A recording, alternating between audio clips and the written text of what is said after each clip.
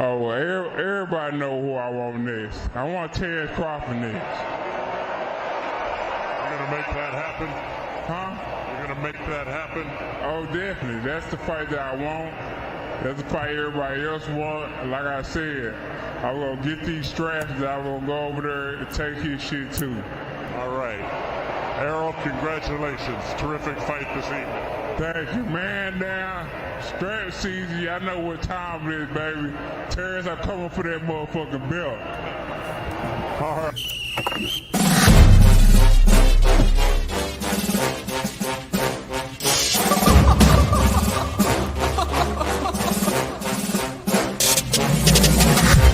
I'm not catching fades anymore. Gotta keep my hands clean when they come for the ball. Keep it smooth like a dawn, making moves in the dark. Cause I learned how to swim in the pool full of sharks. Now they coaches, cause they can't read all his motions. How the kid never switch codes, but he codes with focus. Staring down your team with a frozen, ice cold look that can end the summer solstice. Cause I'm more like the top dog. Keep on running game and the gang will accost y'all. I be calling plays from a plane while I'm off court. But we ain't the same, you a lame, I'm a mob star. Actually, I'm a top dog on a stat sheet. Off court, but I call plays for the athletes. Laughing when the cop cars try to catch me. Cause I rolled off in a taxi. Put my feet up, I'm relaxing. Singing Figaro with no accent. While I pull strings from the streets in. Do it all with a straight face, I'm the kingpin. Top dog, top flow, boss mode, I'm the kingpin. Showstopper, top dog, God vibe, I'm the kingpin. They know I'm a dog and a beast, man. Yeah, I keep the peace with a piece, man. I ain't got no time for a piece, man. Why would I respond to a pawn? I'm the... Hold up.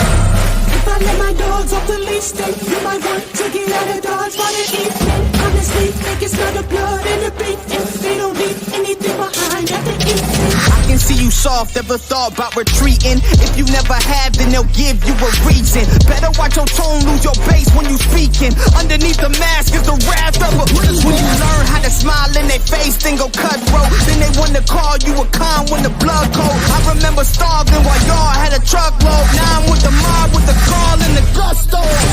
I'm a top dog on a stat sheet. Off court, but I call plays for the athletes. Laughing when the cop cars try to catch me. Cause I rolled off in a taxi. Put my feet up, I'm relaxing. Singing Figaro with no accent. While I pull strings from the streets in. Do it all with a straight face, I'm the kingpin. Top dog, top flow, boss mode, I'm the kingpin. Showstopper, top dog, God vibe, I'm the kingpin. What's going on? What's happening, fellas? You know what I'm saying? What's happening out there, man? I know we had a great, weekend of boxing, man. That boy, Jesse Rodriguez, man, I am impressed like a motherfucker, man. That dude is going to be a star, man. I'm talking, I know a lot of people don't watch the flyweight division, you know what I'm saying? I could tell by the views on my video, you know what I'm saying? But they are banging down there, man.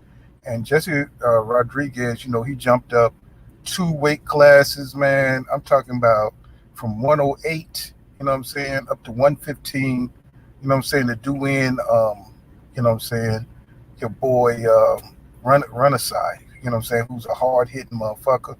And, man, he did his thing, man. It was a wash. Went in there, stopped him in round 8. I was impressed by that shit. You know what I'm saying? And, you know what I'm saying, like, I know a lot of people don't like flyweight, but if you're a boxing head, you know what I'm saying, you're going to try to expand your horizons, you know what I'm saying, when you watch boxing, you know what I'm saying, because there'd be some real good fights. And, I know the division hasn't been as exciting since, you know what I'm saying, Antonio Barrera and, Eric Morales and Manny Pacquiao, since they came through those divisions. You know what I'm saying? But shit, they got some dudes down there now. You know what I'm saying?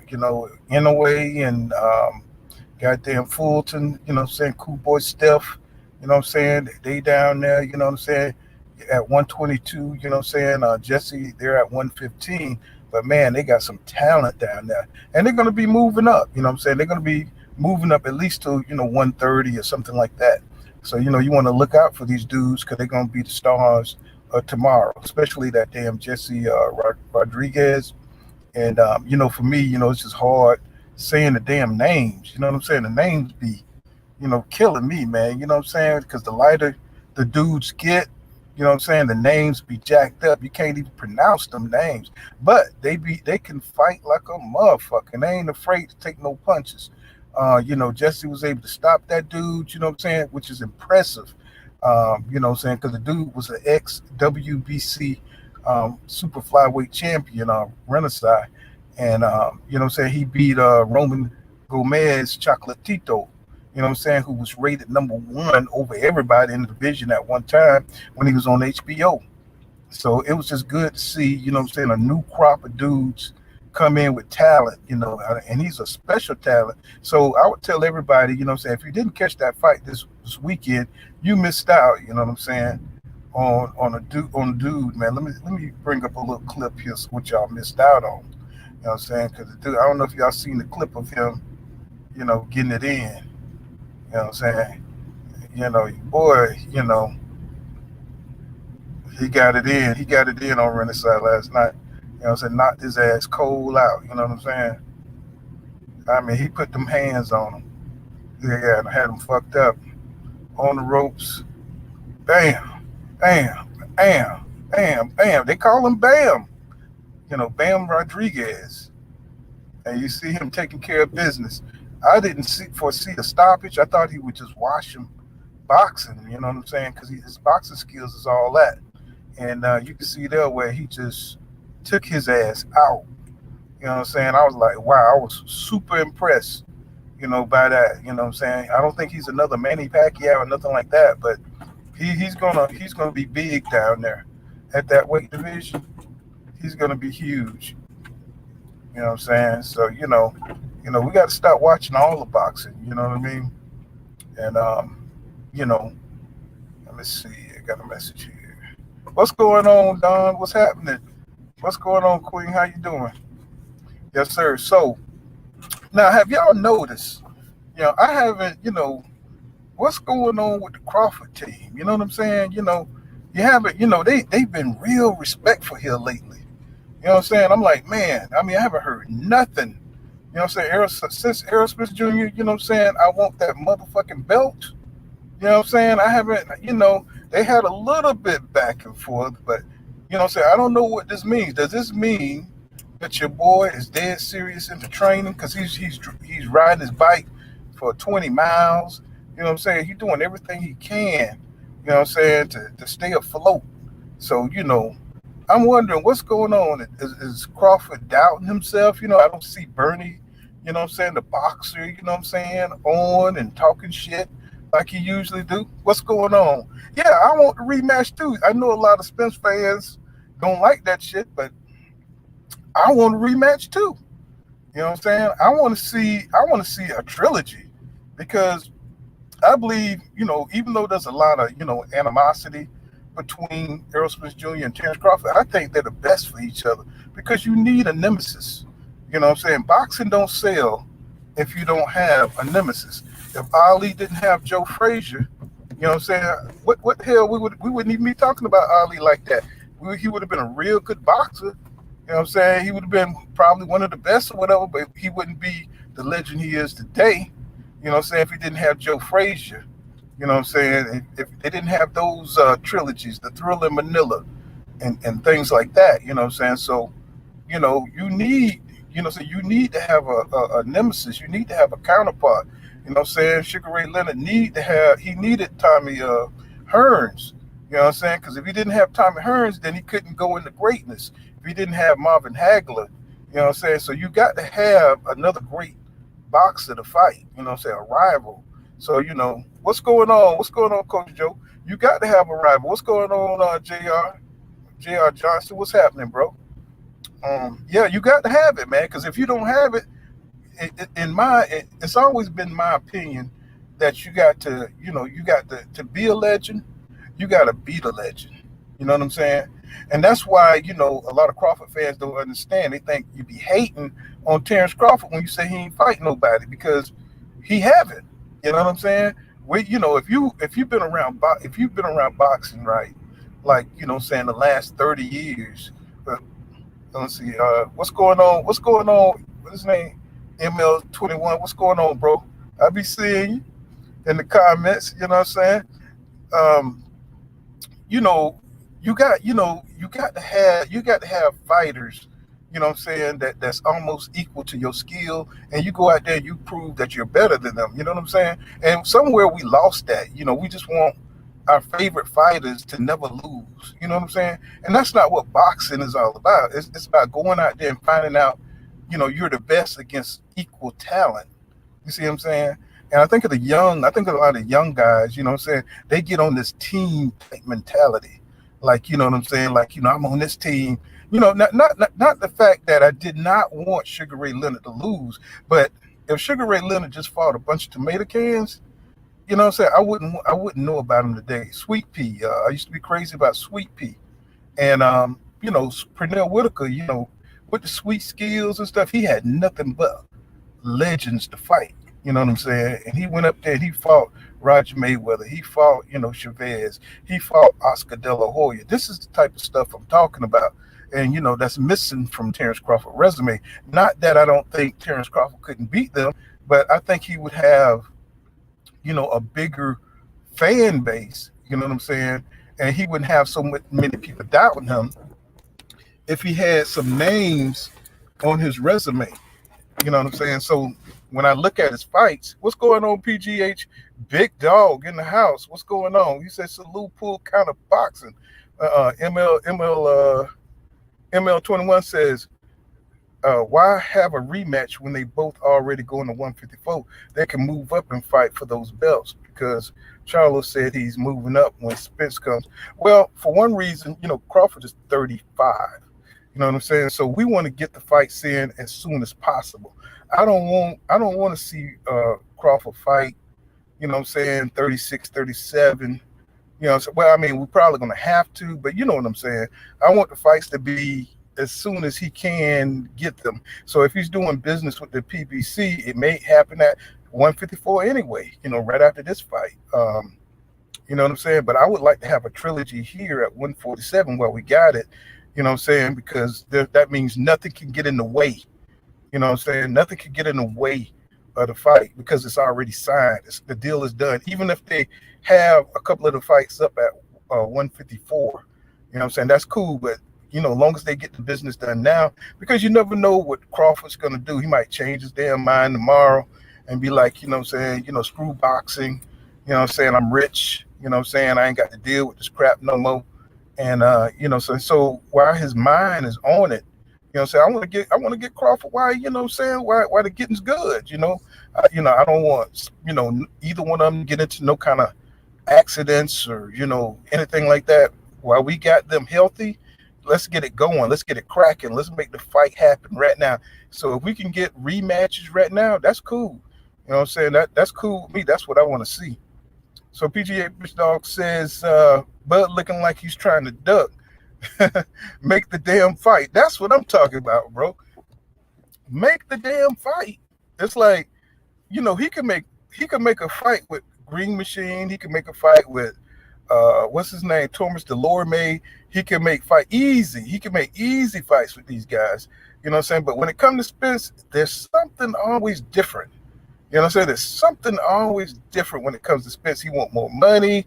You know what I'm saying? There's always some kind of stipulation. You know what I'm saying? Hey, just make the fight like any other fight. I'm not saying Bud is scared. I don't think that at all. But I do think he's taking advantage of the situation. And, I'm pretty sure anybody would take advantage of the situation. But, you know what I'm saying, I do believe he's signed or going to sign or whatever. But I just want to make sure, you know what I'm saying, we get it done. You know what I'm saying? That's what I'm talking about. The Lizzie Way 7 says, I honestly don't think Bud could have beat the Porter or Brooke that fought EJ. I don't think so either. You know what I'm saying? But we'll never know. And we'll never know that. You know what I'm saying? But Bud, you know what I'm saying? I do believe in Bud's skill, man. Even though everybody think I'm a goddamn hater, but, I believe in the skill. I just think, he just never challenged himself. saying, those weight classes. I know people gonna say, what? He didn't challenge himself. He moved up 3 weight classes, but look who was in those weight classes, bro. Floyd did something when he moved up, because look who was in his weight classes when he was at 130. So he had to fight Diego Corrales. He had to fight Castillo. Those are legacy fights. You know what I'm saying? And they say, well, Bud just fought who was there, but that don't mean nothing, bro. You still got to fight the fights. That don't mean nothing. He fought who was there. No, bro. What Roy Jones Jr. did, he moved up to fight the best in the next division. You know what I'm saying? So if you didn't fight the best in the next division, and trust me, what I'm saying, if you go back and you do the research, people never fight the best in the next division for some reason. You know what I'm saying? And he waited, you know what I'm saying? Danny Garcia dipped out on him. Matisse, you know what I'm saying? But I believe he would have beat both of them, to tell you the truth. You know what I'm saying? I think he would have beat both of them, but those are legacy fights he needed, you know what I'm saying, on his resume. And, just to pass the greatness test, you know what I'm saying? And I know Terence Crawford don't think he needs those names, but, you know what I'm saying, that's boxing tradition, you know what I'm saying, one-on-one. If you know boxing shit, you need the names. That's why people you wouldn't be going after Manny Pacquiao if that wasn't the case. You see what I'm saying? So, that's why everybody wanted Manny Pacquiao, because they wanted the name. You know what I'm saying? That's why Keith Thurman wanted Manny Pacquiao, because they needed that name on the resume. How would you go to the Hall of Fame with a bunch of names nobody know? You know what I'm saying? But they would know Manny Pacquiao, right? Yeah, because he's a big name. And he was a great fighter. So, everybody knows that. So, miss me with that I'm going to the Hall of Fame shit, you know what I'm saying, anyway, because, nobody don't know. Only hardcore fans know who the hell you fought. You know what I'm saying? We the only ones, all the casual fans don't either they don't care or they don't know. So Ramon and Emily Jones says, win or lose or draw, he said Bud would not want any part of a rematch with EJ. EJ opponents are never the same. Well, I'm thinking, so this is just my thinking. I'm thinking Bud the one asked for the rematch because he's feeling like this is a 50-50 fight, and there's a big chance he may lose. And if he lose, he need that rematch. I don't see EJ. EJ already said he don't want to fight at 154 anymore. He don't want to make that weight anymore. And what's going on, Fat Cat Shadow Boxing in the building? What's going on, my brother? He says he missed out on AB. Yeah, he missed out on, I forgot all about that. He missed out on AB. I don't think he was scared of AB, but you know what I'm saying? It's just Crawford just moves differently, than I'm used to seeing, from great fighters. Great fighters usually go to the smoke. You know what I'm saying? Terence just kind of hover around the smoke. You know what I'm saying? He's not afraid of the smoke. He's just, he just don't go towards the smoke. You know what I'm saying? Even though he says he do. And that's another thing that pisses me off about him, how he try to gaslight the situation. You know what I'm saying? And he's kind of passive aggressive and all kind of pussy punk ass like that. You know what I'm saying? I don't like that. So Fat Cat Shadow, he says he missed out on AB. He said, I think AB of 140 would have been a great fight. Yeah. 135, that's when he was doing his thing, so before he met Madonna. And I do believe Madonna gloves were loaded that night. I say, hate to put conspiracy theories out there, but I do believe Madonna gloves, that was the same gloves that Floyd Mayweather turned down. And of course, AB being an idiot, saying he didn't have anybody on his team to look out for him. He dancing around and shit while they loading them gloves up with fucking iron and shit in there, and went out there and knocked the shit out of him. Now he ain't the same. So what's going on, Ron Finkley, my brother, my diehard Bud Crawford fan? You know what I'm saying? Ron Finkley says, listen to this, like listen to the Twilight Zone. Let me know when Spence get a ring belt twice. That's not fake. That's not the fake ranking to obtain them. Bud got 2. It's not about these little small accolades, if Bud would have beat somebody great in those divisions, you know what I'm saying, then it would kind of sting, you know what I'm saying? It would really sting if he had fought somebody, you know what I'm saying? But since we all know he didn't fight nobody, it don't really mean shit, Ron. You know what I'm saying? And that just to keep it honest with you, you know what I'm saying? Because we all know Bud didn't beat anybody. You know what I'm saying? Nobody good anyway.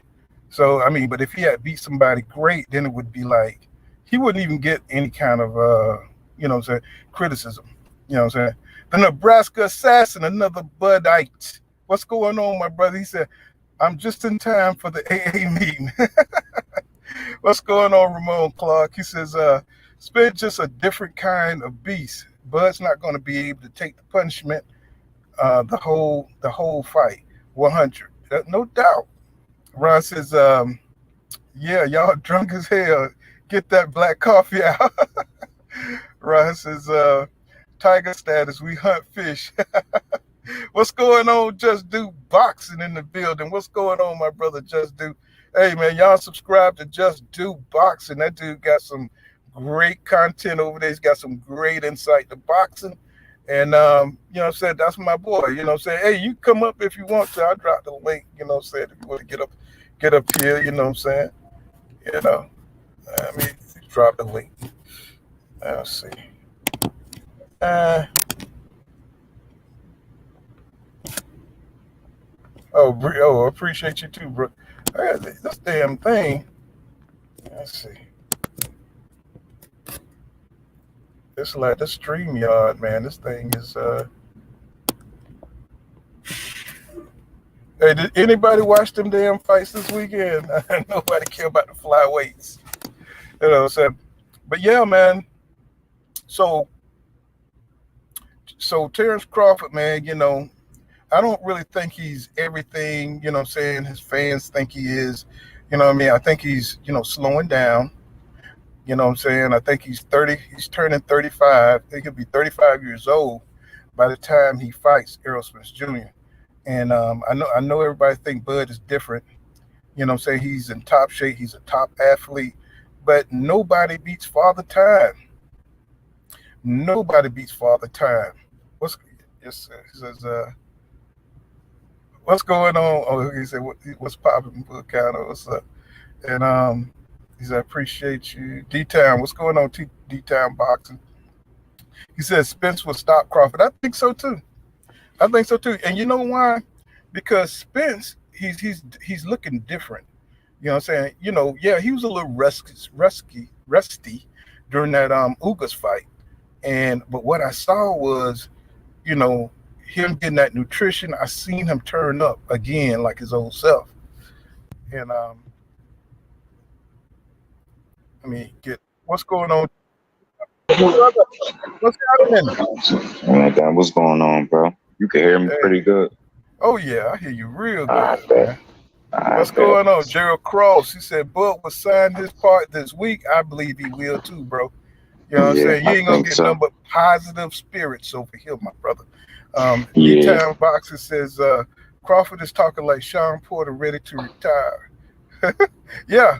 You know, but I think he's been ready to retire. I don't think it's been, you know, because he even mentioned this before. He said he never thought he would get this far in boxing. He said if it wasn't for the people that was depending on him, he would have been retired. You remember that? He said that, Just Do? Who that? The Bud Crawford? Yeah, you remember him saying that? If it wasn't for the people that depend on him, he would have retired. Yeah. You remember him saying that? And it's crazy that you bring that up because I feel like that's how he moving a little bit now. There's nothing wrong with you know, receiving your flowers or your credit, but hanging with all the Hall of Fame retired dudes, he just seemed like his mind was somewhere else. Now we hear this news that, you know, this deal is almost done. I think that's great for boxing. We're gonna see one of the best fights to be made in the sport. Two of the best fighters in the sport. And don't get me wrong, you know what I'm saying? Even if Errol Spence Jr. go out here and decimate, you know what I'm saying, Terence Crawford, it's going to be a sad day, you know what I'm saying, if we don't get a rematch, because once this rivalry is done, Can Errol Spence Jr. top Terence Crawford? You know what I'm saying? The energy around this fight. That's like when Ali, once he beat Frazier, and they had a rematch. You know, they had a trilogy, but once that trilogy was done, it's like who else is out there that's going to give Muhammad Ali that kind of fight? Of course, he was older, but the same energy. You know, people. It was like an event. You know, it was like a once in a lifetime event. People was wearing their best. You had black people just, you know what I'm saying, just really had to be there. It was like a historical event. And that's what this fight is kind of like that. You know what I'm saying? It's a historical event. So when these guys leave each other lives, boxing is going to go down a whole lot. You know what I'm saying? Just because of the energy, you know what I'm saying, around this fight. It's just so magnetic. And you know, we're gonna be sad, you know, if we only get one fight out of these two guys, because imagine. Go ahead, bro. No, I was about to say, ain't Bud asking for a rematch, or is that just gossip? I see certain stuff. I don't report on it because I can't find it, you know, to be a fact myself. So I just see people, well, you know, they keeping making it close videos to the vest, and you know, a lot of guys, you know, they got connections, you know, in the gym. You know what I'm saying? And they playing it close to the vest. You know, guys gonna talk. They can't hold goddamn water. Can't hold water. Everybody, you know what I'm saying, the sparring partners got family, you know what I'm saying, with boxing channels, and so it's gonna get out. You know what I'm saying? It's gonna get out. You can't hold this here back. Everybody, it's worth money. People paying money to get this knowledge. You don't think what's his name? Michael what's that reporter? Michael what's that guy name? Benson. Michael Benson. One of them. Carpenter. Yeah. You don't think he hanging around the gym trying to pay some money, you know what I'm saying, trying to get some information? Get some information, right. Or the zone or somebody, you know. Man, you pay a nigga $50 and shit, he'll tell you everything you need to know. You know what I'm saying? You know what I'm saying? Sparring partner, $500. Yeah, Spence them signed the contract the other day, and guess what? You know what I'm saying? They'll tell every damn thing. You know what I'm saying? It's like shit. You gotta eat. That's why. Yeah, I try to report what I know is, you know, somewhat factual. Like I would hate to just make up shit. I can't do that to the people. If I can't grow organically through just being authentic, man, it ain't for me. I can't just post, you know, weird headlines to get people to click the video. It wouldn't even sit right with me to do it, you know. But I see this being talked about, and I feel like it's a reality because, you know, some people be closer to situations, and like you said, people in the gyms, and you know, every now and then a person will let something slip, you know. So yeah, I think we're gonna get this fight, man. We're gonna see a real good fight. I'm a supporter of both. I'm not a fan. I don't really call myself a fan of neither one of them dudes. I call myself a supporter. I rock with both of them. Win, lose, or draw. I favor Spence in this fight. I got my reasons. I think they're reasonable and logical. You know, but it's not one-way traffic. Terence Crawford is a hell of a fighter. And this wouldn't be as big of a fight if only one of the fighters involved was good. They both great. I think a lot of times when you get to breaking down who you feel like a win, that kind of picks your side for you, when that's not the case. You know, I got some reasons why I feel like, you know, Spence gonna be able to edge this fight, but at the same time, if Terence Crawford eliminate some things, then, you know, I see ways Terence Crawford could win. That's a pick 'em fight. You're not crazy for thinking neither one of those fighters would beat each other, because I just think that's the level that they at. And that's what make it so damn good, because you know what I'm saying, you got Terence Crawford, you know what I'm saying, who's lightning fast hand speed, you know what I'm saying, lightning foot movement, great coordination as an athlete, very super athletic. So that means he can do things in the ring, you know what I'm saying, as an athletic fighter, you know what I'm saying, he can connect, you know what I'm saying, and make different punches work from odd angles, you know what I'm saying? And he throws those fucking hooks, and I mean, hell of a counter puncher. Yeah, and he can catch you. You know, when something opens up, he can catch you in a split second. You know what I'm saying? So whether you're coming or going, whether just like Roy Jones, you know, whether you Yeah. coming or going, you don't have time to really defend it. You know what I'm saying? Yeah. Unless you another athletic fighter. You know, it takes Mm-hmm. another athletic fighter to beat another athletic fighter. And Yep. I think people, you know, they think Errol Spence Jr. They put him inside of a box, and they don't Yes, they do. see everything he's hiding under his technique. You know what I'm saying? He's Yeah. a very disciplined dude. You know what I'm Yep. saying? That's I was very about to say structured. that. He's very He's more structured. disciplined than Crawford to me. Right. And You know, and when you say that, people be losing their mind. Like, what do you mean he ain't disciplined? Nah, bro, relax. I ain't saying he not disciplined in the gym, just in terms of the actual fight. And I've been watching Crawford since he been at 35. You know, when he had hair. You know what I'm saying? The dude, he lacks discipline in terms of sticking to his game plan. And that's the same thing that you know that he lacks. It kind of makes him great at the same time, because if he get clipped real good, he want his get back. And a lot of times, like I said before, he just throws his game plan out the window, and he want his lick back, which is his work with this level of opponent or the level of opposition that he's faced thus far. I don't think he could afford to do that with EJ. And I go for both of them. Like whatever game plan they draw up, they're going to have to execute it come fight night. You know, some shit I think they're going to have to, you know, kind of adjust with on the fly. But I think for the most part, they're going whatever game plan they draw up, they're going to have to stick to it and execute it on fight night to get themselves the best chance. Well, I look at Terence Crawford and Spence. Spence is like Rembrandt, you know, the artist, you know what I'm saying? And I look at Crawford like he's Jack Palance. You know what I'm saying? He just throws shit. It's just shit everywhere. You know, he's loose. You know what I'm saying? It's still beautiful. He likes to be flexible. You know what I'm saying? He likes to use his technique. You know what I'm saying? On the fly. You know, his technique. He's able to take advantage of any holes. You know, any countering opportunities, and he stays at a range that allows him to see. You know what I'm saying? See whatever's coming.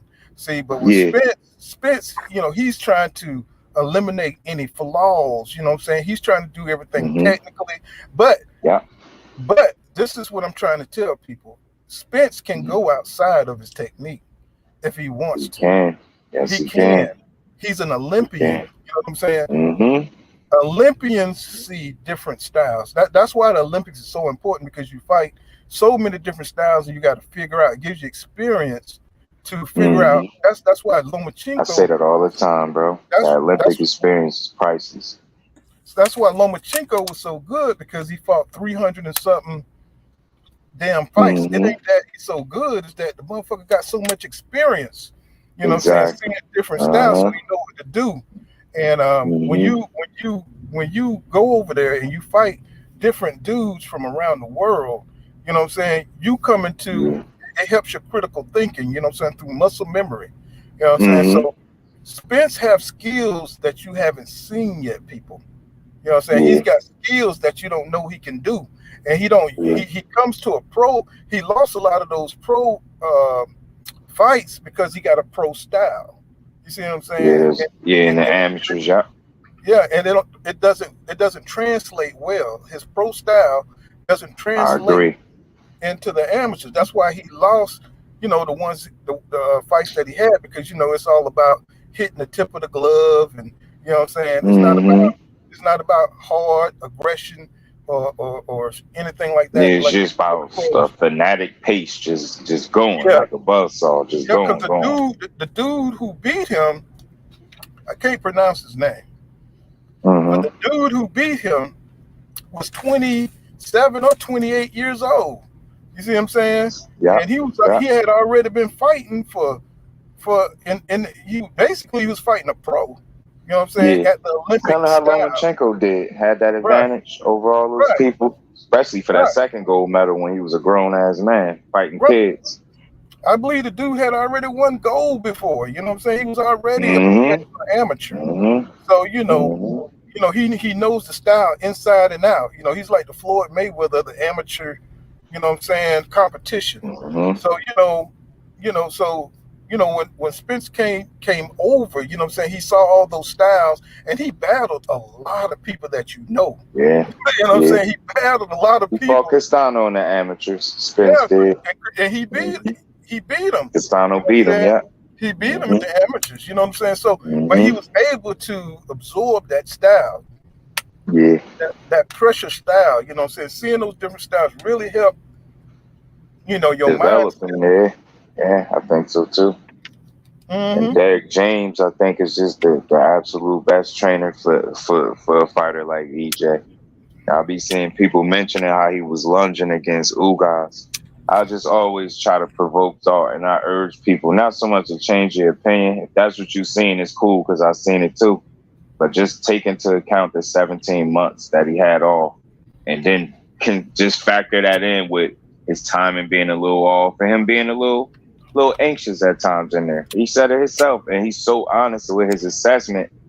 That's just it's easy to appreciate what he brings to the table because I just think he's in touch with reality to me. You know what I'm saying? Even when we look at the fight and be like, oh, he did this well, he be like, he did good, did all right. It's just like he'll never get too big headed. He stay level, and I think that's going to help him getting into this fight. I think Crawford, he deal with a lot of ego, man, and I hope the stuff that his team has at least been echoing about Spence, I hope that's not what they truly think. I hope they just talking trash because if y'all saying he ain't nothing but a drunk this and you discrediting him, it's almost normal for me to think that it's a small possibility that you could not train accordingly because you not giving him a fair assessment because of whatever your disdain, you got an issue with him. I don't know if you feel like you should be getting the praise he get. I don't know what the issue is sometimes when it comes to them two, but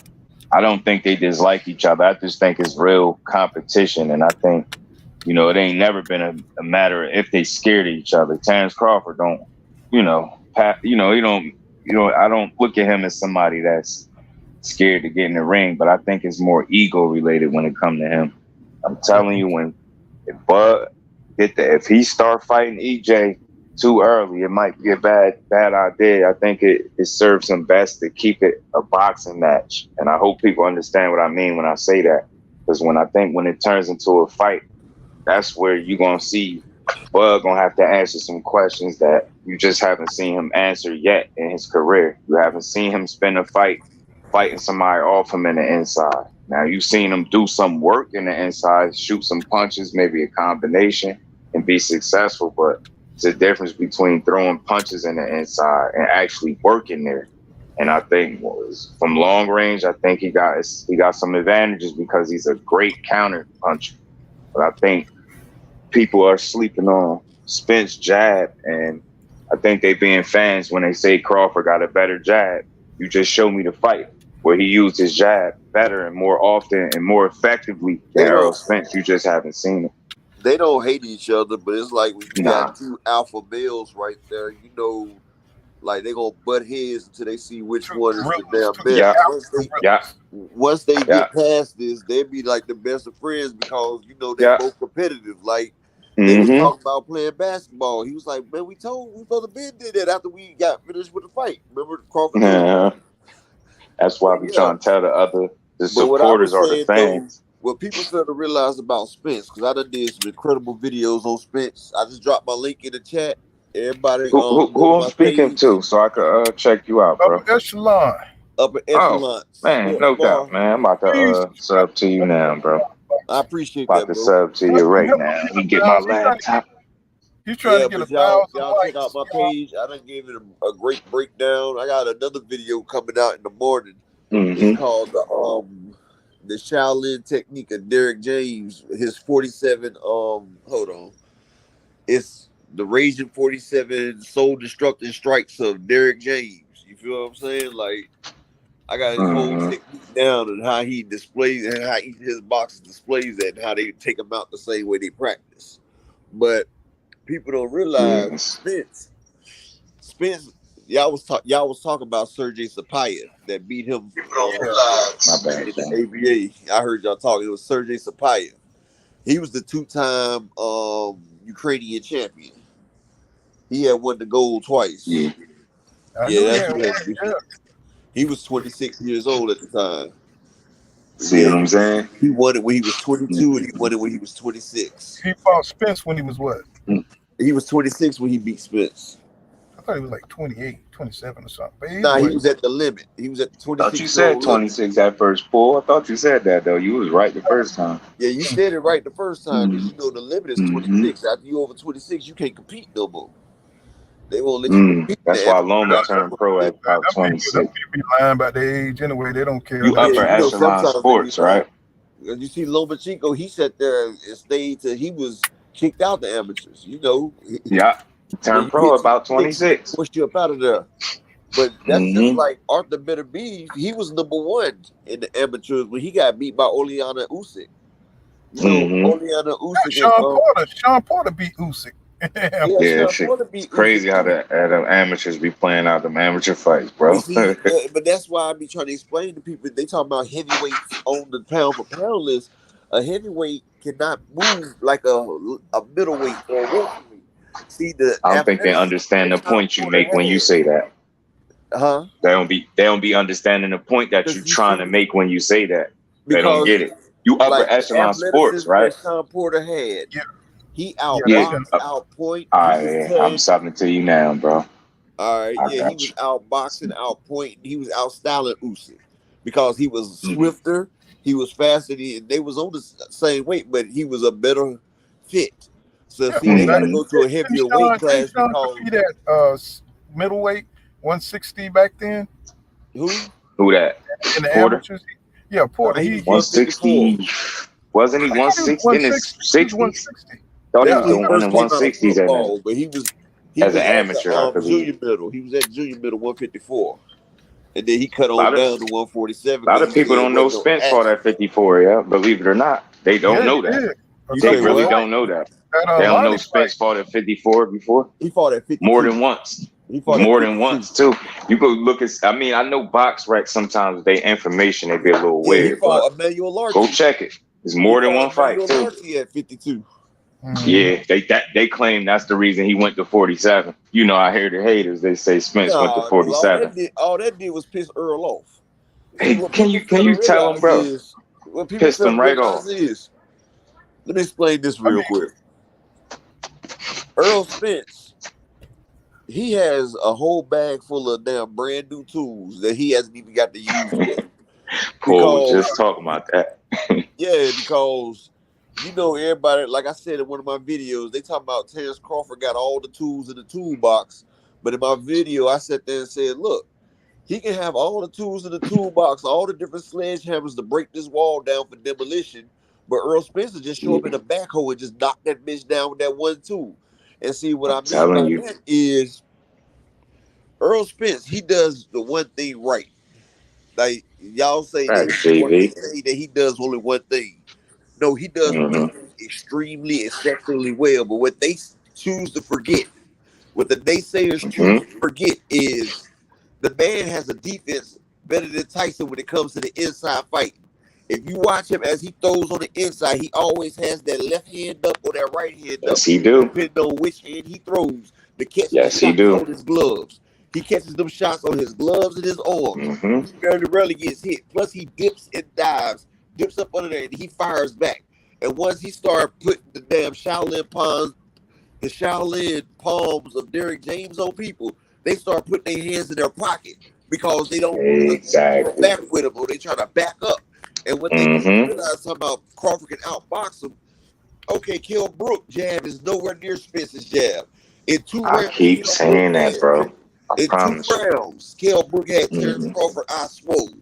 Yes, he did. Spence has a way more harder and more technical and a more They don't punishing want to believe jab. that, bro.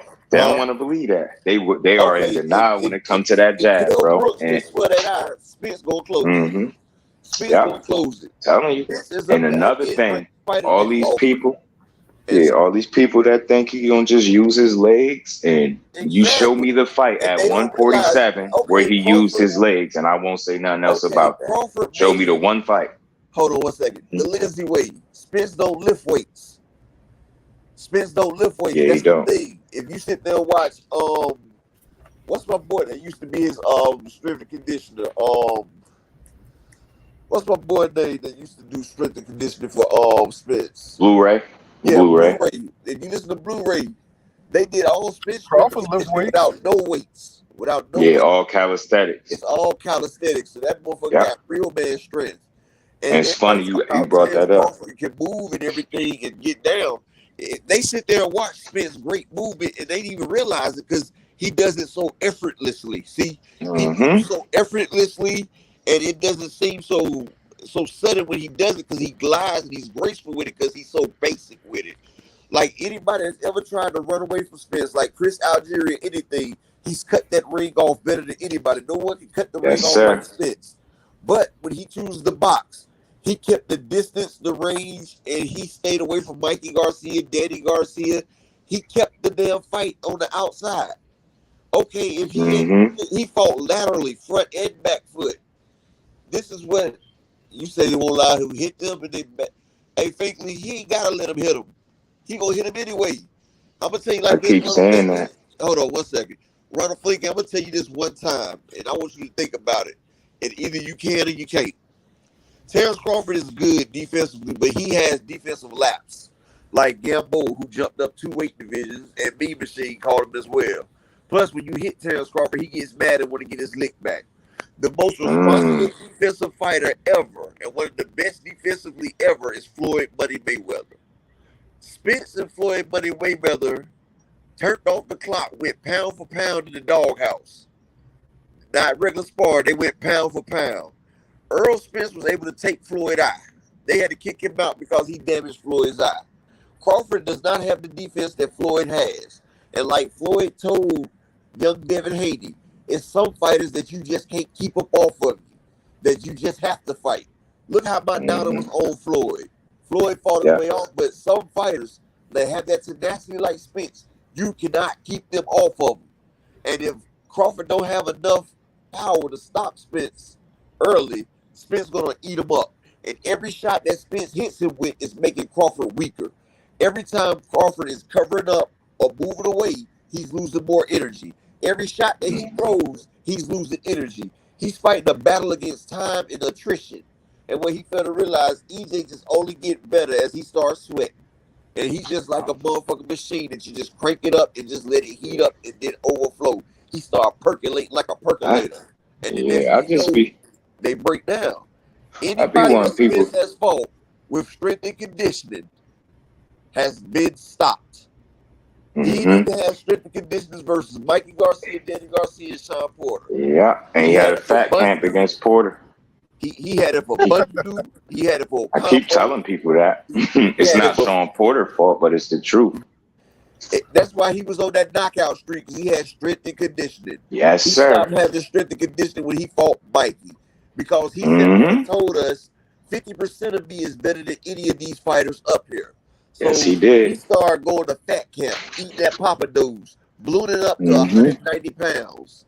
So he didn't have time to get strength and conditioning. He had to go to fat camp.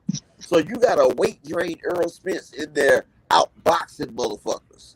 He ain't got the power. He just outboxing. Show me where different attributes. I want to know where he got hurt at by Porter. And if y'all still talking about that 2-piece, that guys, just put this in perspective. I always urge people to do that. If I hit you, I ain't even got to be me. The average fighter or the quality fighter hits the average guy with a 2-piece that they're not even bracing for. They're going to knock him out, drop him damn near something. That man bounced off the ropes. I'm trying to tell y'all, like, and he smiled at. Yes, and I keep telling y'all respectfully, just go do your research. I urge people because I do mine. That's why I'm able to speak on it. Crawford gets hit more than Errol Spence. Errol Spence, I even pulled up the damn statistics for him. If you take out the they don't get it, Porter bro. Fight, if you take out the Sean Porter fight, Earl is the least hit welterweight out there. And can you tell him again, yo? Without the Sean Porter fight, Earl is the least hit welterweight. The only reason Sean Porter hit him because he said, I'm going to beat him at his own game. They told Earl he couldn't box, so he outboxed Mikey. They say he ain't got the dog to fight on the inside with Sean Porter, so he fought dog inside, tooth and nail. And just to add to your point, He told you before the fight he was going to do it like that. He ain't wait till the fight played out and said, well, I did that on purpose. He said, look, I'm going to fight you the way you want to fight. Derek James looked at him and he was like, it's about to be a fight. And Derek James said, he was just like, fuck. It's just going to be a fight, man. And Derek James took that night off because EJ said he was just going in there to fight. They were going to see man to man. They just going raw brute strength. Off of fat camp, which again, that's Errol Spence's problem. That's his fault. But it just put it in perspective. Off of fat camp, when Sean Porter was on record saying he was in the best shape of his career. 6 months of training camp. Sean Porter had a 6-month training camp. And he had over 7 different coaches come in that training camp. This man trained for 6 fucking months because he knew the Errol Spence fight was the fight of his career. And then I'm gonna do you one. And when you lose something like that, you just can't get up for another fight. I'm gonna do you one better. I'll do you another one. Why? Somebody explain to me, because I've been racking my brain with this. According to Sean Porter, Errol Spence was the 4th best fighter he fought, right? No, but he went on record. He admitted he best shape of his life for Spence, the 4th best fighter. But the number 1 fighter that you said you ever fought in your life was Terence Crawford, and you have trained for him. I cannot make sense of that for nothing in the world. I just can't do it. No, I'll be asking the fans to just make sense of that, bro. Why wouldn't he train his ass off for the best fighter that he ever fought? Why? He said somebody ain't keeping it real. He said Keith Thurman was the smartest fighter, the best fighter he fought, though. But he doubled back and he said Crawford number 1, Keith Thurman number 2, Ugas number 3, and he put Spence at number 4. After the damn him and Spence talked on the podcast after the Ugas fight, he switched up. He's gonna stop hating this shit because he admitted he been hating. So, yeah, he admitted.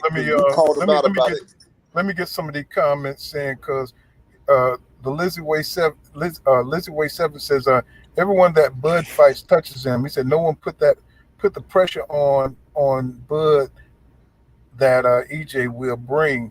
He said the question is, will Bud be able to take it and not crumble? And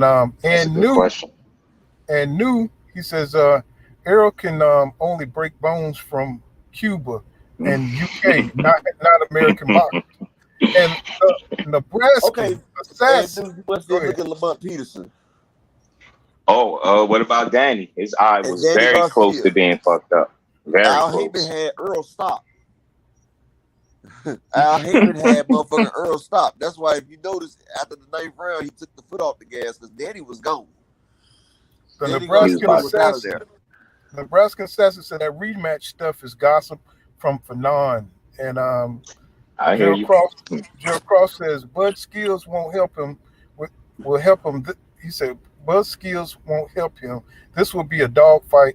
After the 4th, after EJ's walked through his punches, cuts the ring off, forces Bud to trade, it's over. Bud will go crazy on EJ, but EJ gonna cook him. And Ron Finkley, sorry, my brother. He says, living. Just do watch how I do this. Go ahead. I'm listening, fellas. He says, counter done. Living a healthy life gets you 7 world title belts. And Fat Cat Shadow Boxing, salute my brother. He says, if Bud loses, get demolished the way I believe EJ gonna do him. He said, man, it's gonna hurt Shakur and Keyshawn career. Wow. And Ron Finkley says, when you really break down the PBC competition compared to ESP top rank, Crawford fought highly ranked boxers with what? Who is he fought that was highly ranked than Mikey Garcia, pound for pound? Mikey Garcia had an O. He was 39-0. Number 4 pound for pound, 39-0. And then Ocampo was 22-0. You talking about people with O's. Everybody that Bud beat for his damn unification, like Indongo, this motherfucker been knocked out 6-7 times. And them other motherfuckers, they've been knocked out. He couldn't even stop Post-Style. And Post-Style got stopped by Gary Russell. Last fight, he used his legs, too. And I'm last fight where he used them legs. And I'm gonna tell you, this is what I was gonna tell you. Just do check this out. I got you. Y'all keep talking about what Bud will do. Spence is built just like another fighter that Crawford had a problem with, a come forward fighter. Y'all must have forgot how Jose Benavidez did to damn Crawford. He sat there and boxed and damn jabbed Crawford 12 rounds. How many rounds? How many again? 12, right? Huh? No, I was just being funny. I said, how many rounds? 12, right? With one leg. He took Crawford to the end of the fight to stop a man with one leg who had just got shot a couple months prior. You got a one-legged man in an ass-kicking contest and you can't finish him off. You had to beat this man with the buzzer, and the only way you did it because he got reckless trying to get the knockout. And the leg started bothering him. No disrespect. The leg started giving him trouble. His leg locked up around the 8th round. Like his shit locked up. Oh, you talking about Jose Benavidez? Yeah. Yeah. And you see how shitty he looks since? This nigga, and he about to, Danny Garcia about to go in there and knock his ass out. Yeah, Danny gonna beat him up. He's still awkward as hell though. Like he looked terrible. I just seen Jose Benavidez last fight. His last fight, they gave him a draw, but he really lost that shit. Yeah, he sure did. But that dude couldn't even like dodge and shit. Like he stands straight up and he like leans to the side or leans back. Like his style is so fucking horrible. Like that damn bullet. I'll tell you one thing though, he hit Bud in the ribs. Looked like Bud was he popping Bud ass. Bud couldn't stop. I'm talking about he hit him one time in the ribs and Bud looked jacked up. Okay. Now Benavidez can go 12 rounds with Bud. What the fuck you think Earl gonna do? He has a much better jab. Just like Kell Brooks, a washed Kell Brooks, swole Bud's eye in 2 rounds. Earl gonna take that damn eye. Yeah, that version of Kell Brooks, if we being honest, he had way too much success against Crawford to me. That version of him shouldn't have had that much success against Crawford. I really don't think so. Kell Brooks was weight drained. He went in there for a payday. He went in there for a payday and he boxed Crawford ass up real fast. Because if he would have rematched, he would have rematched Earl right after he lost. That's when he was really going through the depression. Yeah, and he couldn't fight right after he lost to Earl. Right, but what I'm saying is, if he was going to rematch, that would have been the time to do it because he couldn't make the weight after that. He went up to 154, fought 3 nobodies, and then tried to come back down and fight Crawford. So you can't go and fight 3 nobodies to sharpen your tools to fight one of the sharpest, knives in the drawer. Then get weight drained again. Right. So he told them he couldn't, because they kept trying to make the fight, but he couldn't make the weight. And somehow he probably, took something to try to make that fight, get that payday. I would say like this. Spence hit a lot harder than Egis Kavalauskas. And for Egis Kavalauskas to get in there and put Bud on skates, like I said, it's gonna be one thing about Egis, I know he hit hard. Cause you see what he did to Virgil Ortiz. He almost turned his lights out. Virgil Ortiz ain't got no chin though, man. He's just a power puncher. I think his defense is limited. I think he gonna run into that high guard shit. That's gonna work. Anybody that can punch will stop Virgil. Because Virgil, he be so damn drained for coming down to weight. Like he still got his power, but he ain't got no punch resistance. Yeah, people think that's why he initially truly called out of this fight. They think that condition they came up with, they think he had issues making weight. Sound like somebody need to take their ass up a notch. I would have seemed like trying to don't cut the weight if it's unhealthy, bro. Don't do it. Yep, but see, that's another thing. Do you know how much discipline it takes, for a fighter to drain down to 147 and never miss weight? Errol Spence Jr. has never missed weight, bro. You know what I'm saying? I mean, no matter how he went up to 190, 135. No matter how much he blew up, he was able to make the weight. You know what I'm saying? No matter what effect it had on his performance. You know what I'm saying? He just went in there, he made the weight, he never been overweight.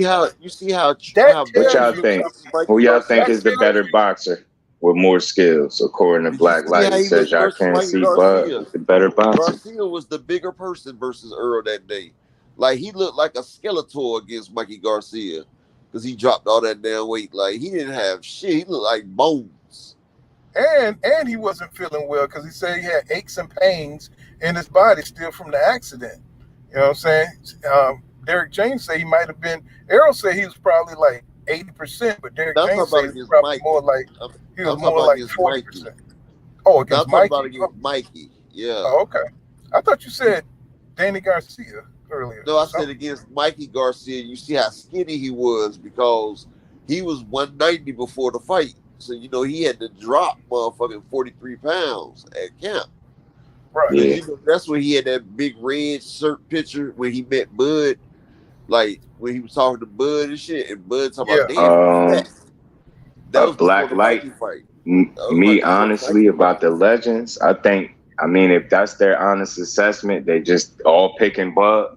That's I think not they're my trying to issue. gamble. It's not what their opinion. It's their assessment of Errol Spence that made me feel like what they were saying came off a little bit like hate, because it's like slighting the fighter if you only bring up stuff that the other fighter does well or the stuff that they feel like he does bad without mentioning what he does well. It's just like But Timothy Bradley irresponsibly sat there and told the boxing public that Errol Spence is basic instead of what he calling basic is just being technically and fundamentally sound. But instead of saying that, you say it in a way where you're slighting him, where you could just say what it you is. know something? Yo, One he's thing I can technically and say, fundamentally sound, but Bud to beat him. You could say that. You know what I'm saying? you know one thing I can say though, Tim's starting to come to the light now.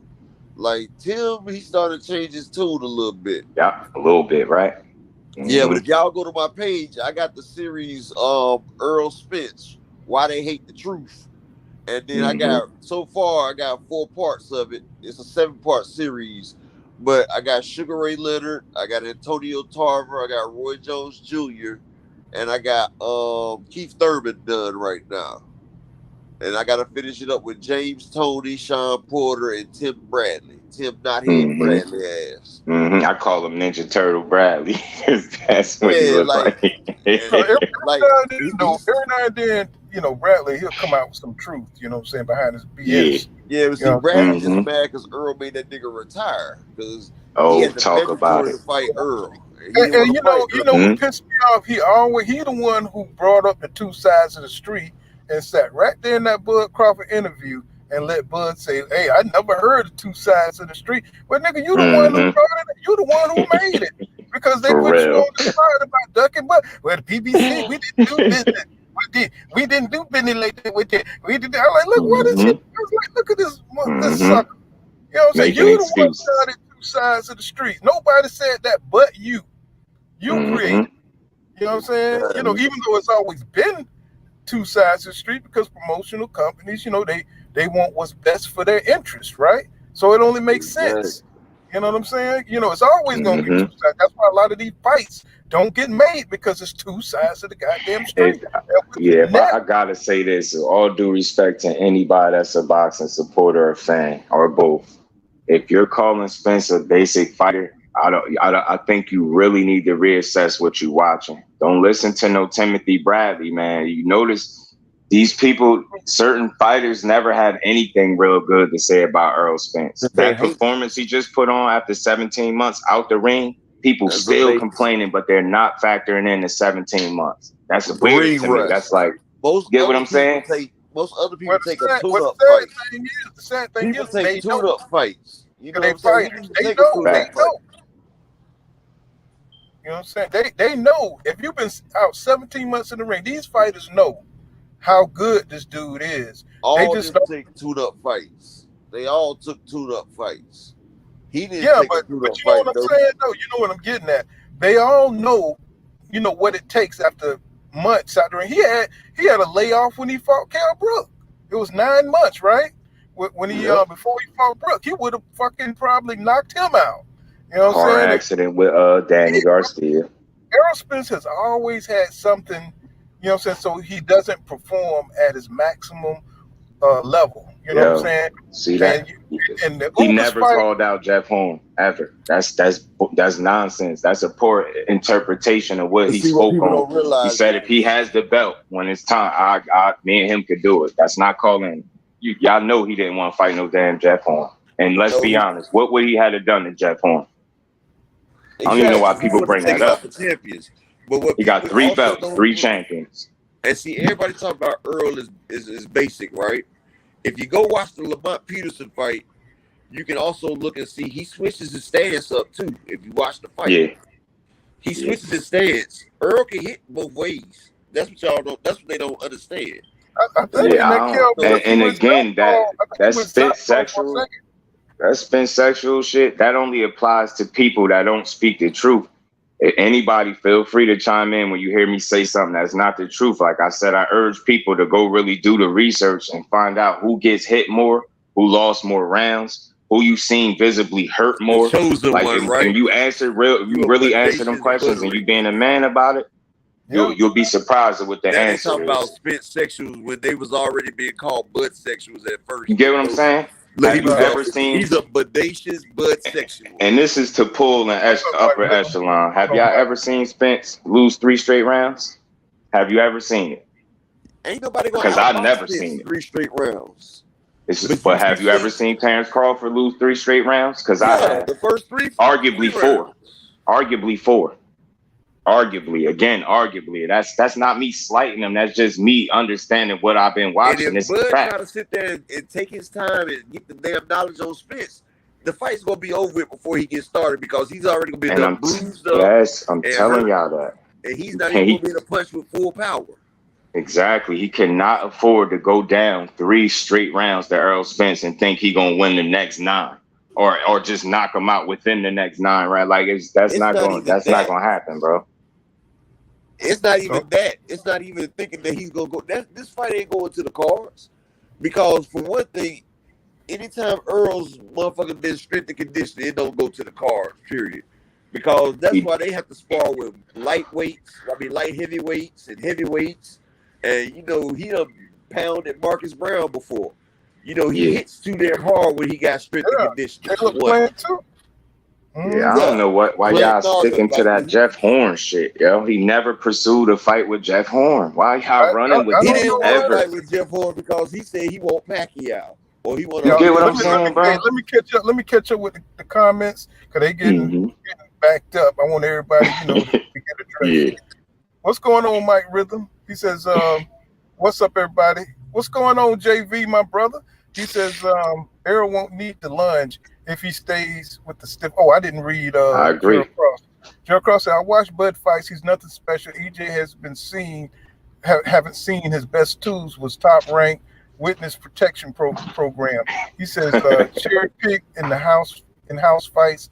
He's a dog, but that's going to get him ruined. And JV says EJ won't need to. Oh, I read that. And he says Ron Finkley says I hope they check Spence on the low blows.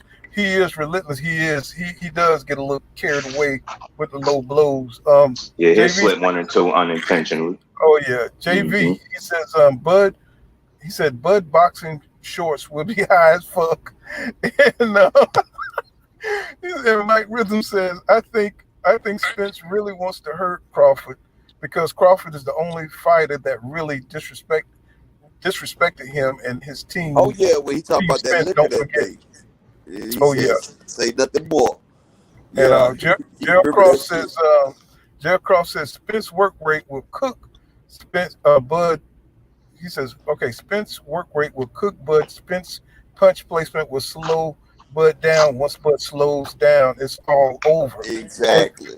And Fat Cat shadow boxing in the building. He says, EJ has to ensure he exists clinches on angles and cleanly.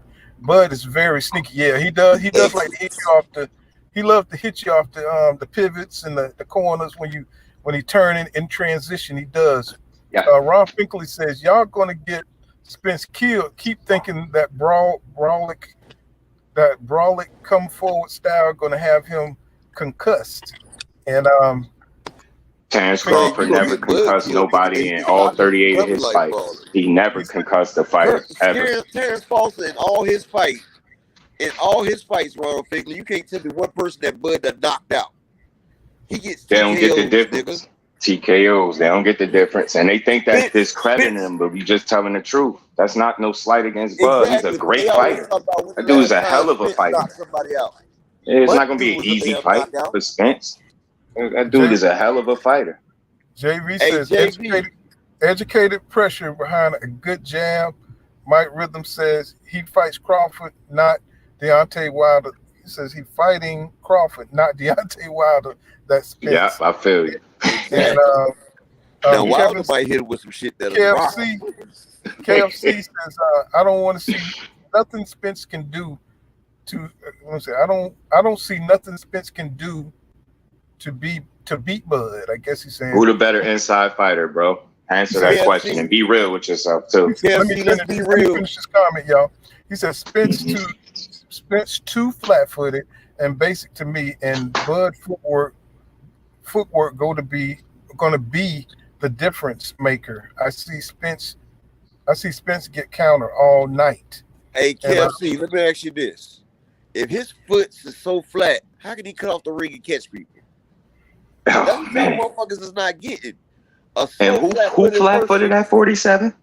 Who traded in their mobility for power?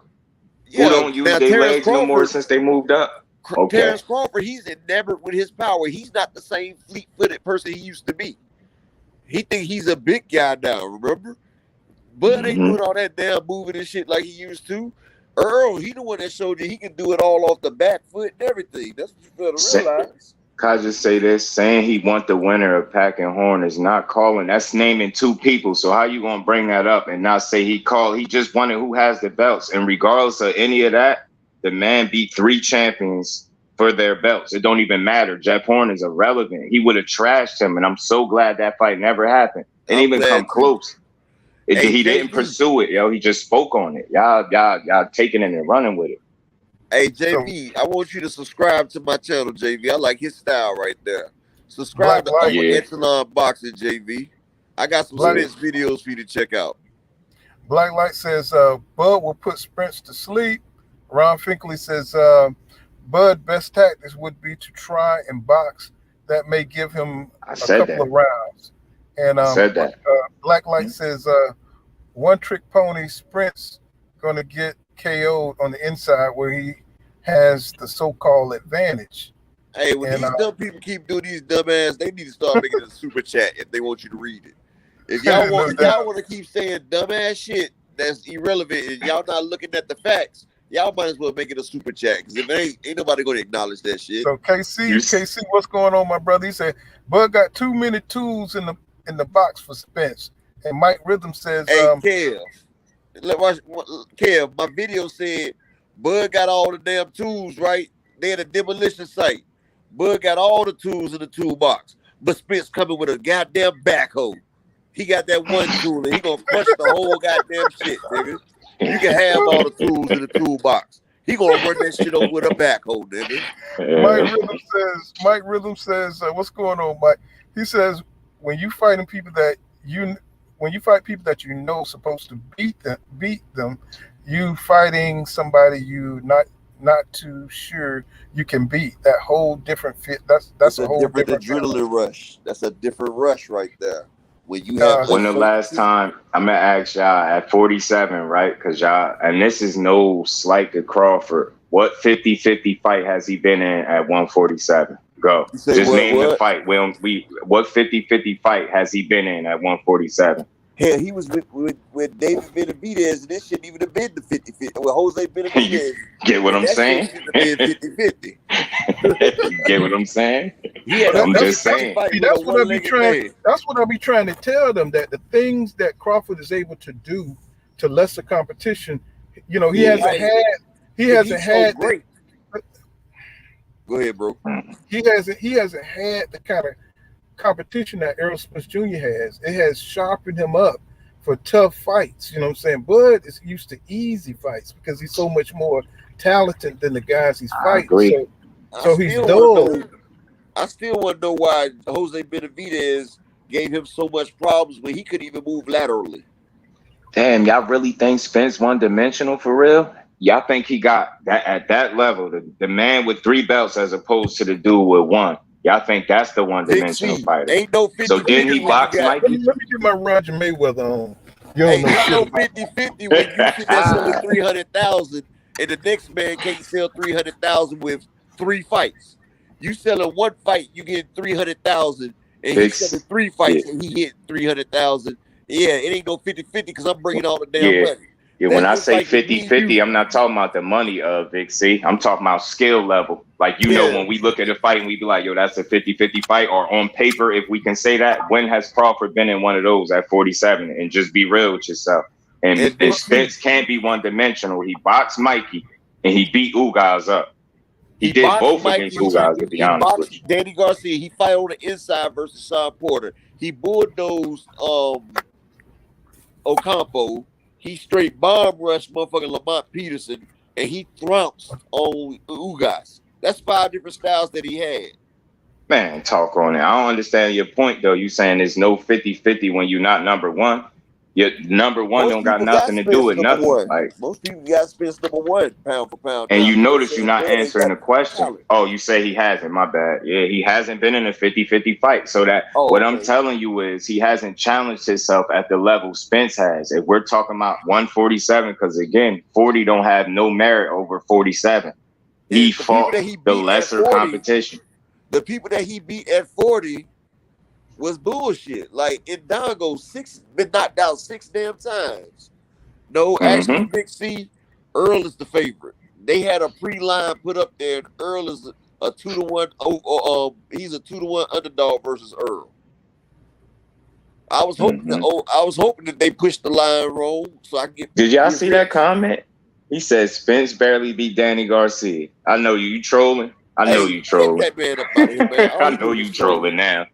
Yeah, he trolling, man. And I want to say this to all the Bud supporters. I love both of them dudes. I've been watching Bud for I a watched long them both, time, and bro. I've been watching him since he had the hair with the little dreads, little twist at 35 when he was beating people up and knocking people out outside in them outside arenas. I've been watching that dude for a very long time. I don't dislike him at all. In this fight, I'm not even rooting against him. I'm not going to watch that fight and be like, I hope Bud lose. If I ran that fight back 10 times in my head, I would just come up with more opportunities or more ways for Spence winning the fight than Bud. It's not a blowout though. Hey, That's just, you know what I mean? That's just me breaking down what I think I see. If I'm wrong, I got a channel. full I'm gonna be the counter. first one to say it. Hey, full counter. Hey, I'm gonna say this. They get chosen what the hell up out of here, but I'm gonna say this right here. You talking about he didn't finish a Mikey Garcia that came up from 135. You mean a Mike Garcia that fought at 140, that fought Adrian Peterson, that beat Adrian Broner. Adrian Broner, that beat Robert what's your nigga name? Robert Easter. Yeah, Robert Easter. You talking about that one? He won a belt at 140. So how you come up from 135? Plus, Mikey Garcia is a defensive-minded fighter.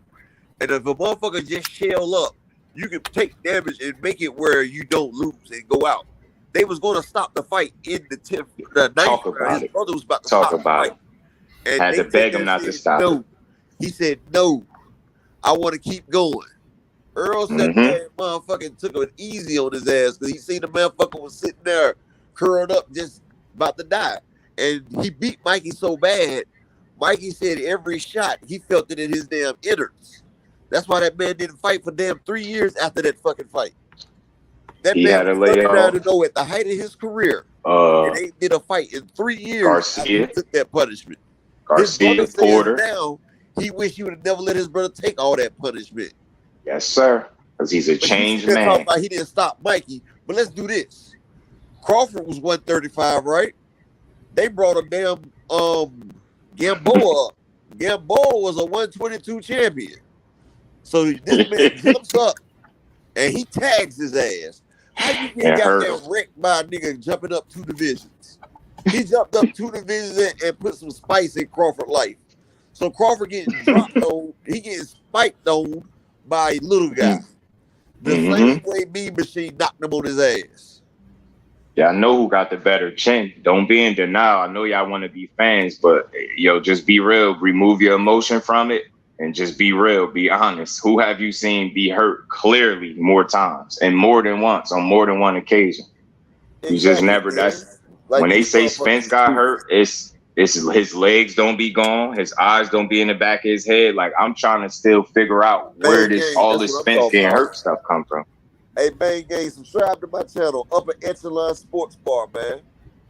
Subscribe to my channel. I got a lot of damn Errol Spence stuff over there. Salute to all y'all in the chat too, man. I feel y'all. I respect it. Y'all riding with y'all, man. But just know this ain't when y'all hear Just Do speaking, I'm not a Crawford hater. I'm not somebody that don't recognize that dude is great. I just think he running into a dog with a bigger bite when he go up against Errol. If I'm wrong, I'm going to be on my lives telling y'all how wrong I was. I have no problem. It's boxing. You can't get them all right. That's the whole point. You want to see the fight.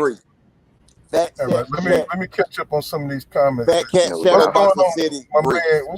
What's going on, Gantz? Gantz says if Bud would have fought Brook at the same time EJ did, he said same time EJ did, Brook would have put Bud sleep in the version of Porter that fought EJ would have stopped Bud. And what's going on? Who's real? Who's real says, did you see Canelo pick Bud? And let me see. Let me get down. Mike Rhythm, he says, I don't care what nobody, he said, I don't care what nobody says. Nobody, and I mean nobody, wants to fight Spence twice. That's why Crawford and Porter made no sense when Porter thought he beat Spence. He didn't want that second work. Good point. We knew EJ was going to come with some strength and condition that time. What's going on, Vic C? This is the first time I've seen him. He said Lennox was basic. He said basic.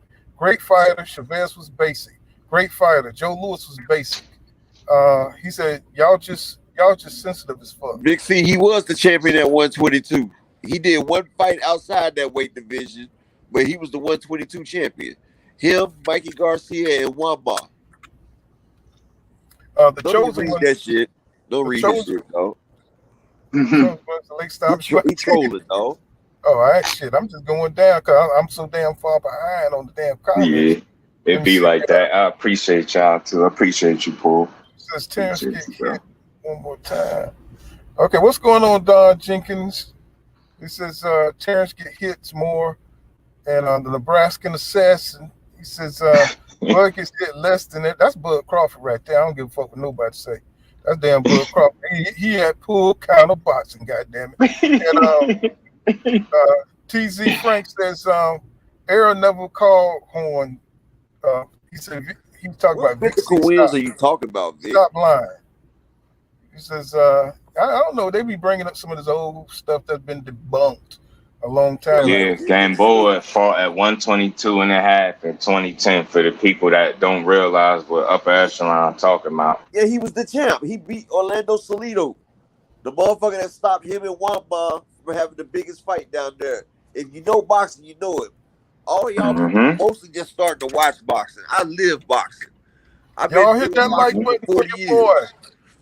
Yes, sir, for this good work that Paul got going. So, you know what I'm saying? Show your boy some love out here now. You know what I'm saying? Mm-hmm. Who else gonna read Bud Crawford fans' comments? You know what I'm saying? You can't get no damn Bud Crawford love, man. They not gonna send you no super chats because they can't even buy the niggas damn pay-per-view.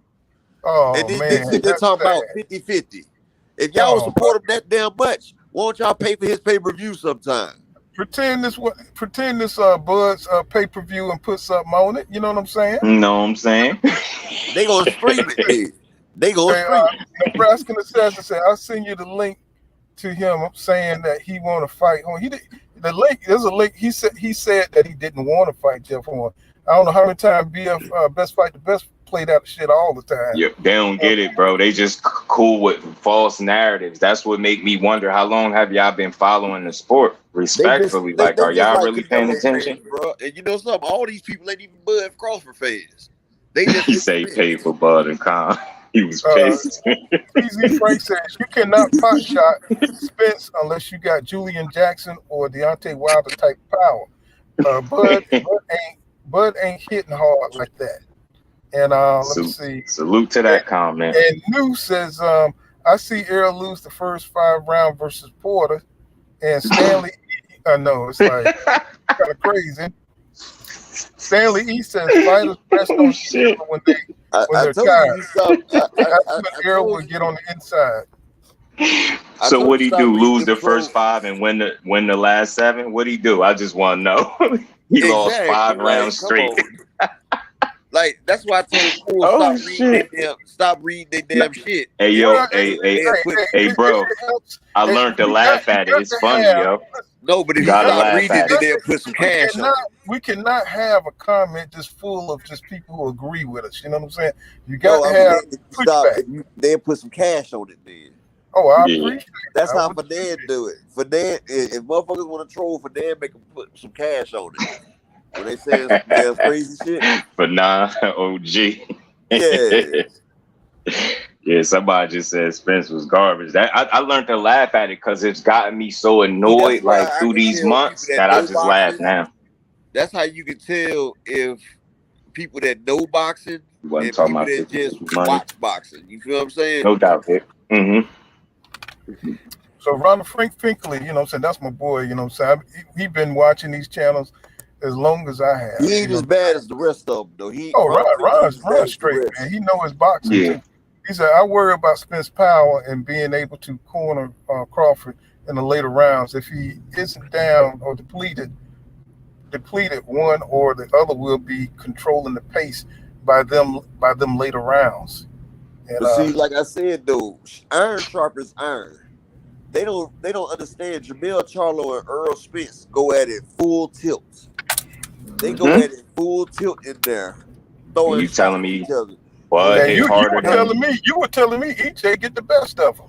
Yeah, EJ be working Yeah. Charlo. That's why I've Charlo don't been want to hearing fight that Earl. too. And then I've been I hearing it. can show you the video where Charlo say, "I destroyed all Southpaw Earl." So like, you don't beat me. I I ain't saw that talking one about too. you. I'm He talking said I about ain't all mean the you. others. He said I ain't say you, you know. Earl was like, nah, you ain't say. You didn't say Earl wanted some That straight. let you know the competitiveness is real. The shit I mean, is Earl look at it. competitive as hell. Look at They it when they said, asked them about fighting each other. One sound like they with it, and one sound like he ain't doing it. Earl yeah, sound like he'll Jamel ain't do gonna it. do The that shit. money, right? Charlo They, like, man, I ain't doing it. yeah, Jamal got in the ring with Earl when Jamal was at 154. They said that shit. They said that shit went a good hot 3 rounds. They said Jamal was like, man, that nigga the truth after that. Because he couldn't do that to Earl. And Earl was just as big as him because Earl was coming down from 180. Because you know Earl balloons up big, and they said he had Jamal Charlo balled up back there. Like they said, like around the second round, he started I putting got that you, damn. Dick. They said around the second round he had Jamal Charlo back there crunched up, and they said Ronald what's his trainer name? Ronald something. I forgot his damn name. But Jamal Charlo trainer was like Ronnie Shields.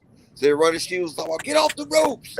Get I off the think ropes. did you miss when Don Stepanski showed herself? Yeah, I ain't get to see it, Who but that? Don Stepanski, that was my first subscriber. Yeah, she showed herself. Yeah. I I thought fuck it was with a Don dude. Stepanski. Don Stepanski is one of my favorite subscribers. She be here.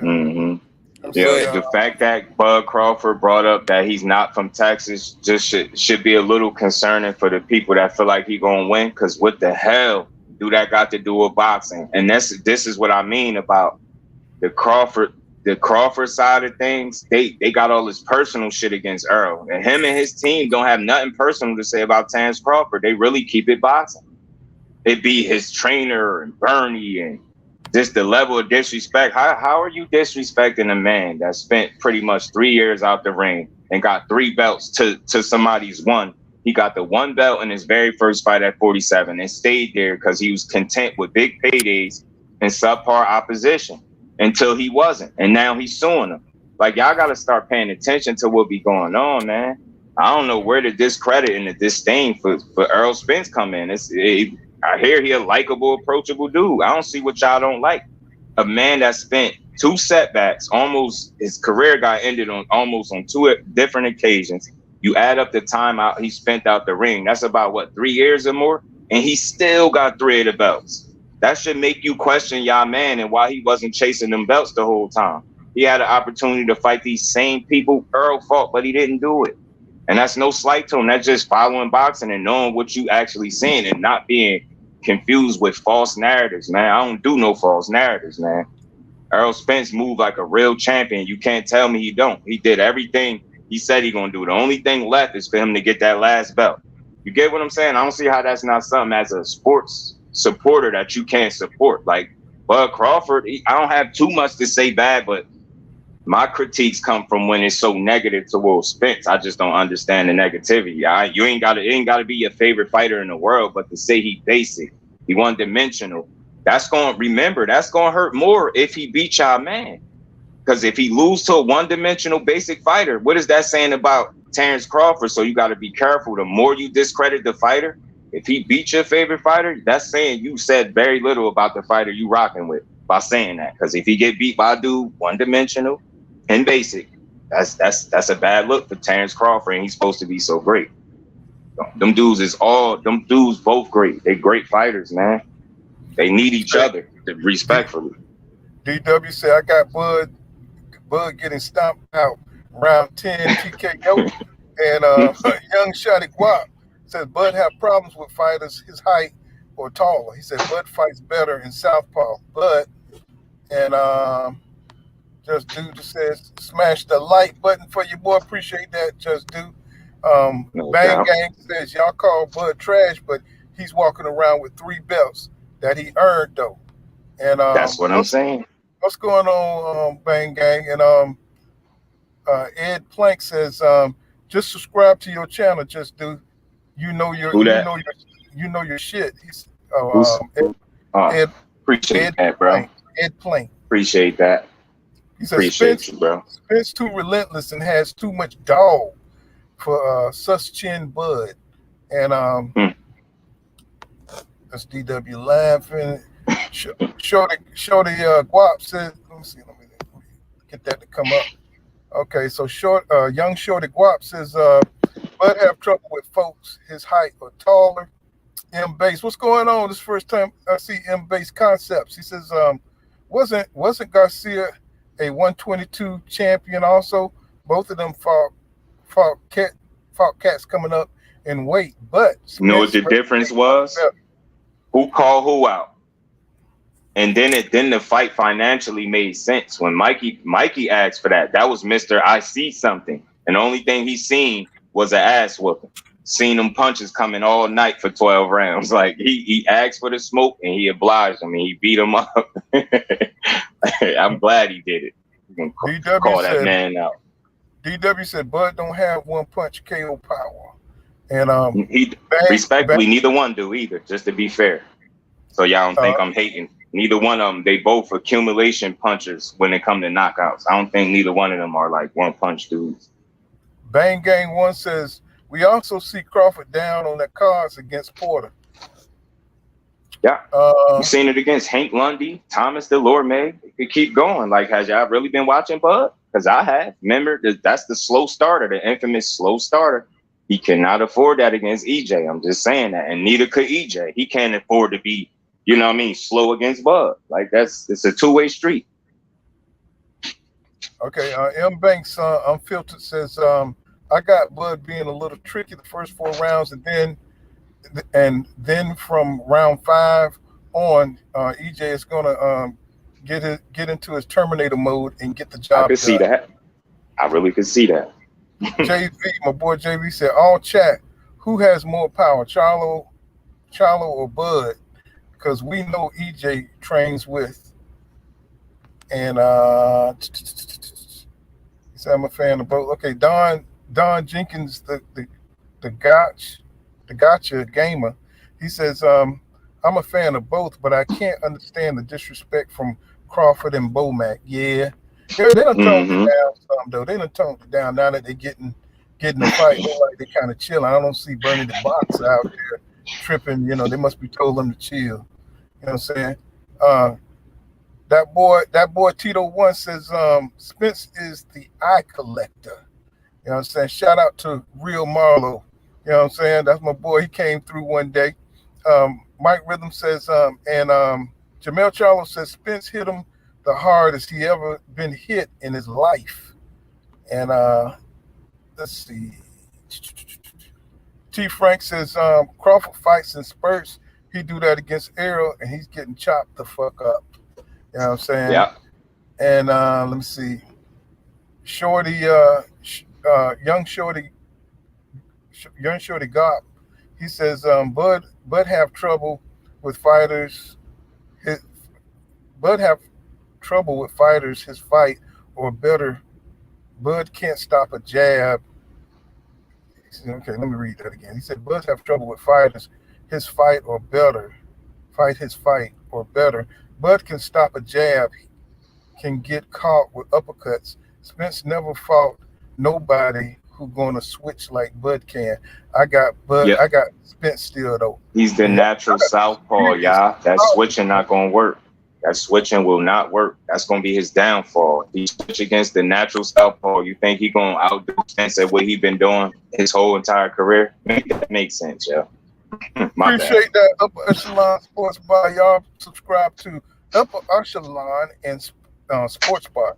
Sent you a text. Dropped the. Oh damn! I didn't even know. Your thing is still here. So you know. Oh yeah, I thought he was still on. Me too. We just going along. He gone. Hey yo, that whole notion that he couldn't KO Mikey. Just do y'all factor in everything? Y'all saying didn't KO him and can't is two different things. His brother, he had to convince his brother not to stop the fight. That's telling you everything you need to know right there. And then just like Poole just said, he said he wished he didn't let him take that much punishment. Like they probably, in hindsight, that was the worst decision Mikey Garcia made in his career, calling out Errol Spence. Look how he looked since then. Y'all keep saying, then you got to factor this in. Mikey Garcia was undefeated. He got pride. He was in there to survive after a while. He wasn't even trying to win. Yeah, he wasn't even trying to win after a while. After about 5 rounds, he stopped trying. He just shelled up. He was just in survival mode. He was just blocking punches. He was just trying to anticipate. He was just trying to anticipate the angles and blocking. Yeah, you know all Mikey was doing was covering up. And like I said, Spence didn't even have strength and conditioning versus Mikey. I mean, did you see some of the body punches that dude took, man? It looked like it was going through his body. Yeah, you know what I'm saying? Like his brother seen the glove come out the back. You know what I'm saying? It took Mikey 3 years to get back in that ring. He was beating Mikey ass. And Roy Jones had the nerve to say he wasn't hurting Mikey. I was like, this dude capping like a mug, bro. And that's what I mean by hatred, because they're I don't know. It's like their disdain or whatever it is for Spence, it clouds their judgment, and because of it, they give poor assessments of him as a fighter. And to me, it just comes off as them slighting him. And yeah, it sounds like hate, because I think Errol get love inside and outside the ring, where some of these Hall of Famers speaking, we love them. And I use Floyd for example. We love him because of what? For what he did in that ring. Outside the ring, it's a different story. I feel like Errol get that love inside the ring and outside the ring, and maybe they don't understand it, so they don't give him the credit, or maybe they feel like he's a threat. The fact that everybody loves him, man. He blew up so fast. That's what I said. That's what I'm saying. I was agreeing with you. What's happening? He just became the face of boxing almost, and they don't think he became the face of boxing. They don't understand how he did it. One second, fellas. He looked good. He looked good against Ugas for being out of fighting 17 months. Yeah, he looked good. The man hasn't fought in 17 months. What fighter do you know goes from a year and a half not fighting to a championship fight? See, y'all keep nitpicking, man. You are not boxing fans, dog. Y'all casual observers, dog. That's what I'll be saying. Y'all no disrespect. Like, you a bunch of sheep, man. Go walk off a cliff. That's what they do. Walk off cliffs. Y'all smash the like button and show your brother, man. You know what I'm saying? I'm definitely tuning into my boys, man. Upper echelon. DW says people be like Spence couldn't KO Mikey, little Mikey. Mm-hmm. Mikey was in so much pain after the fight. They should have stopped the fight when Mikey stopped swinging, which was around round 8 or 9. Shit, it was before that. You know what I'm saying? Bud, Davey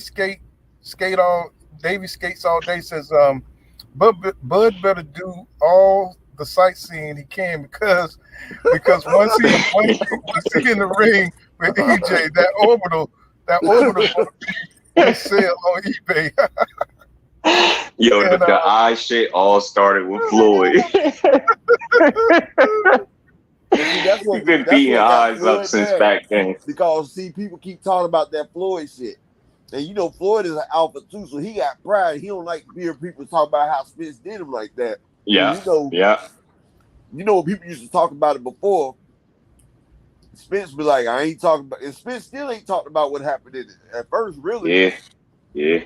They had to basically pull it out of him. They had to keep asking dude about it. And that goes to show you what kind of fighter he is. He wasn't trying to live off that. It reminded me of El But the only Rayo reason he said something, knocking Tio out.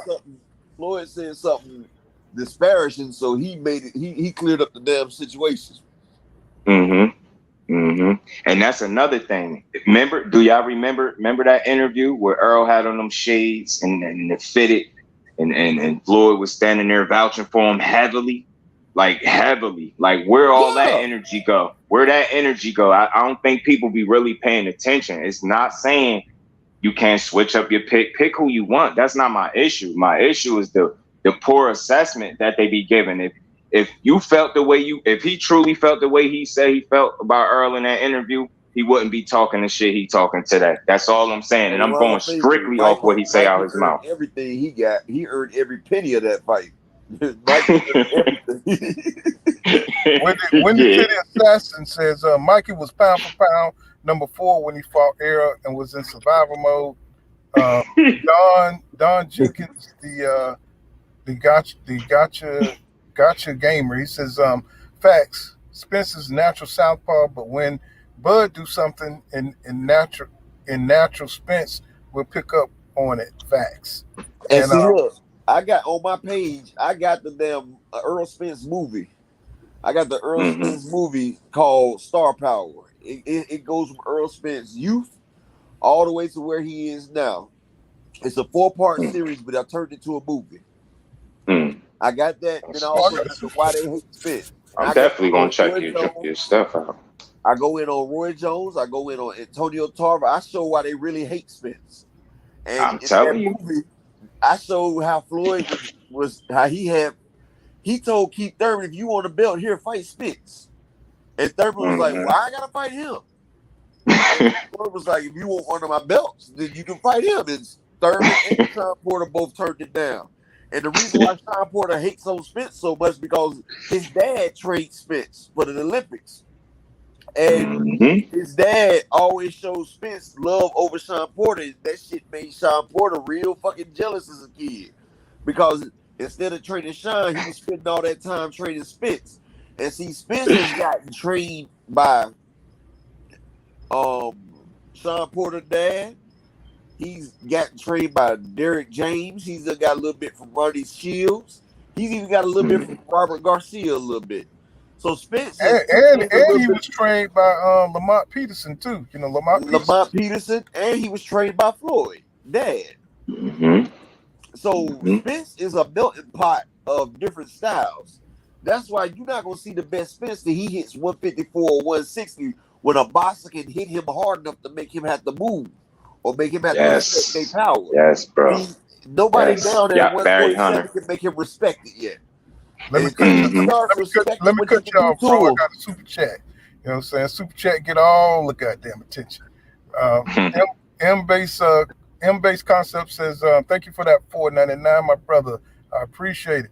He says, not just that. He says, Garcia's speech was slurred for months after the Spence fight.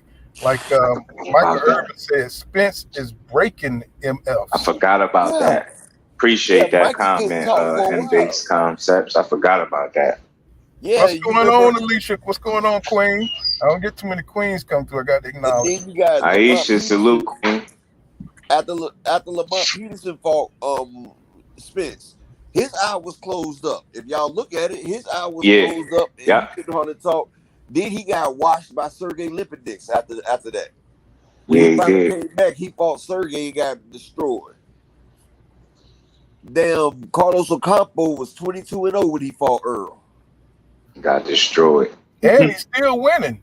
See, that's the thing. Mm-hmm. You know, after you see Crawford fight folks, you know what I'm saying? It ain't like they two-toe up to go on, but they just don't go But on. guess what? It took Carlos Ocampo. They were never great, but It took Campos is still going Ocampo on to a year and a win. half to fight after one round with Spence. That man had one round with a vicious body shot to finish it off, and it took him a year. Hey, you know what they said? Yo, Ocampo hurt him. Where, man? I be tired of hearing this. That should be driving me up a wall. I be watching so close. Like, where did he hurt him at? Go back and look at Spence's fight. When he throwing them shots, he has his hands there to catch them shots, man. Yes, bro. And he rolls with the shots. When he goes into the rhythm of his punching style, he is catching and rolling with the shots. That's why he can keep taking them and keep dishing them out. That's part of the 47 raising palms of Derrick James, the video that I'm working on now. He's rolling with the shots and he's developing more centrifugal force. As you hit him, he's developing centrifugal force when he rolls with the shit. And when he comes back, he's exerting your force back twice as hard. And then he's going into motion. If you see, he works it the same way he works the heavy bag. The same way he works the heavy bag in the media workout is the same. Oh, man, talk about it. And that's the same thing he does to the opponent. He just goes in like he got headphones on and just start going to work. And the same way he puts his hands up to block the shots. Derrick James anticipates all the shots. Like when they punch the pass. And he's still doing it the same way they go. You heard why he said he don't teach counter punching? I mean, combination punching. That's not a trainer. That's a teacher, man. He both. He be in shape like a trainer should be. And he teach like a teacher should teach. Tell me, I love watching that dude do his thing, man. Yeah, so what people don't understand, Errol Spence has all that muscle memory. Because the same way you fight is the same way you fight.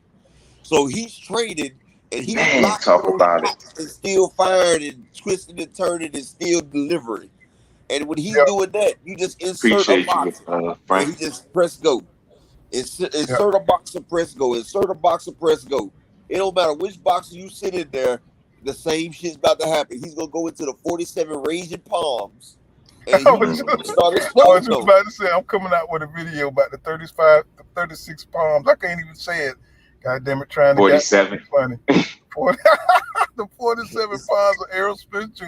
And even that, Queen, he wasn't even hurt in that fight. If you want to see if a fighter hurt, look at their eyes and their legs. Those are two things that will never lead you wrong. Somebody's legs all buckled, or they don't have their legs under them, or them eyes is crossed. What's going on, Bang Gang? You know, everybody cooking, man. What you got on it, bro? You there? Yeah, I'm here. My bad. I'm trying to get it together, baby. What's going on, man? I'm here, man. Facts, Windy City. Subscribe to me, Bang Gang. Upper echelon. I put the link in there for you. Man, I got you. That's a bit. Yeah, man. What we on, man? My bad. I'm trying to get it together, man. I'm just getting started. I seen you in the comments, so you know what we're talking about. Spence. Right. But I had a couple things going on. I had to, know what I mean? I had a couple things going on. I was talking about the 47 soul-touching palm strikes of Derrick James. That nigga. Hey, bro, you sold me on that. I want to see that shit already, man. Like, god damn it. I'm halfway done. It's gonna be. I'm gonna be done with it in the morning time. It's called. Check it out, bro. Frank, appreciate you, bro. Yeah, I'm gonna have it done for y'all in the morning time. It's called the 47 Ronin. It's the Ronin 47 soul-shattering strikes of Derrick James. That got 5 names like them kung fu movies. They call it Errol. I heard Errol nickname is Jeepers Creepers and shit. They say he taking eyes. And see the funny thing about the video, right? I got Jamel Charlo workout and Errol Spence workout in there together, right? Mm-hmm. And I insert the things just like that. And I insert the same shit that Derrick James teach, the same way they put the person down with the same shots.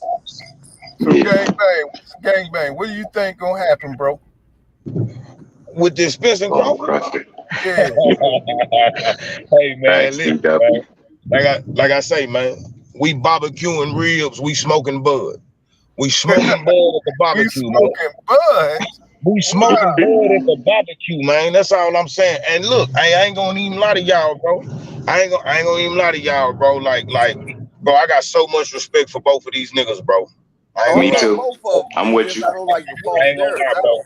So this the thing about me, bro. Like, I really like I ain't gonna lie, bro. Like, I really don't be for the arguments about these two What's guys up, because man? I respect everybody's opinion.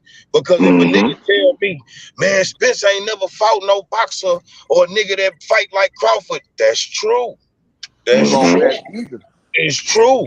But then how many Errol Spences have Terence Crawford fought though? So it's None. all true. Like, so it's Mm-hmm. for me, bro. Like, I got like before this fight, I got so much respect for both. These is two of my favorite niggas, bro. To be honest Mm-hmm. with you, I'm just picking a Yeah. side. To be honest with you, because I'm Houston, you feel me? So I'm Mm-hmm. really picking a side, bro. I'm a fair nigga, bro. I don't care. I don't care how much I don't like a fighter or how much I do like a fighter, bro. I'm gonna be fair, bro. You know what I'm saying? And my opinion is Spence is too big. He gonna walk that boy down. That boy gonna use, man. Hey, man, I'm telling you, because Crawford only switches to southpaw if he realizes that he needs a strong jab. He need that right hand to be strong. But he can't do that because Right, Kell Brook out jabs Crawford. right, He right, had Crawford right, eye swollen in 2 rounds. But see, right. Earl has a more quicker, sharper, and powerful jab.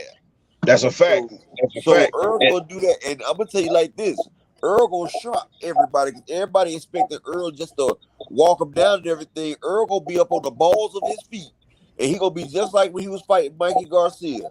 People don't realize Earl can box. I mean, he was Of an course, Olympian. He of used to course. box. Earl is a boxer as well. He just chooses to do a more efficient way of conserving his energy. But he's gonna sit there in the first couple rounds. He gonna mix it up with Crawford because everybody sit there saying, "Oh, Crawford gonna be pot shot Earl. Earl ain't gonna be able to hit him." So watch, Earl gonna Mm-hmm. be the first couple rounds. He gonna sit there. He gonna be tagging Crawford with that jab. He gonna be tagging him, and he gonna force Crawford to come in. I already know how the fight is gonna work. He's gonna Hey, force you know what? Crawford to come in. Crawford's Crawford gonna have gonna to make take some mistakes. chances. Crawford's Crawford gonna take a chance, and the damn gonna have fight's to take gonna some break out. chances, bro. And when You know what I'm that saying? fight break out, them ribs and the 47 rodent touches is gonna start touching his soul. And Right, once that right, shit, right. once the strikes Once that put down, pressure, it's over with. once that pressure hit Crawford, man, and he sees he gonna try to, gonna try to get that distance. Yeah, Once he upper echelon sports bar. It once he should be in once the he chat. gets that distance, once he try to get that distance, he see them traps don't work. He gonna start taking chances, and that's when the fight gonna go bad for him. A You fight know what gonna I'm break saying? out. That's when, soon as he starts to slow down a little bit, you're gonna see Earl apply the Derrick James 47 rodent strikes of soul touching devastation, and you're gonna see just like Ugas, because I got it in the video when Earl applied it to Ugas. Damn, around the 34th strike, the eye broke. Boom with the uppercut, and then the ribs broke. On the 42 strike, the ribs broke. Boom. Let me And like let me get to some of look, these comments. like Of this. it's just a pattern. He just worked them like he worked the heavy bag, and it Let was me the get. Yeah. 47 strikes, Let me and grab a the couple fight of was comments, basically bro. over after that. Let me grab a Ugas was couple. a shell of himself. The same Okay, thing that happened to Lamont Peterson. Lamont Peterson got the 47 strikes put on him, and his trainer stopped the damn fight. Okay, let me get to a couple of comments. T. Frank says that was after Phil Greco fight when Spence had those glasses on, and Floyd was trying to sign him to TMT. And what's going on, Gene Gomez? He says, "What's happening? Inspiring should stay inspiring." And damn, that's a lot of comments. And let's see, Fat Cat Shadow Boxing. He says Malik Scott even said Derrick James has the best pad work because it's 100% realistic and purposeful. And Gene Gomez says look up the 10,000 hour rule. And what's that? You know what I'm saying? Y'all know what he's talking about? Nah, I never heard that before. What is that, It's Gene? about muscle 10,000? memory, Philip. ain't it? Ain't it about muscle memory, Gene? Gomez, if you do something for 10,000 hours, then your muscles will be used to it or something like that, and it can do it automatically without thinking. It's upper echelon sports. Yeah, so somebody asked about your channel name. It's upper echelon sports bar. I have put the link in the chat. It should be near the top of the chat. Might need to drop it again. Because somebody else asked him about the 47 strikes too. He said the 47 roads in Texas. I think you done created something here. I'm telling you. Hey, Gregory Harper, I'm dropping that in the morning, but I still got a couple of Errol Spence videos. His star power video and his hate video. I got the hate video, Why They Hate the Truth, Spence. Mm-hmm. And my star power video is Earl the True Spence. They rather take a lie than to accept the truth. And that's your video? Yeah.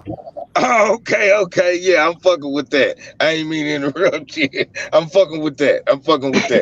So when you see that I can't see everybody's name on here, bro. So that's my fault. You know what I mean? I'm trying to figure it all out.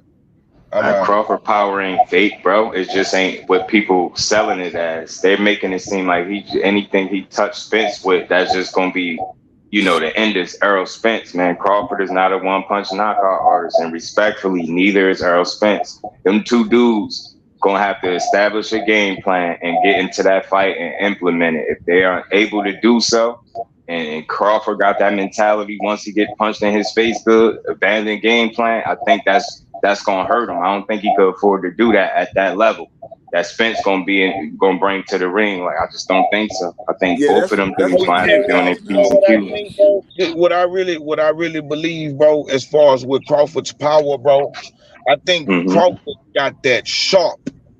He's a sharp. Yes, he do. Counter puncher. Hell of a counter puncher. See, that's what I be telling people. It's not so much of the power. It's some power in there. Bro. Now the reality of this whole situation, I'm a Crawford fan, bro. Know what I'm saying? I like them both. Yeah, right. I'm riding with box. Spence. I used to box, but I broke my hand boxing. I got a middle plate. Right. What people don't realize about the difference between Earl and Crawford's power is, right? Earl has more power than Crawford, right? It's abundantly clear. But the difference is Crawford, he delivers his power in a different way than Earl does. Yes. Crawford, he's sharp. He's sharp. Shot that you don't see. His target, his aim is retarded. He's a monster. Like, he hits you in an angle that you don't see. See, if you don't see it coming, you can't prepare for it. So you get blindsided. And if you ever walked up on a dude and stole off, you'd have knocked their ass out. You can steal off on a motherfucker and get them. Because your body ain't ready for it. See, Spence, you see his shots coming, so you brace. And then that's when he batters you and he clubs you. But you take more damage because you're bracing for the impact. And when you're bracing for the impact, it just keeps damaging and punching. And it ain't nothing you can do about it, bro. That's the crazy part, bro. It ain't nothing them niggas can do about it, bro. I'm not finna come in this hole looking like Boots and switching up like TC. But if you can't stop nothing I'm doing to you, bro. And that's gotta be crazy, bro. To have a man just beat the dog shit out you can't even get him up off of you. Man, hey man, I'm telling you, bro. That little dance. Once he got this little dance that he does when he'll run and he'll roll his arms. It's going down. It's going down. Yeah, I know what you're talking about. I promise you I do. He's about to apply the 47 palm technique. He done probably gave you 22 of them already. He about to finish up the whole sequence. Yeah, man. You sold me on that, bro. I definitely gonna tune in for that video. I'm gonna finish that up tonight. Welcome to the channel. Thomas Wood says, "Mean Machine made Bud touch the flow." Yes, sir. We ain't never seen Earl touch the floor as much as they say he got hurt though. G. Gomez said, "This is study." He said, "These is study your brain gives you the muscle memory." And Dave Skate All Day says, "Well said." But another thing is Spencer doesn't load up on shots. breaks orbital bones, orbital consistently. Imagine if he plants his feet. EJ definitely strong. And what's going on, my bro He Floss planted his was feet good. against Bundu. He planted his feet on Bundu. He hit him with a damn check hook with his feet planted. And next you know, Bundu is out the damn ring. Yeah, you see how he knocked his ass clean out. You know what I'm saying? And when he sit there and he plants his feet and he throws, that's a one hit quit right there. Because he hit that man with that one shot. And that was a knockout, not a TKO. Folded his ass. Will Hunter says Boots got a better shot than Bud. Younger, fresher, stronger than Bud, bigger. I could see that. He gonna get whoever he fight have. Bro, that nigga Boots is a hybrid, bro. He is. He is different. That nigga's a hybrid, bro. That nigga is not regular, bro. Nah, that nigga, it's just the newer generation. You know, like the food that we eat. Like the food that we eat, you know, each generation is different. When Tyson came along, you know, Tyson was something different. When Lennox Lewis came along, you know, Lennox Lewis was something different. Like each generation. He like EJ when EJ was coming up, and I'm not saying they fight alike. I'm just saying like what he bring. Like he that new thing on the block that's beating the hell out of people. Had Sugar Ray Leonard coming in. You know, Sugar Ray was something different from the old people. You know, Sugar Ray was that thing. And then, you know, then we had Floyd Mayweather and them. Then Floyd Mayweather and Zab Judah and them, they was something different. Then, you know, we had Keith Thurman and them, they was something different. And then we got Errol Spence and them. They something different. And, you know, the shit keeps changing because now we got Boots, we got Bam Rodriguez, we got Fundora. Man, he a beast, man. That boy can fight. Down to 154. Man, that boy's the walking cheat code of boxing, boy. Man, which one? He hit hard on the inside. He broke down on the face. No, Fundora. Oh, Fundora. The 44 shot. Cheat code and bro, this nigga will fight you from he'll fight you right here and over there. You can't even run. Yeah, you know, but you know what? I noticed, and Lubin didn't catch on to it. He struggles from range. The shit that you would think he can do at good naturally, he can't. He hit a growth spurt. See, he hit a growth spurt. That's what happened to him because he's an inside fighter. He's an inside fighter, and when Lubin was catching him when he fought him at mid range. See, Fundora is dangerous at long distance and up close. Mid range, he smothers his shots. So you can't differentiate from long and short. Mid game is where you got to fight him at, and that's where Lubin dropped him at. But see, look, this is what we got to think about. Y'all showing up to the barbecue, man. Y'all put 5 on it. You know what I'm saying? Bring some cups, bring some Kool-Aid or something. You know what I'm saying? Hey, man. What's going on, Thomas Wood? Let's see. What's going on, Mr. Nelson? This is a new face. Welcome to the channel. Mr. Nelson said this is the real question. Who did Bud really fought? He said real talk. Everybody that they put in front of him. Real talk. The last Bud opponent. I ain't gonna take that away. Question, my brother. He said real talk. The last Bud opponent was going to the ring knowing he was going to retire. Man, EJ is going to talk through Bud's. I guess he said walk through Bud. Mark my words. Yeah, that's what he's trying to say. Mm-hmm. Auto correct. You know what I'm saying? Show the channel some love, y'all. Smash the like button. Let me see. Yeah, I got it started for you. I appreciate it. You know, I appreciate it. Edward Plank says, Vic C, now you're gonna make some boxing sense, my brother. He said, now you're making some boxing sense. He says, Vic C says Fundora got saved by the bell against Lubin. Bell killed him. Jamel crushed him. Yeah, he did. Let me see. He said MF got a mean left uppercut. Laugh out loud. He must be to my Bud. Now he talking about Fundora. Yeah, but Fundora going to get Jamel Charlo. He gonna get broke. Hey, guess who else showed y'all his left uppercut? EJ. He's tearing Ugas shit up. And y'all look at the 7th round. And you know what? I don't ever remember seeing him use it in that fashion, you know, until me either, bro. No, he used it against Kell Brook. He used it against Kell Brook too. I think the placement of it in the Ugas fight was different.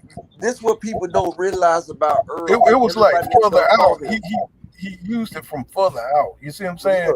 Mm-hmm. This is what all Earl's opponents will tell you that people don't understand when you fight them. Earl has perfect punch placement. Like, he will keep hitting you in the same fucking spot.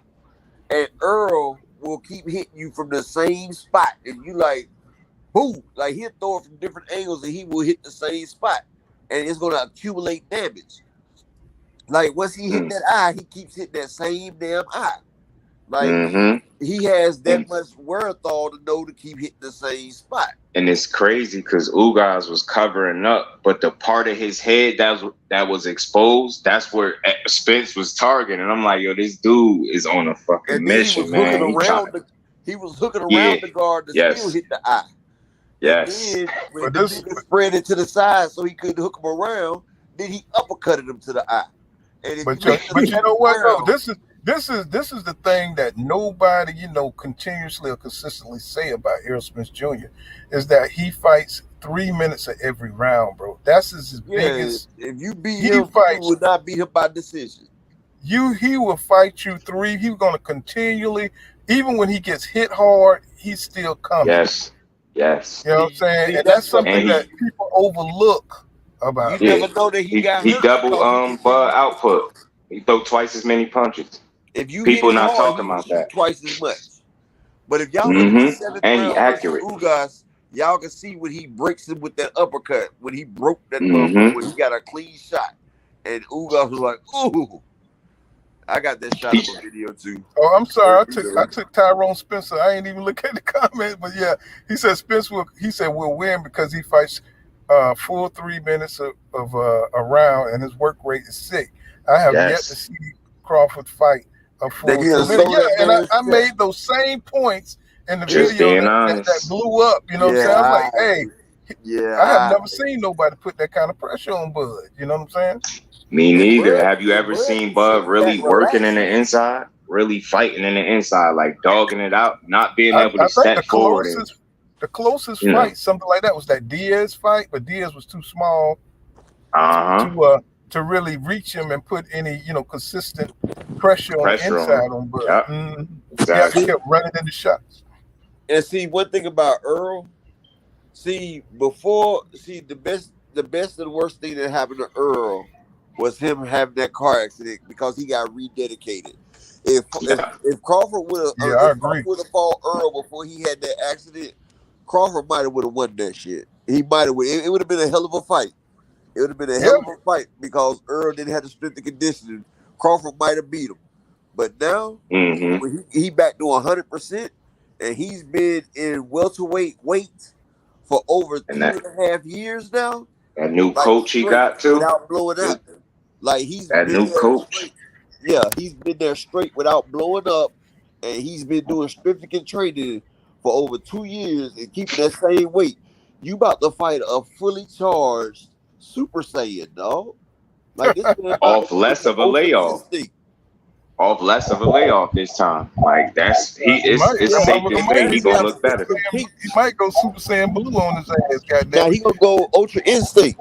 He gonna go Ultra Instinct because when he be in the middle of that thing, he be in Ultra Instinct because that's when your body, see, like Gene Gomez said about the 1,000 hours. See, Earl and Derek James, they practice so much. And see, that was another key to my 47 Ronin strikes, right? They practice defense and offense at the same time. If you watch when he's on the pads and when he's hitting the damn heavy pad, he hits, but he always keeps, every time he throws a hook to the body, he keeps that fold at home. He keeps he keeps the fold to his ear. If he hook with the left, the right hand comes up. He hook with the right, the left hand comes up. So he keeping himself from getting caught by another hook coming. And then, when he coming uppercut, he moves to the side and side like he's defensively sounded while he's attacking. Yeah. And how many people think to do that? Hey, man, you know what it is about Spence? The man really got the best of both worlds. The man started in a Mexican gym, bro. That's why he know how to. That's why he know how to do that.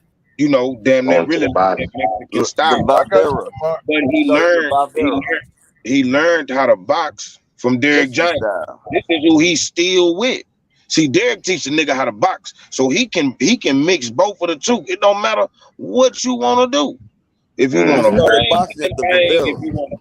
if you want to box it out, we can box it out or do whatever. I can fight mid-range, long distance. You know what I'm saying? He not with Blu-ray no more, Dom. He got the dude fit to be stretched, fight to be fit, something like that. I know he had responded to my comment. I think they said he was gonna bring Blu-ray back from Crawford.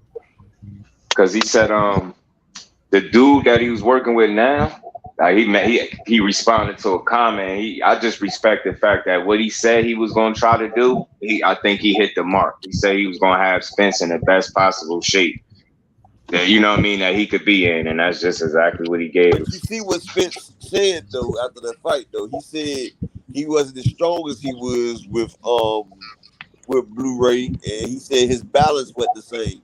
And like Blu-ray mentioned it, like Spence, his balance wasn't the same in that Ugas fight, because when he trains with Blu-ray, Ugas kind of pushed him around a little bit. You're not gonna push no down Spence when he been training with Blu-ray.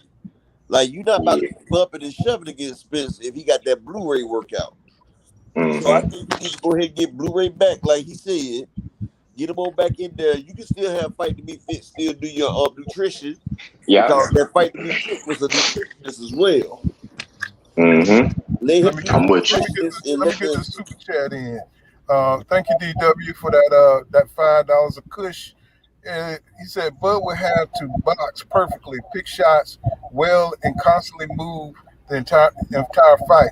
I believe Errol will be prepared for anything, and Bud won't have a shot.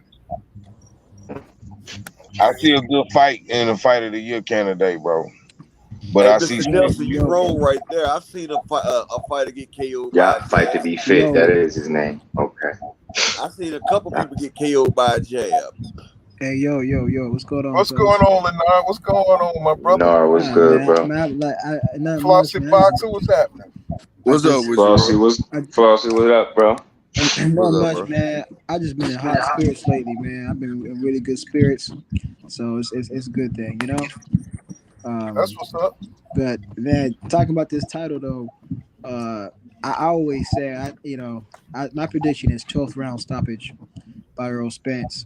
I respect Terence Crawford, and I don't think when people say, "Oh, Errol gonna get him out there in 6 or 5," I think they're not thinking clearly. You know, Crawford's an opponent that needs to be respected, and right. And most importantly, he needs to be respected by Errol Spence.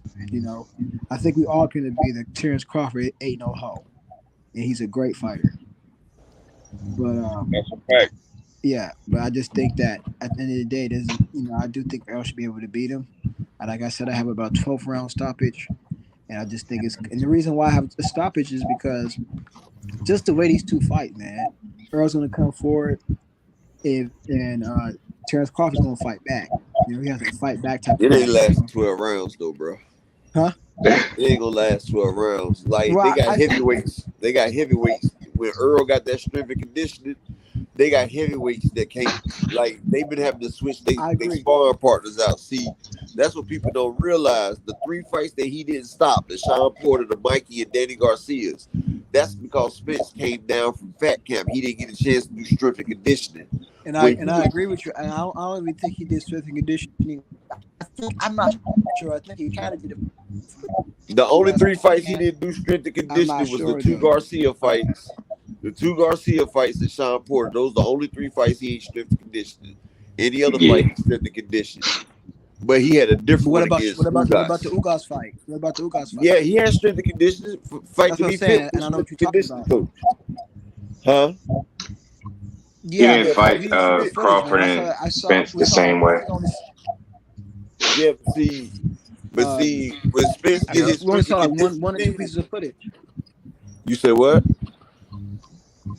We only saw like 1 or 2 pieces of footage or something, so I'm not sure how much he. No, he did strength and conditioning, bro. Like they made sure of that. But how much? What, for this fight? For the last fight? For sure. Hell yeah, he did. But how much? That's what I'm saying. How much? Shit, you seen the work? It's throughout the camp. Like, I used to box, bro. It's not. You won that cut up for nothing. You do strength and conditioning throughout the camp. That man had damn near 10 packs.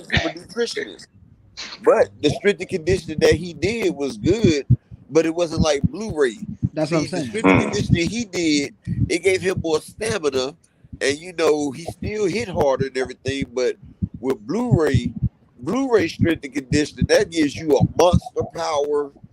Like it's like a monster adrenaline rush. Like Blu-ray has you the strongest you'll ever be. And But see, I Yeah, Fight I also Beneath think you think get Fitness, the that I most also out of think you. it yeah, but boxed him Fight up. Beneath I Yeah, think Fitness, he that had I some said that he don't has balance. the mean. strength and conditioning. Like every fighter has a strength and conditioning coach. And like the coach that he used this time Fight to be fit, they pretty Mm-hmm. good. They They're pretty pretty Yeah, he good, got good. him right. but But Got they're him pretty right. good. But I think I'll say Blue Rays is a tad bit better. no, it's not a tad bit better, bro. It's like talking about a Mercedes and a goddamn Lambo. You I feel me? don't really think you Well, can compare them. there, I feel like them two. They focus on two different things. Yeah, I don't feel Blu-ray is like like a Fresh and damn Fit focus Lambo. on get you Like when you stronger. got Blu-ray, Yeah. you got goddamn 600 horsepower on that thing right there. Blu-ray have you I sturdy just and he I have just you think powerful.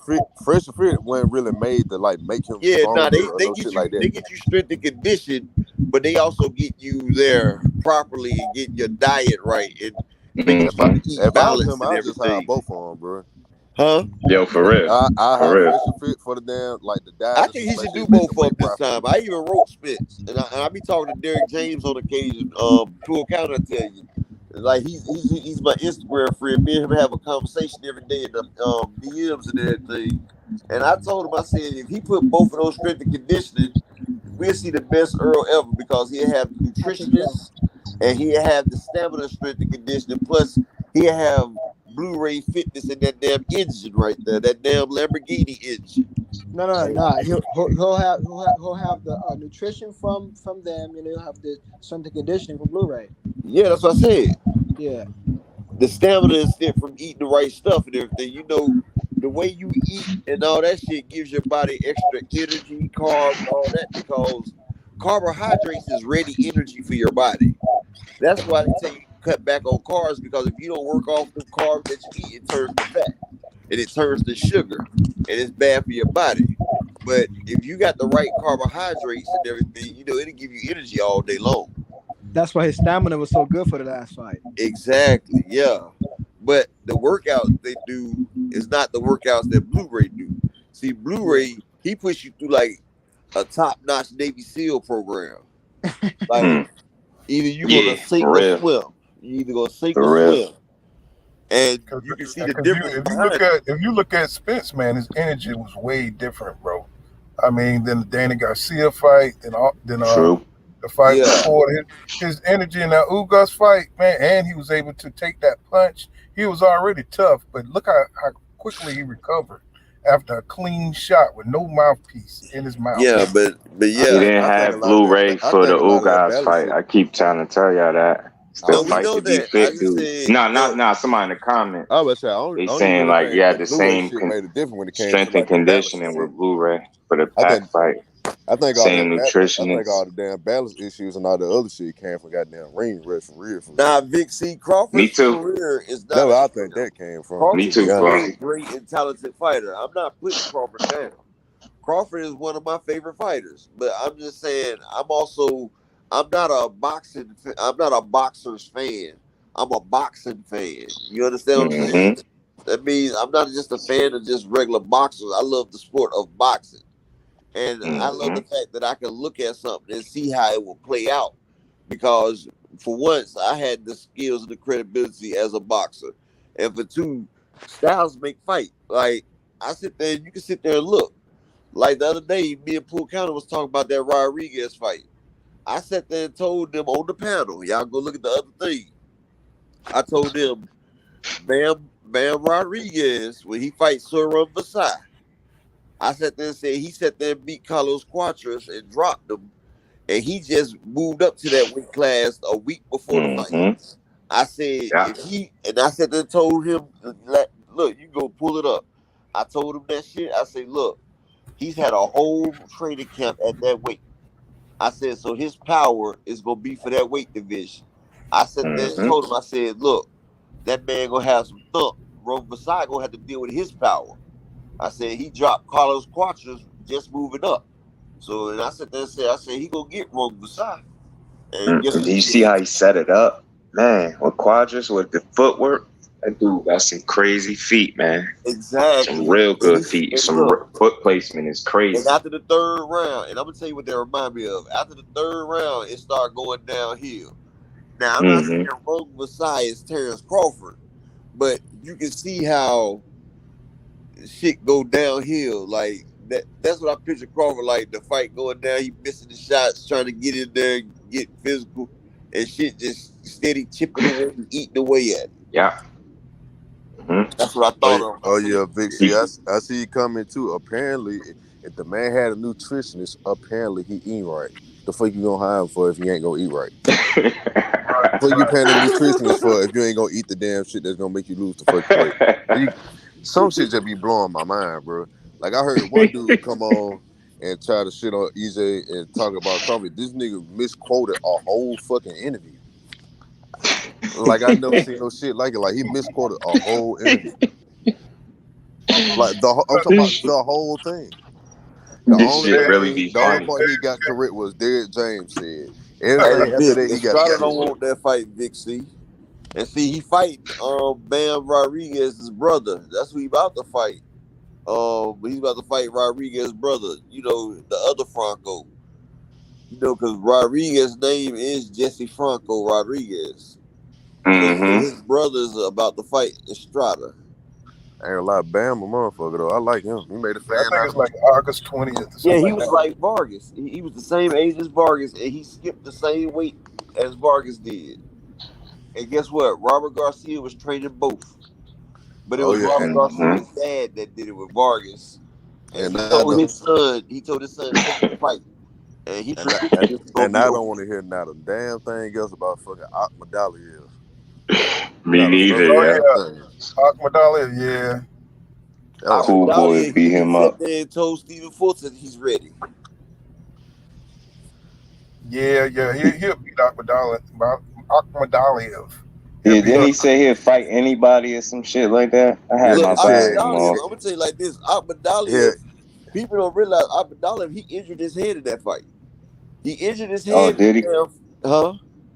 No, I was saying, did he? I didn't catch that. Yeah, he injured his head in the 5th round. Hell, I wasn't impressed with rounds 1 through 4, so hell, that shit didn't make no difference to me. But look, Ahmadali injured his head early in the fight, and then in round 12, he told them to tape his shit up good. They taped this shit up even. They put the tape around tighter, and he went out there on round 12 and stopped that dude, man. Yeah, I think Estrada's underrated too. I love the way he beat Quad. You know what it is with him? It's like it all depends on who you ask. That's what I realized with Estrada, because I forget whose list it is, but they got him listed over Canelo, and they got him looked at. Ain't he Mexican? I believe they got him listed as the number 1 Mexican fighter over Canelo because Canelo just lost. I ain't gonna lie to you, bro. Ahmadali will fight Stephen Fulton. Stephen Fulton taking that boy to the car wash. Oh yeah, and we don't need no machine. Straight hand wash. All 3 of them. Taking it straight to the hand wash. Yeah, and he beat Runson. You know, for the Ville, 80 How you want? Ain't underrated, Vic. They overrate Estrada. Estrada's overrated. Like he lost the Rumvasai. He lost No, he beat him too. He lost, and he still got a loss for him. He still got a loss by it though, fool. He got 3 losses. We might see that undisputed shit though. Eddie Hearn talking about it's an easy fight to make. Like you see fighting people back to back to back. I mean, you gonna win eventually. I'm just saying he did lose to him. Like he got 3 losses. How is he ahead of motherfuckers with no losses on the pound for pound? Well, you know, when you fight that motherfucker in a rematch, you get that win back. You know what I'm saying? Yeah, but it was another fight that he didn't get that run back from. Well, he beat Roman. He beat Carlos Quadros.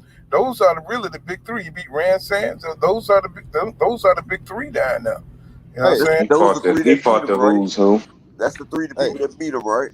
Hey, am I the only person that get annoyed when people state an opinion they then put facts after the shit? Yeah. They be like, oh, such and such facts. Just because you say facts don't make it a fucking fact. No, that's just a That shit dumbass crazy to opinion. me. What's going on, Yeah, Malone? that's a good fight right I there. want to Nah, see I ain't talking about Charles Cricket though. Like I just so happy to see him say Salim, it, and this shit made me think about it. Salim, Yeah, Salim. Yeah, Vic. yeah, See, I mean, Roddy Salim Estrada pretty might good. got the I paper think test, Scoop but he Cool also would got beat him. 3 losses. I would like to see Estrada versus Bam Rodriguez, not his brother. I'm gonna tell you like this. I'm gonna tell you like this, and I don't care who say it. Bam Rodriguez from 108 to 115, he has a chance to be the best. Like he gonna Hell yeah, eclipse all Roman Gonzalez. He gonna, hell yeah. man, that boy Bam is something special. Like the That Mexicans footwork don't is get on behind. another level. The Mexicans need to get behind that man because Yeah, he that the dude real is something. deal. Yeah, I He's he's the keep the I real keep he's the deal. telling new coming. He's the second coming of Eric Morales. bro You know when what they I'm Man, saying? he's like a when they young Julio when they Cesar call Chavez, Lomachenko the bro. Matrix, that's who they was really talking He's a about. young Julio Yeah, Cesar. He's facts, like a. Flossy. I'm gonna tell you Swear. what Bam Rodriguez remind me of. He like a young Julio Cesar Chavez mixed with Eric Morales I'm with a gonna say, little bit of Golden Boy Oscar De La Hoya. Like he got a little bit of all of That's a them. bad boy right there, man. but yeah, he got a complete boxing style, Yeah, bro. and he's Even his young too. Like he defense. ain't even got all his grown man strength yet. He ain't even got Nope, all he his grown man 22. strength. He still 22. got about 2 more years till he get that grown man strength all the way. And Mhm. already he was bullying Oh Roman damn! Gonzalez. So that's why I'm a little bit stronger than I was 2 years ago. Ain't that some shit? Exactly. Yeah, when you hit So, round 20, Mhm. but when you hit 23, when you Rumberside hit hit that 23, sweet 24, spot. that's when you complete He your hit grown that. man strength. Rumberside hit that sweet spot. He's 35. I'm trying to tell you, bud. Mhm. Crawford fan, he's 35. There's something about 35 when you take If the you ain't time. had your body And back. he got like 35, 57 take the fights. time. Like that wear and tear is real. And see, Bam Rodriguez young as hell, but a person don't get that damn 22, 23, 24. That's the age where people start getting their damn grown man strength, Mhm. especially around 23, 24.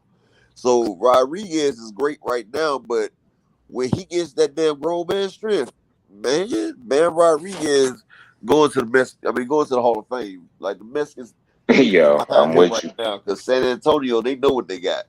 I Hey, just wish the That rest of foot. them get off them damn bullshit Yeah, because Canelo train and everything. Brandon Figueroa, you know what I'm saying, he's starting to, look, he just lost to Fulton, and he was carrying the torch down. I think he's from San Yeah. Antonio too. You know what I'm saying? So that they can't depend on that shit right there no more.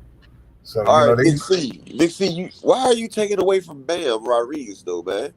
Okay, he also fought Carlos Quatras, who also beat Chocolate Tito, and he's beat Estrada.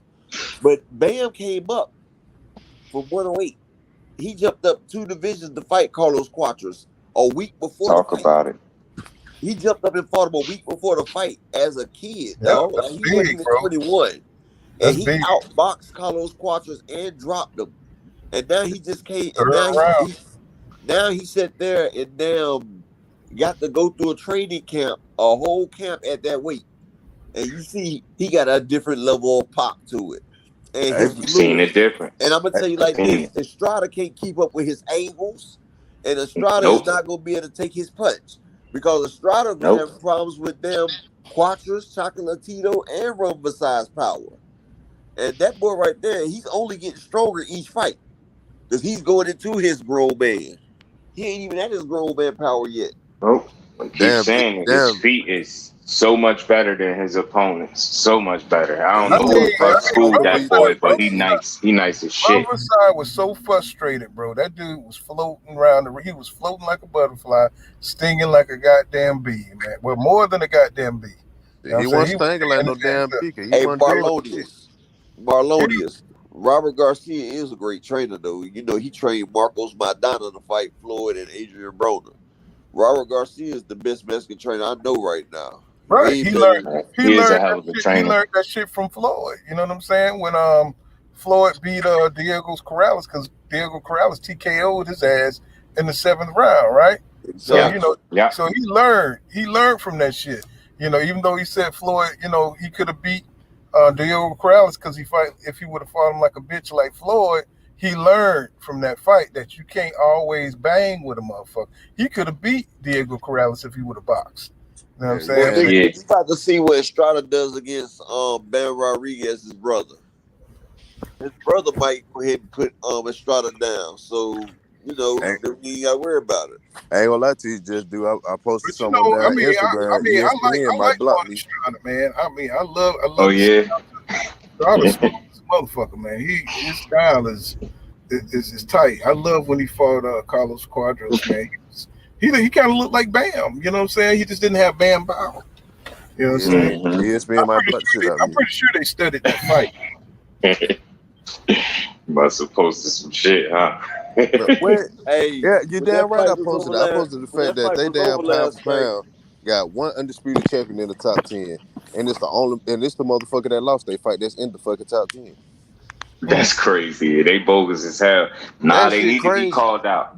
They very irresponsible for the way that they you know, treating boxing right now. It's This shit that's is just what fucking it's to just illiterate. boycott bad, their yo. ass. Yeah, They it's need to bad for the boycott sport. their ass. It's But like them niggas watching ESPN at one soccer time games. It's like they they had watching soccer everybody games when up they think there. about boxing or something. Like, what the Yeah, fuck Everybody going on? ESPN had you up ain't. there was from ESPN except for Yeah. Spence. Hey, They yo, had y'all ain't all catch that. ESPN fights. Y'all ain't catch But that video where they put the picture or the camera on the judges and all the motherfuckers was looking down at their phone while the fight was going on. Well, none of the motherfuckers paying attention to the fight. That shit was the most disrespectful shit I ever seen in my life. I'm like, yo, they wild, bro. which All fight them was dudes that? was checking out their phone. Bro, I wouldn't even lie to you. Like, if they Which looking fight down was it? and my fight and I lose because y'all ain't paying attention, I've been on slap fire all three of y'all legs. I'm What telling you. fight was that you talking about, bro? I don't remember the fight, but I remember the judges. I remember them putting the I fucking damn sure camera gonna on pull that these shit old up. dudes and I'm a all it. Yeah, damn you sure probably gonna could type pull it that in and shit I'm up pretty sure it'll and come up. video. I I couldn't will make a believe, damn yo. sure and put it up there like this is why we keep getting fucked up decisions in fights. That's real shit. I looked, I said, so this is what's going on. They not even watching the fight, and these dudes fighting for their life, and you They motherfuckers on is the But you looking know, platform, at your phones and shit. well, you know, Teddy Atlas said that the promoters, you know what I'm saying, they be buying these yeah. judges and they already know what the outcome is. You know what I'm I saying? Like, believe it. I you know, believe it. Some of these Teddy, if decisions make you anybody would scratch your know, head. I'm pretty sure Teddy been in on some corrupt shit too, because he looked like one of them old Mm-hmm. heads from He back in the do. day. I That mean, got it's not a setup though, Big C. The brother's pretty good though. Oh yeah, my Yeah. bad, y'all. Nah, he is though. I'm He gonna tell you, is. I'm gonna tell you one of the best Mexican fighters I seen though, but that motherfucker gone though. But he was undefeated. Who Edward that? Valero. Now that Oh motherfucker right man. there, who? that Man, was I the did some best Mexican homework I've on him ever seen recently, right bro. there. What's He his was name? slumping I'm about to shit. do a video on Edwin him. Valero. I'm gonna do a video on him. I got ready to get started. I got a couple things. I got to get some more info on him. But Edward Yeah, Valero, I like that. I like that Reyes dude, man. his Reyes. story was crazy, bro. Valero, man, I hated to see Hey, that shit played out like that for him. I yeah, got a random ass question that I just fucking Salvador thought about. Sanchez. I I got love a watching his fights. I got a You hey, know, random it's ass got full question. counter, full Mm. counter. Look up Edward Valero. Hey, random Edward. ass. Yeah, I remember Valero. I remember him. Yeah, I heard of Motherfucker was Salvador Remember Sanchez too. that crazy ass motherfucker. yeah, it You know be what I'm he was saying? Mm-hmm. That savage. motherfucker was smacking everybody. You know, He with was sexual smacking everybody. allegations and that Yeah, motherfucker he was was crazy. tripping. Yeah, he's That tripping a little motherfucker bit. Hey, crazy as hell. he called Zab Judah ass out. Zab's talking about nah, I ain't fighting him. Yeah, but that Salvador Sanchez, that dude was I don't smooth. even know if I blame Zab. That was a Wilfred smooth Benitez motherfucker. Well, too. I think it was Gomez. Yeah, Gomez he knocked out. Who's Yeah, supposed to be the Wilfred knockout Benitez was a fighter. good boxer too, though. Wilfred That's Benitez. another name that I hear a lot too. Yeah, Mm-hmm. that was a bad motherfucker to do. You know, Mm-hmm. Sugar Ain't Ray gonna lie to Leonard. me. Sugar Ray Leonard did good to beat him. I mean, he was very defensive. You know, Who? slick. Yeah. Benitez. Oh Yeah, yeah. I'm just looking Floyd at did good to beat Robert Guerrero. To be honest, because Guerrero wasn't no damn joke. Now, Robert yeah, you know his Garcia, you mean? the the ghost. ghost. Oh, the Ghost. Mm. Yeah, Yeah, he in his day he but definitely he had was some still fight old in him. though. He was like 35 when he fought Floyd though, but still, that motherfucker still was tricky. Oh Yeah, yeah, he had a little bit in him. he was sharp. Now you know what I'm saying. He Mm-hmm. fucked Berto up, man. I couldn't He believe beat it. the shit out of him, didn't he? I was like, man, he broke him down like he was stronger than him. broke him down. Just he came out, You Berto came out there with that broke ass shoulder roll. Did you see him overhand him through the damn Philly shell? Hey, Yeah, I got a, Philly shell. hey, I was like, what the hell is he I got a doing? fantasy matchup for y'all though. What's that? Shit, who win? Camacho or Sean Porter at 147?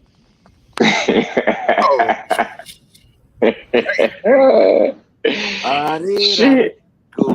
Camacho or Sean? Sean will ball him too much and head but the shit out of him. One of them really got that. I think Camacho might. No, I don't know. But Yeah, I have to see that one, man. That's a good ass fight right there. That you just said it. I ain't gonna lie. I know if that was his son, it'll be Sean Porter trying to beat the shit out of his son. His son, I couldn't believe Camacho's son. That nigga be running out the ring and shit, man. Yeah, but I'm gonna tell you something. I'm also trying to. I was thinking about doing a video of fights that we missed. Like we never got a chance to see Prince Nassim and Floyd. We never got a chance to see Wamba versus either Mikey Garcia. That's because Nassim wouldn't fight him. Yeah, and we never got to see Wamba versus either Garcia or Gamboa. That was the super fight back then. We missed that. We did. I believe Juan would have got that one. Wamba would have. No, Gamboa was a monster, dog. He was. I think Gamboa might have smoked him. Dude was shitty, wasn't he? Because look, I just posted a Wild Mob video when he hooked off on the trainer. You see what happened when Gamboa faced somebody's skill, right? Okay, he just beat the same dude. He beat the dude that beat Wamba. You know what Gamboa's biggest problem was? He had too much heart for his own good. That's exactly. Yeah, he had too much heart for his own good. I think Juan Marquez, he's a thinking fighter. You know what I'm saying? We ain't talking about Juan Marquez. We talking about Wamba. Lopez. He talking about I posted the video of him hooking off on the trainer. Remember when he teed off on the trainer? If you can figure out Pac-Man, he'll figure out goddamn Gamboa. Hey, any of y'all got a fight? Any of y'all got a fight that y'all just love to see get knocked the fuck out? Brian Garcia. Now I just want to sacrifice Keith Thurman for Jamel Charlo just one time. Yes, sir. Just one time. I just want. Hey, look, I sort of want Earl to give it to Keith Thurman, dog, for real. Yeah, I be hearing that too, yo, just because of the shit he did. I think remember how you kept ducking me, son? It ain't even that. It's on principle, Earl ain't gonna give him that fight. But it ain't even that. Keith Thurman did all that talking shit. Then I can't stand the motherfucker that talk that goddamn tongue. That shit blow me, dog. Hey, go to my page, right? Go to my page. I got it on there where why Keith Thurman hating on Earl right now. Mm-hmm. I got the issue with Keith Thurman hating on Earl right now. I got Keith Thurman, Sugar Ray, and each of them over 5-10 minutes though. I got one with Sugar Ray, one with Keith Thurman, one with Antonio Tarver, and one with who else was Keith I don't Thurman, want to hear Sugar shit from Ray, them niggas that used to take a Tarver, shot and in Roy his Jones head. Jr. They got Roy Jones Jr. I still got to do the one on Sean Porter, James Tony, and Tim Knothead Bradley. I still got to do those three. Yeah, damn PED users criticizing my boy. Like I called him out for the PEDs. I called him out for all that bullshit. I ain't like Tim Bradley. He look like a fucking BB shell. I had people talking about him. I'm telling you. No bullshit. He look like a fucking BB shell. And look, Tim Bradley, he retired because Errol Spence was his mandatory. Yeah. And he's like, I'm not about to fight him. I just fought Manny Pacquiao. Why I gotta fight him? Instead of paying the fucking bank back, yo, just decided to say, fuck it, I'm gonna close the account. Yeah. Just left. He said, man, I ain't fighting that boy.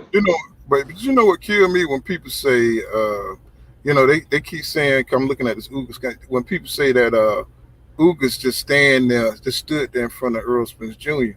But shit, Ugas ain't have no choice because did y'all see Errol hitting him in the hips?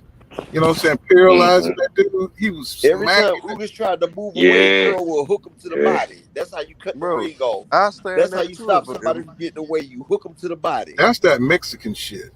No, you know what I'm saying? You cut the ring off. A motherfucker trying to go to that side. You hook him in the body. You keeping him back in place. That's how you cut the ring off. A lot of people like Ryan Garcia, they can't even cut the ring off. Canelo couldn't even cut the ring off versus Bivol. But when he did cut the ring off, Bivol was peppering his ass. I ain't gonna lie to you. Yeah, man, was he? Tearing his ass up. Trying to do B-Ray was good, bro. He was trying to beat my man arms so he could lower that He was guard. trying to do like he did to Callum Smith. Mm-hmm. He thought he found the cheat code. Like, might if I want to beat take their another arms fight up. before you fight Better BL, cause Better BL shooting with a goddamn musket out them goddamn gloves. Nick, See, but you know, Canelo looked at Bivol and thought he was soft, because you know what I'm saying. That's why he picked inexperienced. Cherry pick going wrong. Sir Marcus Brown should have won that versus Better BL. Because as much as that motherfucker was leaking, they supposed to stop that shit, dog. Like that man had lost about a gallon of blood on Marcus Brown. Anybody else, they would have stopped that shit because they couldn't even control the bleed over there, man. Yeah, that shit was looking crazy. Can't lie. And he fought harder. That's when I knew he was on some shit. I said, what is on his mind? This man heart rate now. Like, what the fuck? Fuck Draco. I'm telling you, bro, Better BL got fucking muskets in them goddamn gloves, boy. Yeah, I'm telling you, that right there, man. That's y'all see his training videos? It all makes sense. Just watch one of them training videos. It'll all make sense. I said, won't even ask him. Draco off Rocky 4. Dude is training like he training like a one-man army for real. He's training like he trying to fight two people on the same night. I'm like, what the fuck is he on? But you know what just do? When I seen his skills and his boxing IQ, you know what I'm saying, in his last fight with your boy Joe Smith, man, this dude, he is more than just a bruiser. Oh, you can watch that fight with him and Oleander Usyk. When Oleander Usyk beat him in the championship, right? Mm-hmm. But he dropped Usyk with a body shot, like a clear one. Boom. But Usyk beat him 17-13, though. Now that's one fighter that, you know, I kind of suspected, because he throw punches like a damn super flyweight. But Usyk was ranked 5th. Better BL was ranked number 1 in the world. Yeah, Usyk a tricky motherfucker. He could fight his ass off. They was in the 91 kilogram heavyweight. They was. He got a lot of experience now. You know? I watched him beat up Joe Joyce too. Whoop Joe Joyce's ass. This is in like 2012, 2014, but they was in the 91 kilograms. They was heavyweights. I'll tell you, Joe Jordan got some damn power, man. It don't look like he's slow as hell with it. His shit awkward. Right. It don't look like he hit you hard, but when he hits you, motherfuckers do funny shit. You know what I'm saying? Tell me that shit don't look slow and awkward. That shit look like he ain't got no power. Like a robot. But when he hits you, shit. He like when the fucking Power Rangers formed that Megazord, he fight like that. Big robotic motherfucker. I wish we could have seen Lennox Lewis versus Riddick Bowe, dog. Oh yeah. They robbed us out of that one. Well, Riddick Bowe did. I don't think he wanted to fight Lennox. He ain't want it, man. You know, he had he already ain't want that smoke. With Holyfield. And I guess he didn't want to do it. Holyfield went to war with everybody, dog. Holyfield didn't give a damn. It's time for Crawford to get in that phone booth. Anybody that see anything about Jesus coming to the ring, it's gonna be a long night, bro. It's gonna be a long night. That's it. Melonia 76 says Spence cuts the rings off the best, him and Better Be. And what's going on? What pissed me off? They fucked up that Charlo. They fucked up that Charlo Jamil Hurd fight though, man. Like that Jared Hurd and Charlo fight. Like they kept pushing that shit back. Like they should have just made that shit, dog. Like they fucked the bag up because everybody wanted to see that Jared Hurd versus Charlo. Jared Hurd, man. What weight is he at? Do anybody know? Because he's tripping. God damn, you sure? Yeah, I thought he fought at. Is he? I thought this dude got big. Did y'all see how big he got in one of them pictures? Yeah, I was like, what the fuck is he doing? He kind of in the middle of them damn rankings at 154 now. That's what I'm saying. I'm like, yo, what is he doing? Is he fighting at 60 now? Like, what's up with this dude? Dan say he subbed to you upper echelon. All right, thanks, baby. Thanks. Just check me out. Just check out the videos, and I'm gonna have some. Melonia 76 says time for Crawford to get that phone booth. Call 911. Who's real? I disagree. I think Bud is a bitch and a bully. He only fights when he is prohibited. He's the prohibited. Oh, that's who Israel right there. Yeah, who Israel was good, bro. Greeks with fire says bitter beef be gorilla. Let me put my glasses on. Bitter be gorilla punching motherfuckers. Dudes a beast. Okay, let me get my glasses, man. Let's see. I got Just click on it. I'll read it for you. I'll be the same way, Paul. My glasses. All right. I You read them. I get on this motherfucker without my glasses because I'm blind as fuck. Me too, bro. Shit, me too, bro. Shit. I just got them off now because it's late. Barlonia 70. Oh. Who Israel? I disagree. I think Bud is a bitch and a bully. He only fights when he the prohibited favorite. Shout out to Who Israel in the chat. Shout out, brother. Shout out. Next one. Oh yeah, that's another fight. Charlo about to get back in there this year. Yeah. Hey man, what y'all think about them double mandatories that they slapped on, bro? Him and Tim Zoo about to go slap some leather. Yeah, but did you hear about the mandatory that they issued like 10 days after they issued the first one? Hold on 1 second, bro. Bud sparring 30 pounders, EJ sparring 54 and up. What'd you say, bro? No, I said you ain't hear about the two mandatories they slapped on Mel Charlo? It was Tim Zoo, and I'm mad that I can't remember the other dude's name because I never heard of the other dude. Oh, you talking about the Russian dude? Yeah, they said that one is supposed to override the initial one with Tim Zoo, and they saying that Charlo, maybe he didn't know what he signed, but they saying he signed off on that. So they saying he got an obligation. The dude been waiting for a long time. That Russian dude. Yeah. He been waiting for and they said Charlo signed off already to fight him. So it's like, I'm like, damn. They like, I don't know if he was aware of what he did, but Russian got feet like black fighters. They trained to James Brown, the big playback. Shout out to Barlonia 76 again in the chat. I just want to say this dude named Grease with Fire. God, them sound biblical and shit. Yeah. I agree with the brother Who Israel. God damn, I like that name, Grease with Fire. That's like an angel name or some shit. I ain't gonna lie to you. When I looked at Bill, I ain't know he was Russian. He must have been born in the Gap. Like the hand of God or some shit. And he Muslim. Grease with Fire. I'm talking about Arthur Better B is a Muslim. Yeah. Yeah, that's crazy too. Yeah, I said, wow. He do push-ups. He do wrist push-ups or whatever you call that fucking workout he was doing. I said, yeah, it all makes sense. I know why he's punching like he ain't got no damn sense. I'm about to say I ain't no Muslim myself, but I didn't know Muslims existed in Russia. Like, I thought. Well, you know, you got the Kurds, you got the Kurds, you got Kazakhstan. Muslims all over the world, bro. No, I'm just saying, like, I ain't know Russia was one of those countries where they were actually like allowed to have like religious freedom type. I don't think Russia. Japanese Muslims. I might be wrong. Russia's broke down in a whole bunch of small things like Kazakhstan, all that shit. Yeah, I'm about to say that. Ain't that where he from? He from Russia. Thought it was, but I thought the spot was. What thought he was Kazakhstan. Maybe I'm wrong. And for real, Loma and them, like they fight. Triple G, you talking about that 60 Kazakhstan? No, the other dude. You know, the Ukraine is really damn Russia any damn way. Where Lomachenko and them from, that's originally Russia anyway. Evil Loma. Yeah, they do. The dude that's 60, they call it that Kazakhstan. Yeah, like I mean that's all Triple G and all them motherfuckers is. Damn, nah, I know what you talking about, bossy. Fuck, I can't remember his name. Damn, he just fought not too long ago, and they was saying that Kazakh style shit. I can't remember. It ain't Triple G though. Not him. It's somebody else that called Kazakh style. No, he's still on the come up. He ain't got no belt yet. He ain't got no belt yet. Did he just fight 16-0?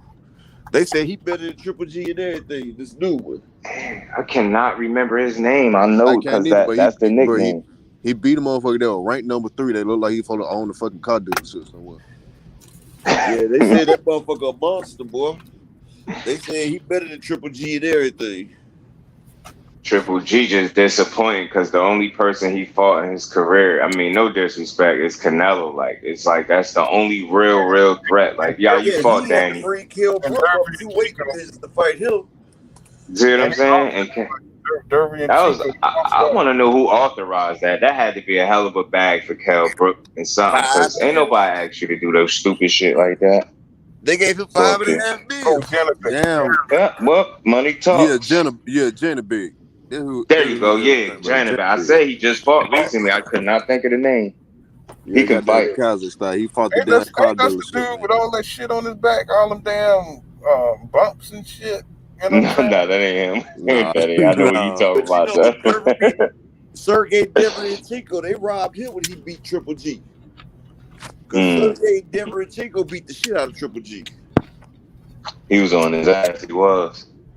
I watched Yeah, that. Jennifer ran your boy up out of there, Demetrius Andrade and shit, you know. I mean, I know they was trying to say that, but I'm putting my money on Andre till I see somebody beat him, because they do a lot of attaching themselves to his name, and then the fight never materialized, and end up he get blamed. Who they talking about? Andre and John. Niggas don't be want to fight Andre, bro. That's what I'm saying. You know something? I don't even think Jamal Charlo can beat Demetrius Andrade.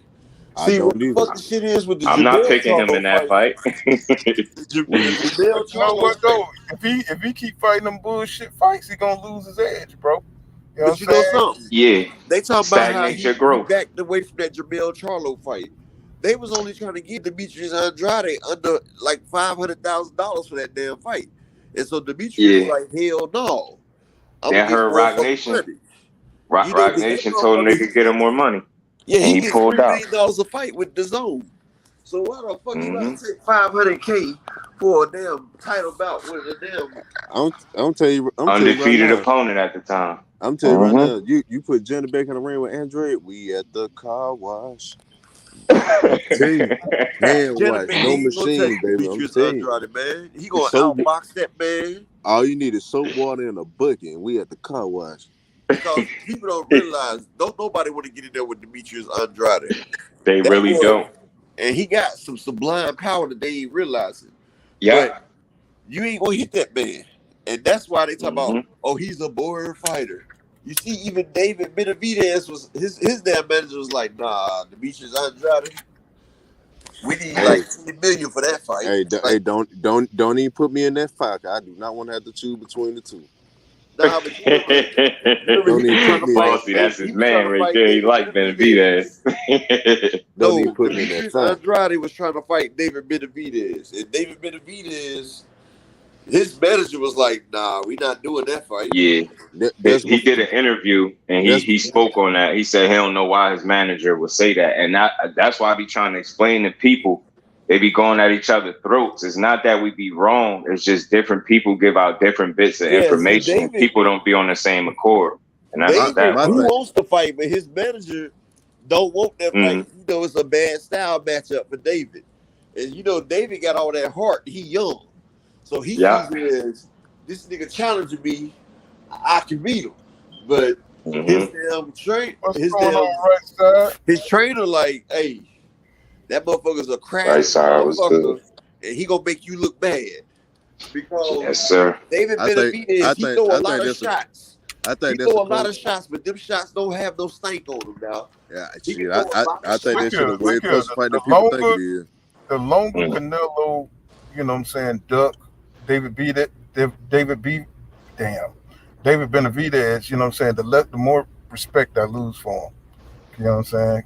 Because that dude deserved that shot. You know what I'm saying, at them belts and stuff. And he's gonna deny him that opportunity. That goes against boxing.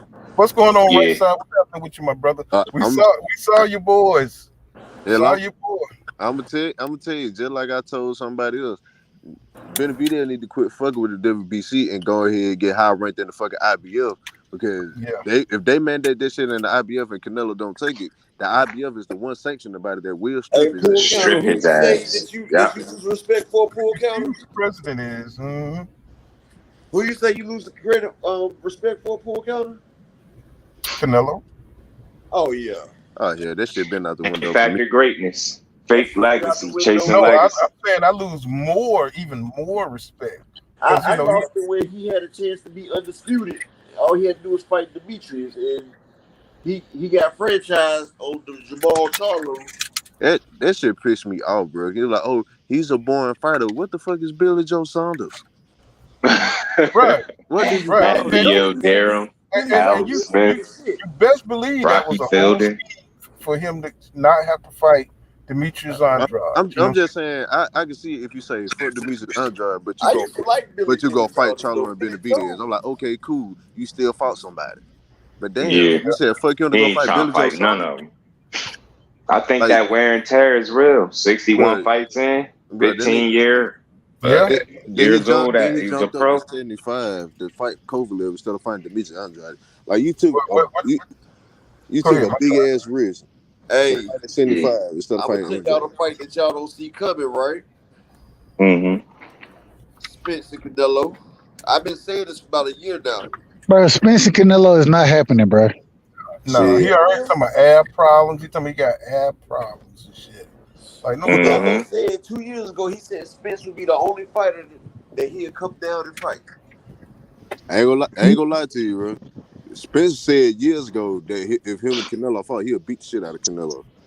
Yeah, he will. That shit came out his own mouth. He said, "Boy, I'll beat the fuck out of Canelo." Shit, Spence He think said that. he told Canelo that to his face too.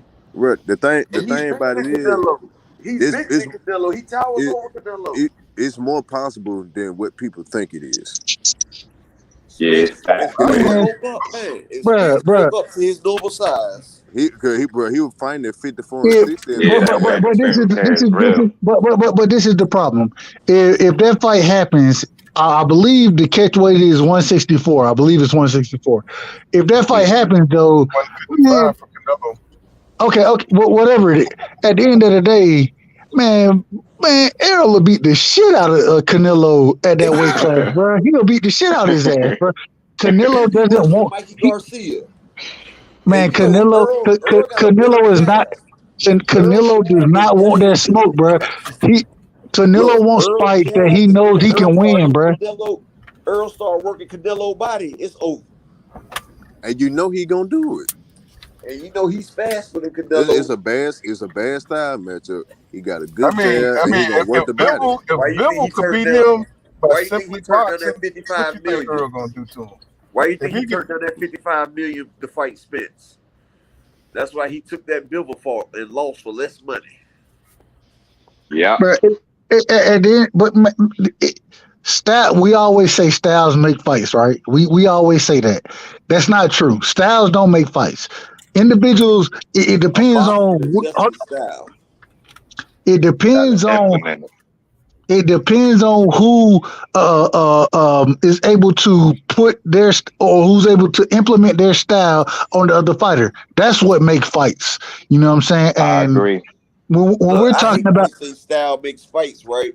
Because if you're a great fighter, you should be able to adjust your style for one, and for two, you should be able to assert your will and your dominance and make your style the correct style. Like when you play spades, you get all the trump cards off the damn table. Well, I think but it's the thing. You can run the hold on real quick. My bad, Pool.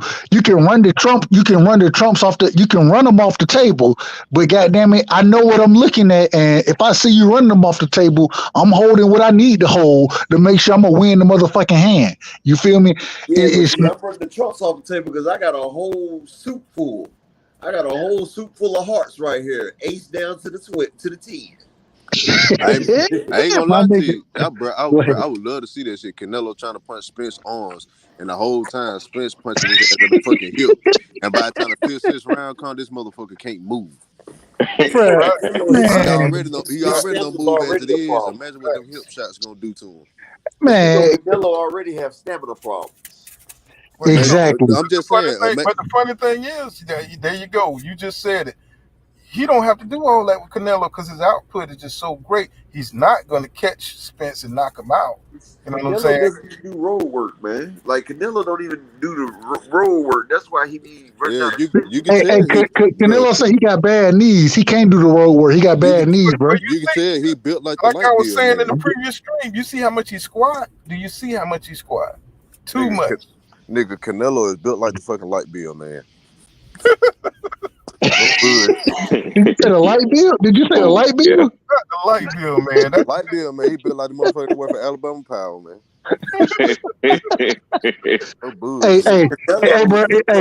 Hey, bro, it's Georgia Power where I'm at, but I understand what you're talking about. It's Georgia Power over here, though. Same thing, though. Go play it by five. It's Duke energy up here, though. Motherfucker built like a goddamn funnel to deliver. Boy, look at let me quit talking shit for you. Been sent the mob after my ass. I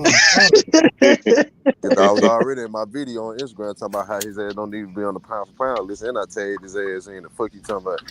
He should be. That's a fact. They took Dab off their little list. You know what I'm saying? The Zone blocked my damn. The Zone had blocked my video and got my shit took off Instagram when I spazzed on Eddie Hearn there. Wow. Oh shit. Don't get me started on ESPN pound for pound list, bro. Don't get me started on that shit. It's one of the worst pound for boxing. It's one of the worst pound for pound lists I've ever seen, and I mean that shit is terrible, bro. It's terrible. Yeah. It's disrespectful. It's just so far from reality. What the reality of boxing is, it's sad that they even allowed the bid to push that type of shit. Bro, and this is the craziest thing about it. I rock with Dev. Dev is my favorite fighter, bro. I rock with Dev Haney more, and I could go into that, but I don't even argue for him.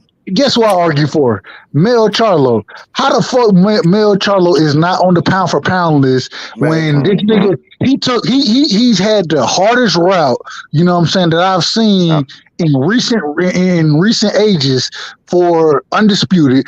Then outside of it, okay, he lost the fight. He went and knocked the nigga out. He lost the fight to the draw he had. He went and knocked the nigga out.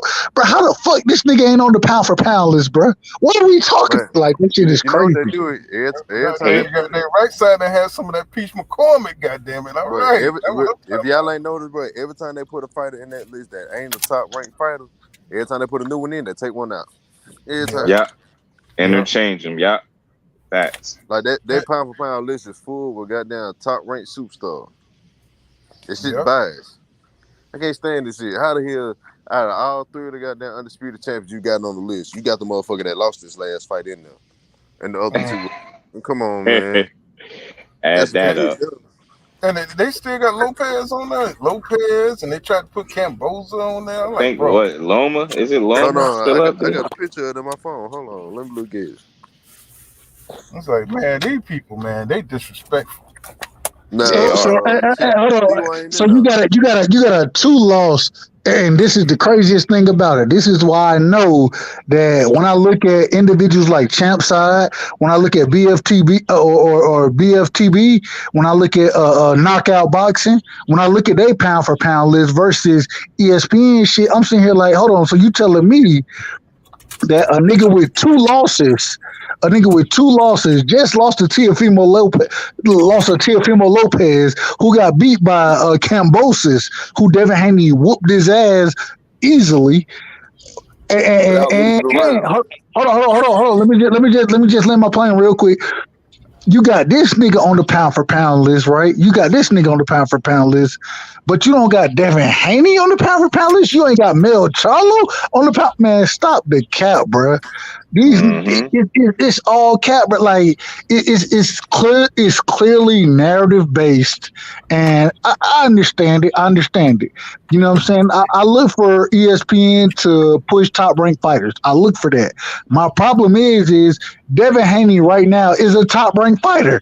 How the fuck you ain't pushing this nigga, bro? What are we talking about, bro? It's clearly biased in these niggas' opinions. He got to fight Loma first. Man, he'll stop.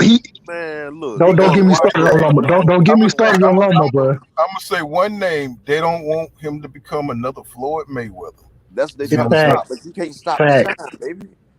Hey, They right do side. not. They're gonna kill him before he spread. You know what I'm saying? Right side. And my bad, guys. I know I get on here. Hey, right side. What's up, bro? What I tell you the other day about Bam Rodriguez? Didn't I tell you he gonna have his full Oh yeah, power up yeah. there? Hold on, though. Hey, and real quick, I was waiting for this fight. I'm coming out with my shit, my pound for pound list. I'm coming out with my pound for pound list, and Bam Rodriguez will be on my pound for pound list after what he did to Sora Rumvasai. Sora Rumvasai is a beast, bro. Like, but what this did I is tell you yesterday though? Before you got cut off, I told you. I said this is his first time at that weight with a full agreed. train. And I told everybody his power was gonna be a lot different because he got the train at that level. I ain't gonna lie to you. My pound for pound list surely skill based. You know, Hold on, all right, hold on. Can I ask? Jesse Rodriguez up there because that man showed angles. He hit and didn't get hit. He sat there And he showed power. a dangerous fighter. But he also showed power. He showed power at 20. He showed power that I didn't see from. I told you he had it though. But I told I'm gonna tell you. You and me both. I said he would beat him boxing, but I didn't think he'd stop him. But look, what I told y'all from the beginning, I told y'all, I was like, man, Rumvasai, in my opinion, he's definitely a Hall of Famer, in my opinion. Yeah. A hell of a fighter. I get that to him. He beat Chocolatito twice. Knocked him out number one. Knocked him out number one. Yeah, knocked his ass out. And he's the only one that did it. He's the only one. I just want to say one last thing, and then I'm gonna let y'all cook. Pull counter. Mm-hmm. Salute to you, brother, because that was a great fight, wasn't it? That was a great fight. Man, it was awesome, bro. And one thing, one thing I got to give you credit for. Me and Knockout, we was talking about it, and you said yourself, and salute to you for saying it. When we was talking about, you was like, God damn, they talking about these niggas like this. I need to go find out what's going on, and that's what you did. And man, salute to you for being a fan of boxing, bro. Salute to you. Oh, I appreciate it, man. But a poor counter. Yeah. Tell that man who said that the power was gonna be different up there. Yeah, you dang sure predicted because I sure didn't believe it. With a dude that sat there and said Rumvasai was gonna stop Bam, I said no, it's gonna be the other way around because that man has got a full count at damn getting strong at 2 weight divisions higher than where he came from, where he had power from. I said he jumped up in a week and fought Carlos Quatros and dropped him one time, and he didn't have a chance to train. He didn't even have a chance to train at that weight. So I knew with a full training camp at that weight, he was gonna be dangerous, dog. But the thing is, for boxing. But and this is the craziest thing. I wish that I could see Bam Rodriguez go on and clean the division out. But salute to the young brother because he said something. And it shows the loyalty and if his brother loses to Estrada, then he gonna stay up. But if his brother loses to Estrada, he's going down. He said he's going down because my brother got to fight Estrada, and then my brother gonna clean up Chocolatito. You feel me? And we got to give Joshua Franco. That nigga can fight too. He can fight. You feel me? Yeah, and so he done been beaten, had 2 draws and stuff. You know. I don't disagree, but when I listen, this is what I'm saying. Go ahead. But his brother fighting Estrada next. Now, if Estrada beats his brother, because Bam gonna come clean that shit up. Look, Joshua Franco is good. I'm not gonna take it away from him. But Bam has a certain thing that his brother ain't got. You know, it's sometimes it ain't the same. Like Jamel and Jamal, they both box good as hell too. But it's just Mel is better than Maul. Huh? I said Mel is better than Maul. In my opinion, it's a fact, and I'm thinking Bam is the youngest, and he's better as well because he got to watch his older brother, and he got to develop his skills a little bit better because his brother was showing him the way, and his brother got a loss in 2 draws and everything. But I'm not taking it against him because they was called a learning curve, but his brother is on a steep curve, and if he fights Estrada and loses, I bet you that Bam going straight to Estrada. Bro, Bam Bam coming in. Switch code type shit. Bam gonna come clean all that shit up. If Joshua and I ain't gonna lie to you, I agree. I understand where you're coming from as far as the laws, the draws. I understand that. Joshua Franco, that nigga can fight, bro. He can fight. He can fight. I like his fighting style. You know what I'm saying? I think, regardless of what I think, I ain't gonna get into that. All I'm saying is I've been watching both of them. I seen when he sat there and fought the same person like 3 times. say it again. He fought who 3 times? Say it again. The person he got the damn draws to, ain't that the same person?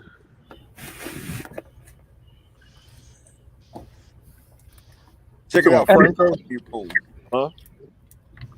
You saying that ask the question completely. Ask it completely again. I said the person that he got the 2 draws and the losses to, ain't one of them the same person? No, you're right. You're right about that. Yeah. You're right. And see, like, he ain't make the right decisions. Say it again. You say what? Damn, my shit might be fucking up, bro. My shit might be fucking up. Hold on. No, upper echelon got that southern draw. You know what I'm saying? Sometimes you can't understand what we be saying down here. Paul, can you hear me? Can y'all hear me? Yeah, we hear you. Got the loudest speaker. Yeah. Damn, my bad. You got that state of the art equipment over there. I'm tuning my shit down. My bad. You got that Panasonic. That damn Rumberside.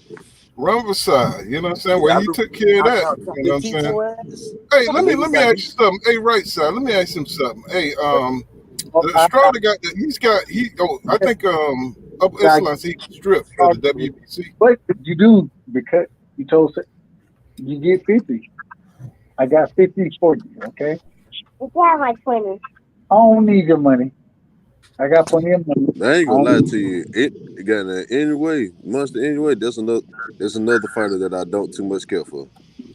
Yeah, it's you know what, and it ain't so much of and it ain't him. It's the hype they put on. Yeah, exactly. He got one belt to get, then he gonna go up to Fulton. And see, when they get these little hype jobs, they try to keep them away from the Fultons. They try to keep them away from talent. That's what they ask. I don't care about them having a pound, but why the fuck is he so high?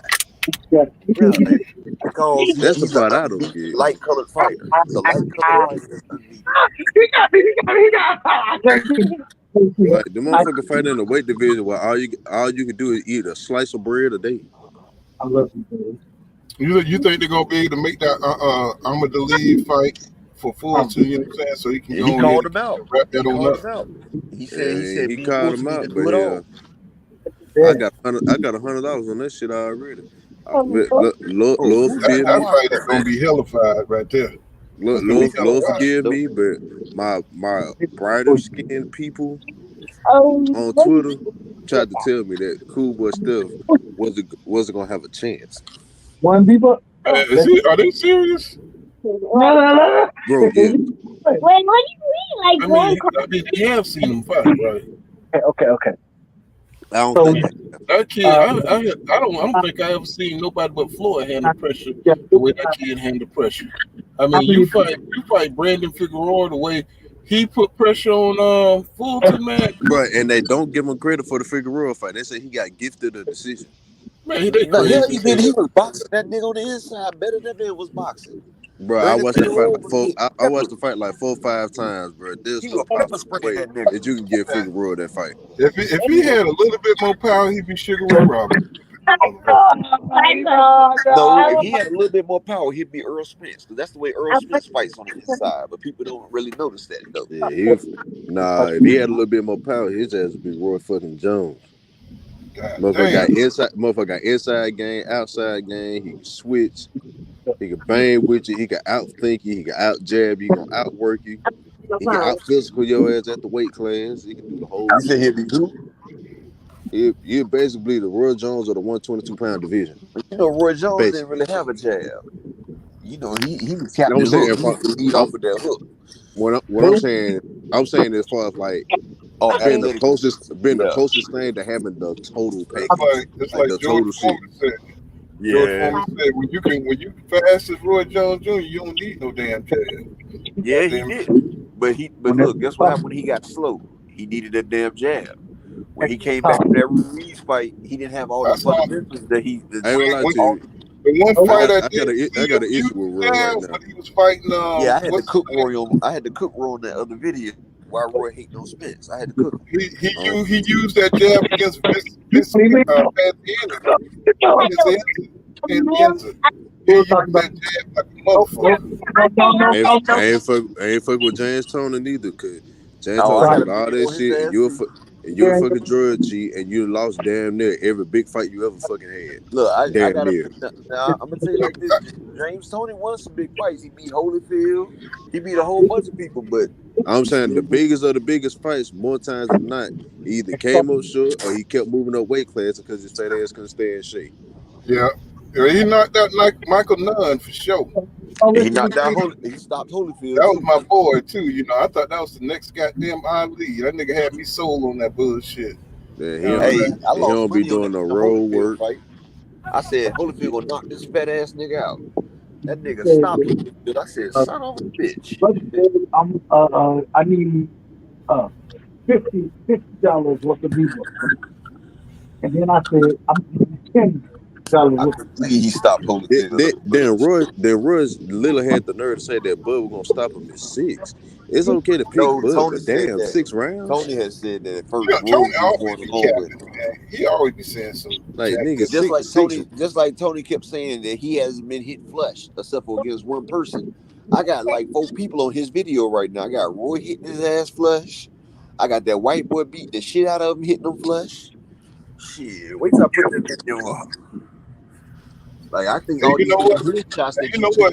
The three, just like on your videos, the 3 dudes who were criticizing EJ all got popped with steroids. Isn't that crazy? Hey, yep, all 3 of them. Roy Jones, James Crawford, and James Tony. All of them are steroid cheats. So them things, Roy Jones popped dirty. Roy Jones popped dirty. They slid that shit under the rug though. But I pulled that shit up. Yeah, you did pop dirty, Roy. Yeah, he was making too much money for him for them to be talking about it. Him and Fernando Vargas got popped with the same he popped right after that Jamaican dude he fought. And the Jamaican dude test positive too. That say both of them was goddamn steroid monsters going at it.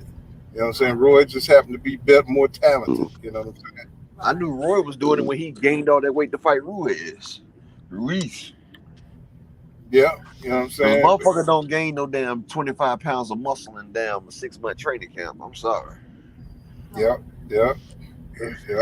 But you know, they let Canelo do it. They let Oscar Valdez. You know what I'm saying? And you see when a motherfucker usually move up and shit, they still have a little flab.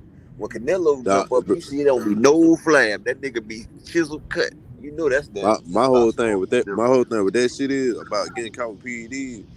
I don't feel like you just popped dirty just that one fight. I just feel like they just randomly got you. That's the one they caught. That's right. There ain't no telling how long you been doing it. I'm telling you, Canelo could come to the damn ring, you know what I'm saying, glowing and shit. Radiation. So, more times than not, you're not gonna get caught doing that shit the first time around. Especially if you're microdosing. You know what I'm saying? And you get to control when you fight. They cycle through that shit a lot too though. Shit, look how they caught Tyson Fury. Tyson Fury got caught. You know what I'm saying? All these dudes get caught. All his opponents, all of them, I'll tell you what, not all of them, but you know what I'm saying. You know what I'm saying? Got caught, you know what I'm saying, taking some kind of substance or whatever. You know what I'm saying? That shit run rampant in the damn heavyweight division. You know? Yeah, because, and that's attempted murder too though, because you damn taking the damn thing to help you kill a man in the ring, really. Yeah, what's going on? What's going on, Rip GG? Oh, I'm sorry, I ain't got my glasses on. How you say that? I miss you, Granny. Rip GG, I miss you, Granny. Man, do anybody want to see this goddamn Triple G fight? I damn sure don't. Versus Canelo, I don't want to see that shit, bro. We already I'm put it like this. I'm put it like this: it ain't gonna be nothing else on that day, so I'm gonna watch it. But I'm damn sure ain't paying for it. You know you gonna watch it. Everybody know they gonna watch that shit. Yeah, I'm gonna watch it, but I'm not paying for that motherfucker though. That shit like World Star. You know what I'm saying? You Add know me the to the shit. stream. Add me to the stream count. Goddamn, I ain't paying for this shit. You know the shit ratchet. You know the shit ratchet, but you can't take your eyes away from it, bro. Well, I got the zone already, but if they try to put a pay-per-view charge on it, I'm not paying them. You, bro, it's Canelo Alvarez. You know they pay-per-view on that motherfucker. You know that motherfucker pay-per-view. Anything with Canelo on that shit pay-per-view, boy. Put some kind of absurd charge on that mug. And I bet you it's gonna be $89 too. It ain't gonna be $75 like oh, that be gonna be about $89, $90. What? God damn, that shit might be $100 pay-per-view, the trilogy. Man, ain't that something? And he been waiting he been holding on to them damn belts this whole time just for this damn fight. For the back half of his goddamn career. And now you ain't even be putting these damn belts on the line. You could have been let them motherfuckers go. Holding up the damn division, you know, just like Keith Thurman, holding up the damn division and shit. Don't want to let go the fame. You know what I'm saying? I'm like, man, something got to give, man. I don't know what the hell your boy gonna do down at 147 because he done been on the sideline too long. Now the young lions are all around. They're gonna have to sacrifice his ass to boots. I'm telling you. It's got to happen. You ain't been sending me on the other channels. Everybody that know that been sending me on YouTube before, they already know. I done said it. They gonna have to sacrifice this nigga to boots. He gonna have to sacrifice himself for it, because that's the only way you gonna get back in the picture. That's the only way. You gonna have to fight one of these young dudes to get some name back in the hat for a title contention and force yourself to be a mandatory. Okay, it ain't no other way you gonna just get in there. It ain't no way you gonna have to fight Boots. Well, one thing about it, he knows what Boot is, and he knows what he represent. He represent the changing of the guard, and you know he knows he ain't built for it right now. You know what I'm saying? He want a cash out fight. I would say he either finna have to fight him, or he gonna have to wait till Errol and Bud fight, and all them belts come vacant, and probably try to fight like a Virgil Ortiz or some shit like that for one of them vacant belts. Say that. I would say that's his best bet.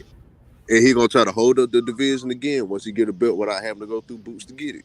Because if you think about it, you know, Virgil Ortiz really ain't what everybody think he is, and I think Keith being an excellent, you know, student of the game, I think he knows that's his best way out. You know what I'm saying? What happened to Virgil? Cause hell, I don't even think he gonna go over there and fuck with Conor Ben neither though. Shit, really? You don't think it's like that, bro? Because Conor Ben ain't fully developed yet.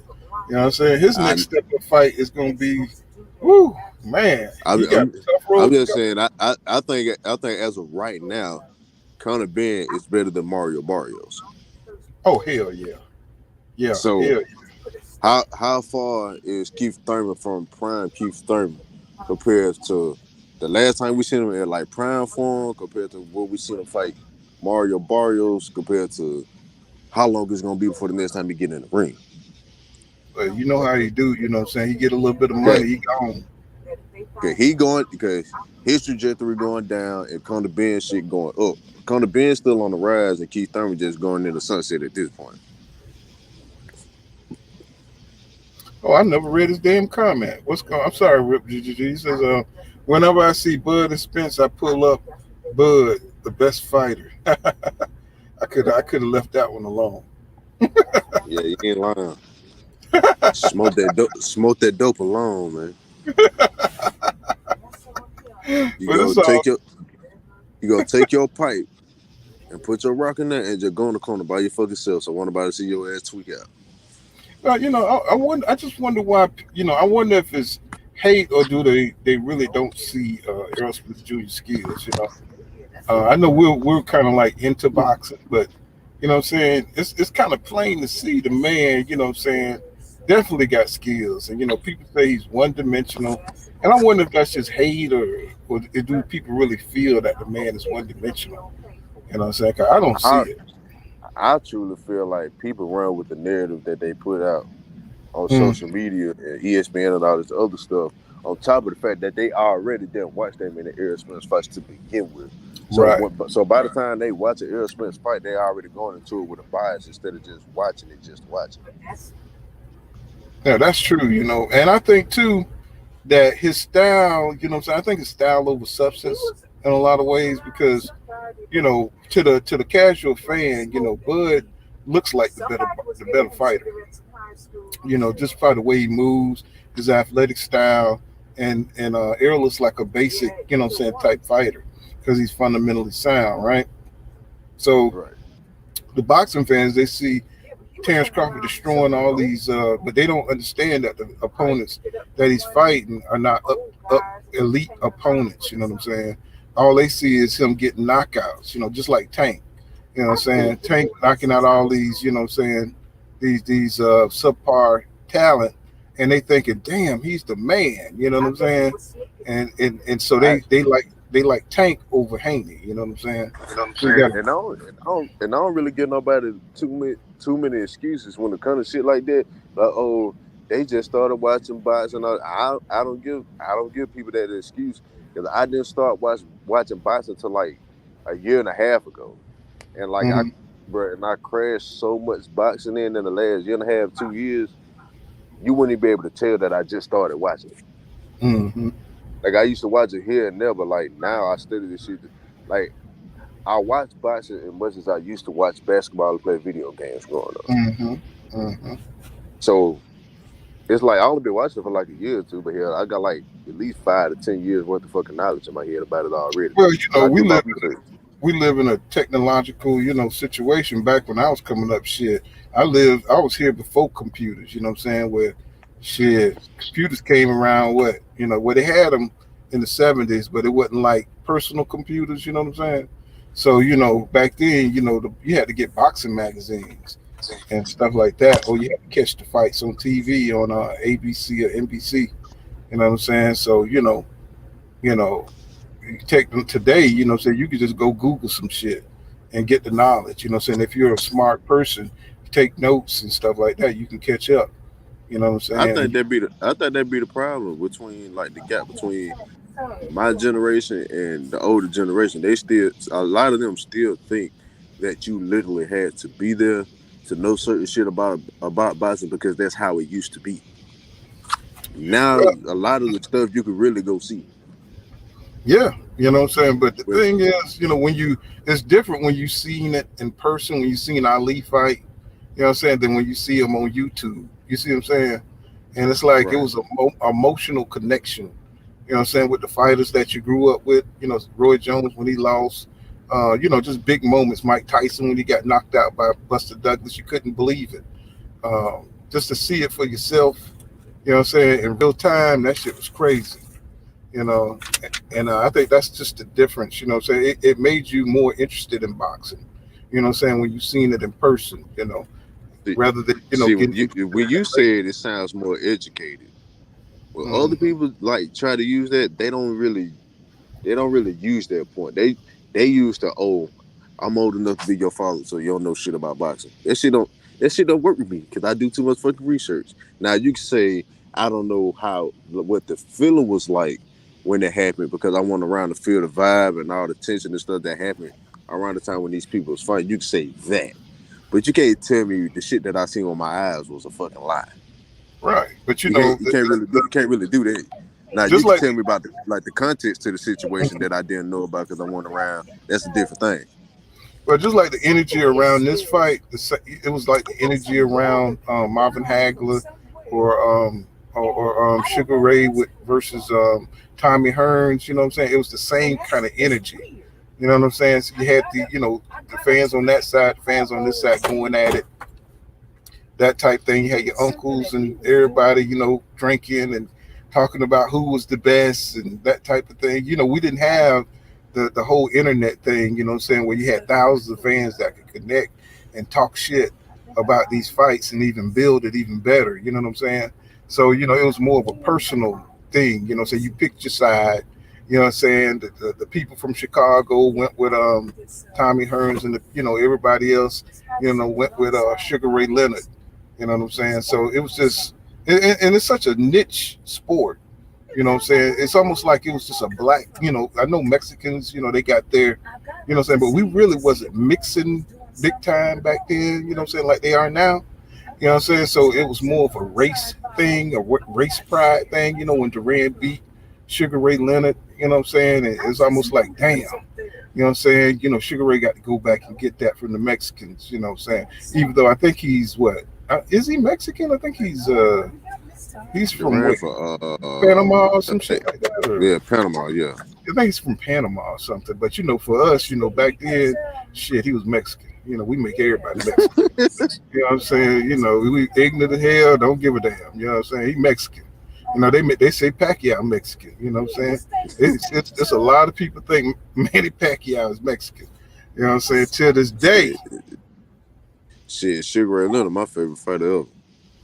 Yeah, man. Out of all the stuff that I watch, he's my favorite fighter I've ever seen in my life. And you notice that, these dudes, they spend so much time, in the gym that their personalities are terrible outside the ring because they spent their entire life becoming the best at something. If you look at all the guys who really sacrifice, themselves to become the best, like Michael Jordan or Kobe Bryant, they were assholes. You know what I'm saying?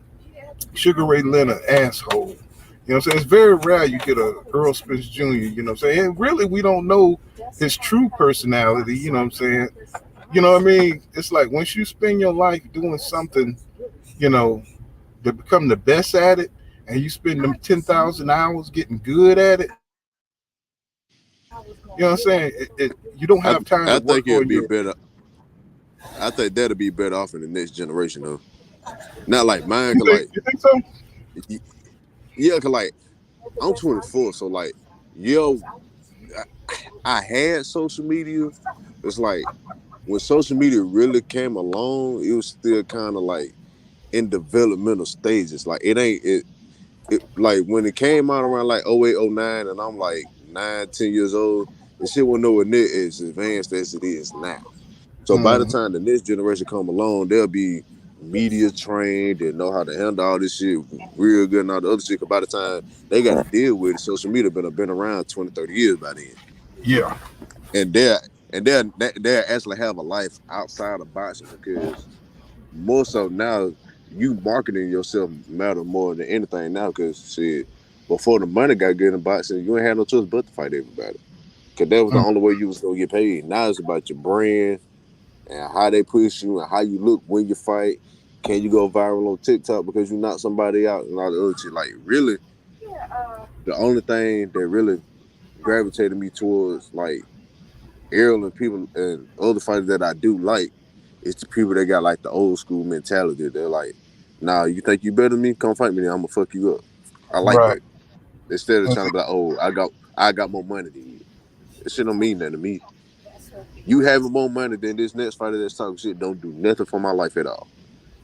Hey, Rip GGG, I thought the same thing for like over 20 years until it came out that Sugar Ray Leonard, he actually offered Aaron Pryor like $700,000 to fight him, and Aaron Pryor thought he was worth more than that, and he ended up turning down the deal, and then he tried to come back later, but the deal was off the table. Sugar Ray Leonard had moved on. Yeah, I thought he had ducked him too for like 20 years or so, but it came out that he offered him $700,000 to fight, and Aaron Pryor was.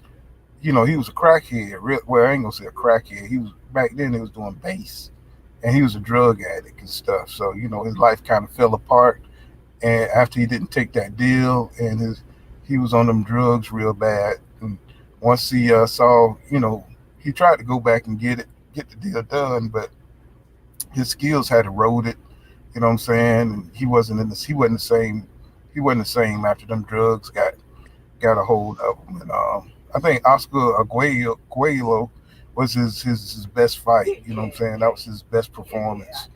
You know what I'm saying? So but yeah, he was bad, man. He was a bad boy. He sparred against Tommy Hearns. They got a clip on there where you can see where he was giving Tommy Hearns that work. You know what I'm saying? So Aaron Pryor was no joke, man. he was definitely a bad boy. You know what I'm saying? He should have took the $700,000. You know what I'm saying, when he had the opportunity, but I guess he wanted to get into the big money. You know, it just wasn't there for him. You know what I'm saying? But yeah, man, I see that the more money these fighters make, the less they're fighting. You know what I'm saying? The bigger the prize, they're fighting less and less and less. You know what I'm saying? Once a year, twice a year. You know what I'm saying? Shit like that, and that's hurting them. That's hurting them. They always got to come back and take a tune up because they're not fighting. You know what I'm saying? As frequently, keeping the skills sharp, and that's hurting boxing. You know what I'm saying? You know, I think Errol Spence Jr. You know what I'm saying? If he, I think he's the one fighter that would fight more often. You know what I'm saying? If it made sense. You know what I'm saying? If he go up to 154 and fight Boots, I think he'll be the one fighter that fights Jerron Boots Ennis. I don't think he's afraid of him. What about you? I don't think he is at all. Let me see. I just feel like you want to get. I feel like if Boots had that last belt that Crawford got, the fight had been made already. Yeah. I just feel like he's chasing after a legacy, knowing that when he go to 54, he'll end up seeing Boots at 54 anyway. Mm-hmm. So why do it now when I can get undisputed right now and I can just fight Boots later? Because Boots young, he ain't going nowhere. And you know, Boots, you know what I'm saying? I believe he next to take over 147, and he's got that 3-fight deal with Showtime. And so, you know, he's gonna fill up them fights with somebody. That's why he's trying to get Keith Thurman. I don't know who would get in the ring with him next. You know what I'm saying? Because Sean Porter, Danny Garcia going up to 154 to fight Jose Benavidez. So you got the old guard. Rashida, he called out for him. You know what I'm saying? He see that shit bad money. He'll beat shit out of damn Rashidi Ellis. You know what I'm saying? Rashidi Ellis been sitting on the damn shelf for so long, bro. You know what I'm saying? He gonna need a couple of tune-up fights to see what he looking like. You know what I'm saying? Right now, you know, he's a good fighter, but I don't know what he's looking like right now. You know what I'm saying? You know, I want to see him fight a couple of tune-ups before he go at Boots. Because if he ain't right, I gotta start paying attention to the other people that's at 47 because, like, outside of like the top 10, I really ain't paid attention to the back end of the division because they don't televise their fights. You know what I'm saying? If you do, you know what I'm saying, some network you never heard of, and they don't really give them no shine. You know what I'm saying? And I think Jaleel Hackett at 47. I think. Shit, and then you got people moving up to 47 like Josh Taylor. And you know, you got people who can't make 140 trying to move up. You know what I'm saying? So, you know, it's gonna be some fresh meat for Boots. You know what I'm saying? If they get in the ring. I don't want to think see Regis Progrert. Oh man. What the hell is Regis? He need to get away from Probellum. You know what I'm saying? Because he's gonna be another damn Demetrius Andrade. He's gonna fall through the cracks. You know what I'm saying? And he should be a top name right now. Shit, I never knew that Errol Spence had beat Regis Progrert in the amateurs twice. Oh, he did. I didn't even beat him in the amateurs twice. Yeah, he did say that. Man, I be forgetting so much what these dang fighters they tell you right out their mouth, you know. And beat Custio Clayton in the amateurs. Everybody else pretty much nobody. His amateur career wasn't that long. Yeah. But he had 100 or so amateur fights, covered national championships, shit like that, went to the Olympics, went pro. But I'm gonna tell you who ain't gonna keep their belt too long at 140, and that's Montana Love. You know what I'm saying? Well, he got a belt. He got a regular. I think he got an IBF regular or some shit like that. Man, he disappointed me so bad. Bro, I check this out. I just did a video on. I did a video on him the same day, like the fight that he fought for the IBF regular. I mean, he looked so damn terrible, man. I was like, look at this bullshit. As soon as I do a video on this fool, you know, he go out there and embarrass me like that. You know what I'm saying? As soon as I get on the internet talking great about this motherfucker, like I'm thinking, like, bro, good. Like he got a chance to beat somebody. Then he go out there and lay a fucking egg. He looked Hey, terrible, didn't he? that's why I said I'm just gonna start biting my tongue before I just start speaking up on people now. I mean, it looked like he couldn't take no pressure. I'm like, what's going on? I was Yeah, like, his what is chin happening? seems suspect to me. Oh God, man, I'm he like, bro, panicking and what? shit, man. I'm like, bruh. Oh my God, man. I'm It's asking like, like, what the hell happened between the last fight and this one? right. Like it's almost like he was a different fighter or something, man. I don't know. Maybe because he used to spar with Lubin, and I don't know. I guess Lubin got his ass towed up. I guess he was like, shit. You know what I'm saying? This could happen to Lubin. Shit, this could happen to me. You know what I'm saying? Shit, I guess. Man, you sound like somebody that got down. Their parent came to the damn school and he a fight. Well, if he could be a fighter, it could happen to me too. Hell no. Look, he couldn't dodge an uppercut to save his life, bro. And I thought he was smooth like that. You know what I'm saying? I don't know, man. They need to stop Man, trying. he would get haircuts and shit in the locker room and shit. I was like, Yeah, trying. he player. Like, he real player. And he looked good at one fight. That I was like, shit, he missed weight a little bit. But he Man, still dominated. Then the next fight, it's like, bro, what the hell? man, goddamn. He said Boots. Rip GG says Boots got to see Antoine Russell before I give him any praise. I hope Antoine don't do. His family got this curse where they don't fight much, even though they can fight their ass off. But they got this curse where they don't really promote themselves like that. And Rip to Batman, you know what I'm saying? Batman used to come on these channels, that's their brother. And he used to kind of keep us, abreast of what's going on with the Russells. But he would come on anybody panel, you know what I'm saying, and talk boxing. But you know what I'm saying, I hope he get in the ring. He don't be like his older brother, you know what I'm saying, and fight, once a year. And, you know what I'm saying? And then when he do get a big fight, I was disappointed when Gary lost to Lomachenko. I think that was his flagship fight. That was his signature fight to win. That was his chance right there. Right. And if he would have beat Lomachenko, and I think he could have beat Lomachenko if he didn't. I mean, I really do think he had the flu, because I really think highly of Gary Russell, but they just have something. I don't know. It's just something they get in their own way. You know what I'm saying? Because he should be a big. Gary Russell, he had a bad weight cut against Lomachenko. Because he said something about the scale or some shit was wrong. Or they kept saying the fight should have been a draw because he knocked Lomachenko down, but they didn't count it. And they called it. It was a clear knockdown, though. See that, but that's what they do. That's what they do for them. You know what I'm saying? I don't want to get into all that, but Lomachenko, they're race losses off his damn record. You know what I'm saying? I know. On national television. But don't say nothing about it. You ain't never heard nobody criticize ESPN for that or criticize, like, that's the problem I got, because nobody want to call the shit out. And then when you bring the shit up, they just act like they ain't listening. They act like you got a problem or something. Y'all gonna learn one day that black people live in the matrix, you know what I'm saying, until they just come out and just tell you. You know what I'm saying? When they get ready, when things get too crucial, they just let you know straight up. You know what I'm saying? This is how it is, and it ain't nothing you can do about it. And guess what? You still gonna watch it. You know what I'm saying? And that's what I'm noticing. Now, one thing about me, they better learn about floss and boxing real fucking fast. That shit get too bad, I quit watching your shit. I promise you.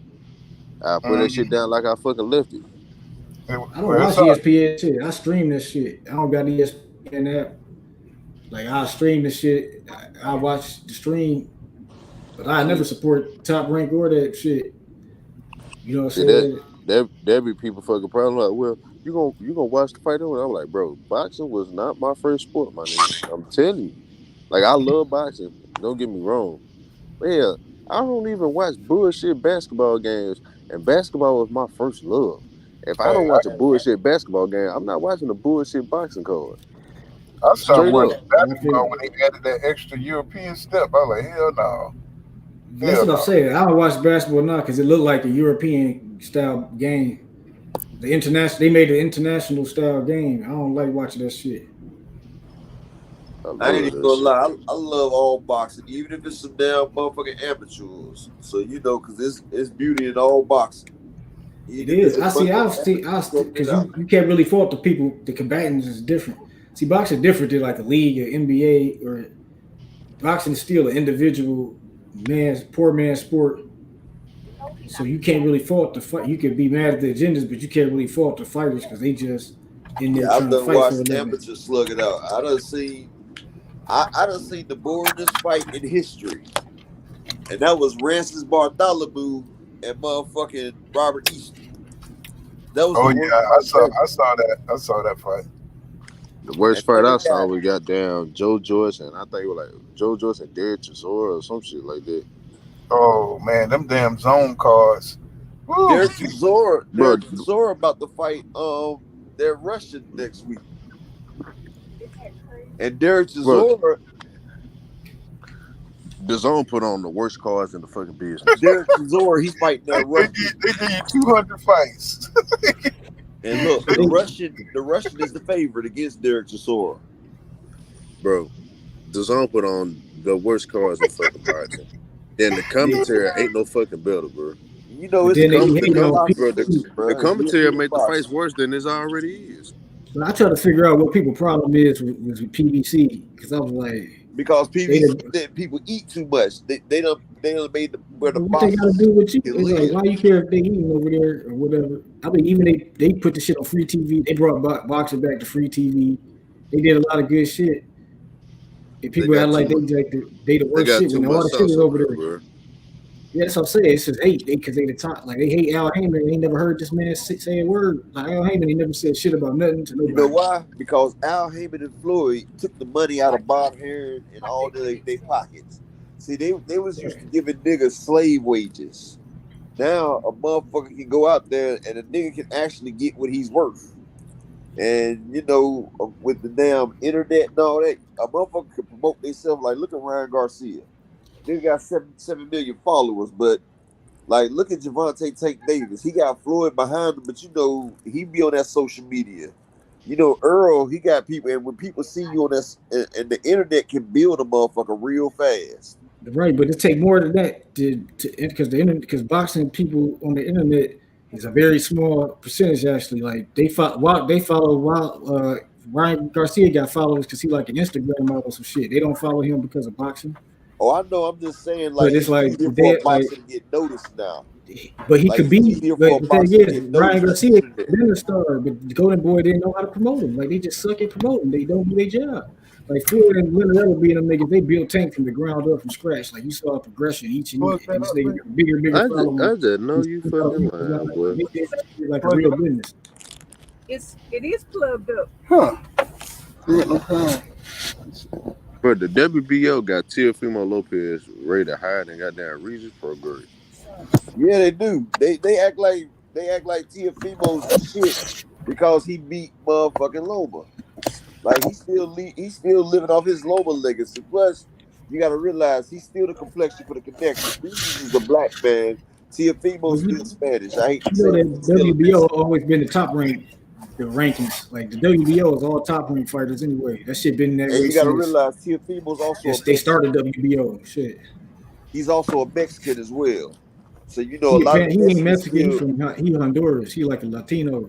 Well, all the Mexicans still rock with him. I don't know. The Mexicans rock with Mexican. The Puerto Ricans hate the Mexicans in boxing, but I don't know if they do that anymore because there ain't really been no rivalry to where they could have. Like it was when Oscar was fighting Trinidad look at and the shit. Mexican channels, they all talk about Teofimo. So who y'all think they gonna have fight for the? He probably because he a lighter Latino. That's why. You say what? Who y'all think gonna fight for the vacant WBA belt? In which division? 140. They making. I thought Tank was the WBA champion. Fight for it. Not at 40. He dropped that. He had the regular belt. The regular belt is the WBA belt. The super belt is when you multiply the division. Josh Taylor dropped his super belt. They got stripped. Josh Taylor super belt. Yeah, so it ain't no super he champion. got stripped of the WBA, right? Yeah, he got stripped of the WBA super because he didn't do that mandatory fight. So it's only one It's just Tank, the WBA champion. If they elevate him to super, we'll see. I don't know what Tank they make. Is the WBA in 135, not 140. And 140. He beat Barrios for the WBA belt. It's two WBA belts. Tank dropped it. Tank dropped Yeah, it. yeah, he dropped that. I didn't know he dropped it. Yeah, he had dropped it. I think it wasn't Ruru that got it. Was it Antoine Russell that picked it up or something? One of them picked that shit up. Nah, Antoine Russell ain't got it. Then why the fuck do they still say that George Kambosos got the WBA title and he don't? What they say that? On boxing scene? He ain't got a damn thing. It must be a fucking typo. Cause they got Devin Haney on on the other three. Well, Tank got the WBA regular at 135. Yeah, he got the regular. He did Devin the super. So I don't know how they can have Kambosos with anything because that's the only two WBA belts you could get. They Gary Antoine Russell ain't even rated by the goddamn WBC at all. Ain't that crazy? Oh yeah, he is. Yeah, he is. He number 7. Cause he with the PBC. He on number 11 in the damn you gotta beat like WBA. somebody in the rankings. Like Virgil Ortiz only ranked like 11 in the IBF. Who? He ranked Virgil Ortiz, but he ranked like number 1 or number 2 in the WBC. So it all depends on the rank sanction body. I think Boots is just the sanction body is just easier for him to work with, so he just moved up to that sanction body. He can't get fights to get ranked in the WBC. Each sanctioned about it. I thought he was in the top 4 each one. Who? Virgil Ortiz. No, he ranked like number 11 in IBF. Shit, I would say the WBC and the WBA got Gary Antoine in their rankings, but here the IBF and the WBO don't. Right, because he ain't fought nobody in their rankings. It's like that's how the shit be. It'd be like you gotta either pay them niggas to get it. I don't know how business works, but somebody gotta pay them niggas. You get a belt, then you got their rankings. Yeah, you see how people get ranked out of nowhere. You know what I'm saying? And all of a sudden they fighting for getting a shot to get beat up. Shit, they got a list of that Virgil Ortiz number 1 in every section about it except for the damn IBF. What rank is he in the IBF? Shit, 11. He like number 11 or something. Yeah, he 11. Yeah,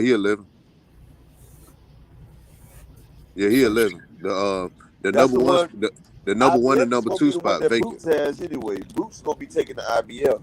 Yeah, Boots number 3. And they ain't got. Stadionis is taking the WBA. They ain't got nobody rated number 1 or number 2 in the IBF at all. I know you know what? They keep vacant spots in the damn IBF, don't they? So they Boots is good business with the IBF. Like the IBF like Boots. And you know they got a black president at the IBF. Yeah, I'm about to say he ain't ranked no lower than 3 in any sanction about it. You know, Daryl Charles is real good with Boots, though. And you know, Daryl Charles, he used to keep shit fair at the IBF. Oh, my Lord. That Keith Thurman is goddamn number 3 and all in every sanction about it except for the WBC. But you know something? Lord, I don't know who support Keith, but that motherfucker still. You know, but the way he talks, he gets on my nerves, bro. You know, he always sells. You know, with the damn sanctioning bodies, the sanctioning bodies want somebody that can sell. You feel what I'm saying? Like, it's about selling that product, and they know. Keith Thurman gets on my nerves, bro. Keith went Thurman at one time, one time. If you see my video, I got it. He talk about they say Spence and Ugas, good fight. Ugas and Thurman, better fight. Thurman and Crawford, Spence and Crawford, better fight. Thurman and Spence, great fight. Spence and Crawford, best fight. Like, niggas. That's why you get the fights, because you need to take the man, stop hating on Keith Thurman's swag, man. That's his swag. Man, I wish I had an apple cutter for every time he damn talk with his damn tongue. I just get the pill in that motherfucker. And you ever see the nigga talking circles, man? You know what I'm saying? What was all this damn shit 5 years ago when motherfuckers was trying to fight you? Right. He tried to play the game and lost. He tried to get that Pacquiao fight. Like if he would have him losing the Pacquiao fucked up his whole plans. But If we got that lost. Pacquiao fight, we would never still. We still would Like have if he got. would have won, then him and Spence would have been a big pay-per-view fight. Keith Thurman would have been retired. It would have been Thurman and Spence instead of Thurman and instead of Spence. It would have been the winning fight. Bro, when it comes to promotion, Keith Thurman is the zero sugar version of Muhammad Ali. Because Spence and Crawford would have fought next, and they would have made Spence and Thurman for the undisputed. Spence and Thurman would have been from undisputed. They would have been huge. That's what they was trying to get. But Thurman fucked up and got his ass whooped by Pacquiao. Wow. But I'm glad it's this way right here because that Spence and Thurman fight wouldn't have been that great. I mean, that shit would have been a fucking car wreck. Earl no pun intended. Crushed that man's body. It would have been body to body on that nigga. And one thing about Keith is smart enough to see that. He saw that. You know what I'm saying? He knew what time it was. He seen that footwork of Spence. He seen that he wasn't gonna be able to outrun Spence. Because see, he like when he fought Danny Garcia and Sean Porter, he could have outported Sean Porter and Danny Garcia, especially Garcia, and he said he could have ran. He wins 6-7 rounds real quick. Then he can sit there and cruise to the end of the fight. Because if you notice at the end of the fight, you got Keith Thurman just sliding around the ring because he know he got it. That's because Danny hurt him. And he said, First he was whooping Danny ass a little bit. Then Danny hurt him, and then he went on his bike the rest of the fight. That's what he do. As soon as he get hurt, he go on his bike. Like even against Leonard Bundu, he was whooping Bundu ass. The Bundu hurt him, but then he went on his bike the rest of the fight. What the hell happened to Danny Garcia power? You know what they're saying? Because Keith kept saying. You know how they saying it was like this mythical power. You know what I'm saying? He got power, but he no, but hear me out. He was saying like if he hit you on the arm, your arm's supposed to fall off. Yeah, he fucked Keith Thurman elbow up. He fucked Keith Thurman elbow was fucked up. But that's why he ain't got to say right here. He hits you with that counter, that no look counter, and see he caught Amir Khan with it. But lately, I mean, Danny Garcia went against Errol Spence. Better boxer is the better competition. Like you go to 147, it's way more competition. Like you got guys who ain't never been knocked out. Even Robert Durrell, he ain't never been knocked out. Yeah, but you got to realize he was in there with Spence. Spence made him look average. You feel what I'm saying? That was Spence he was in there with. And I mean, he didn't knock out Porter. He didn't knock out Porter. Didn't knock out, Porter was a raging dog going for a belt. And Porter always wanted that all the fights was close though, except for Spence. You know what I'm saying? Well, what I'm saying is like his power didn't show up. You know what I'm saying? Because he couldn't land the shots on them. They was the better boxers. I feel like that power ain't really translate as well as people thought it was gonna translate. When he just couldn't catch him. You still gotta catch a motherfucker. You gotta catch a motherfucker. See, he can't set his shots up. See, if you box him, then he ain't got no time to hit you with that shit. See, you got to make a mistake for him to pop you with that shit. And if you already know this man's only thing, I'm going to box you to your right side. I'm going to box you with an angle to your right side. So I'm taking your left hook out of play. I'm smothering that left hook so you can't fire it off with precision. You feel what I'm saying? I'm going to my right, boxing that shit out the way. And I'll be catching you from that angle. So for you to hit me with that damn counter left, you're going to have to spin your body around, and that's going to take the torque off of it. It's going to leave you in a fucked up situation.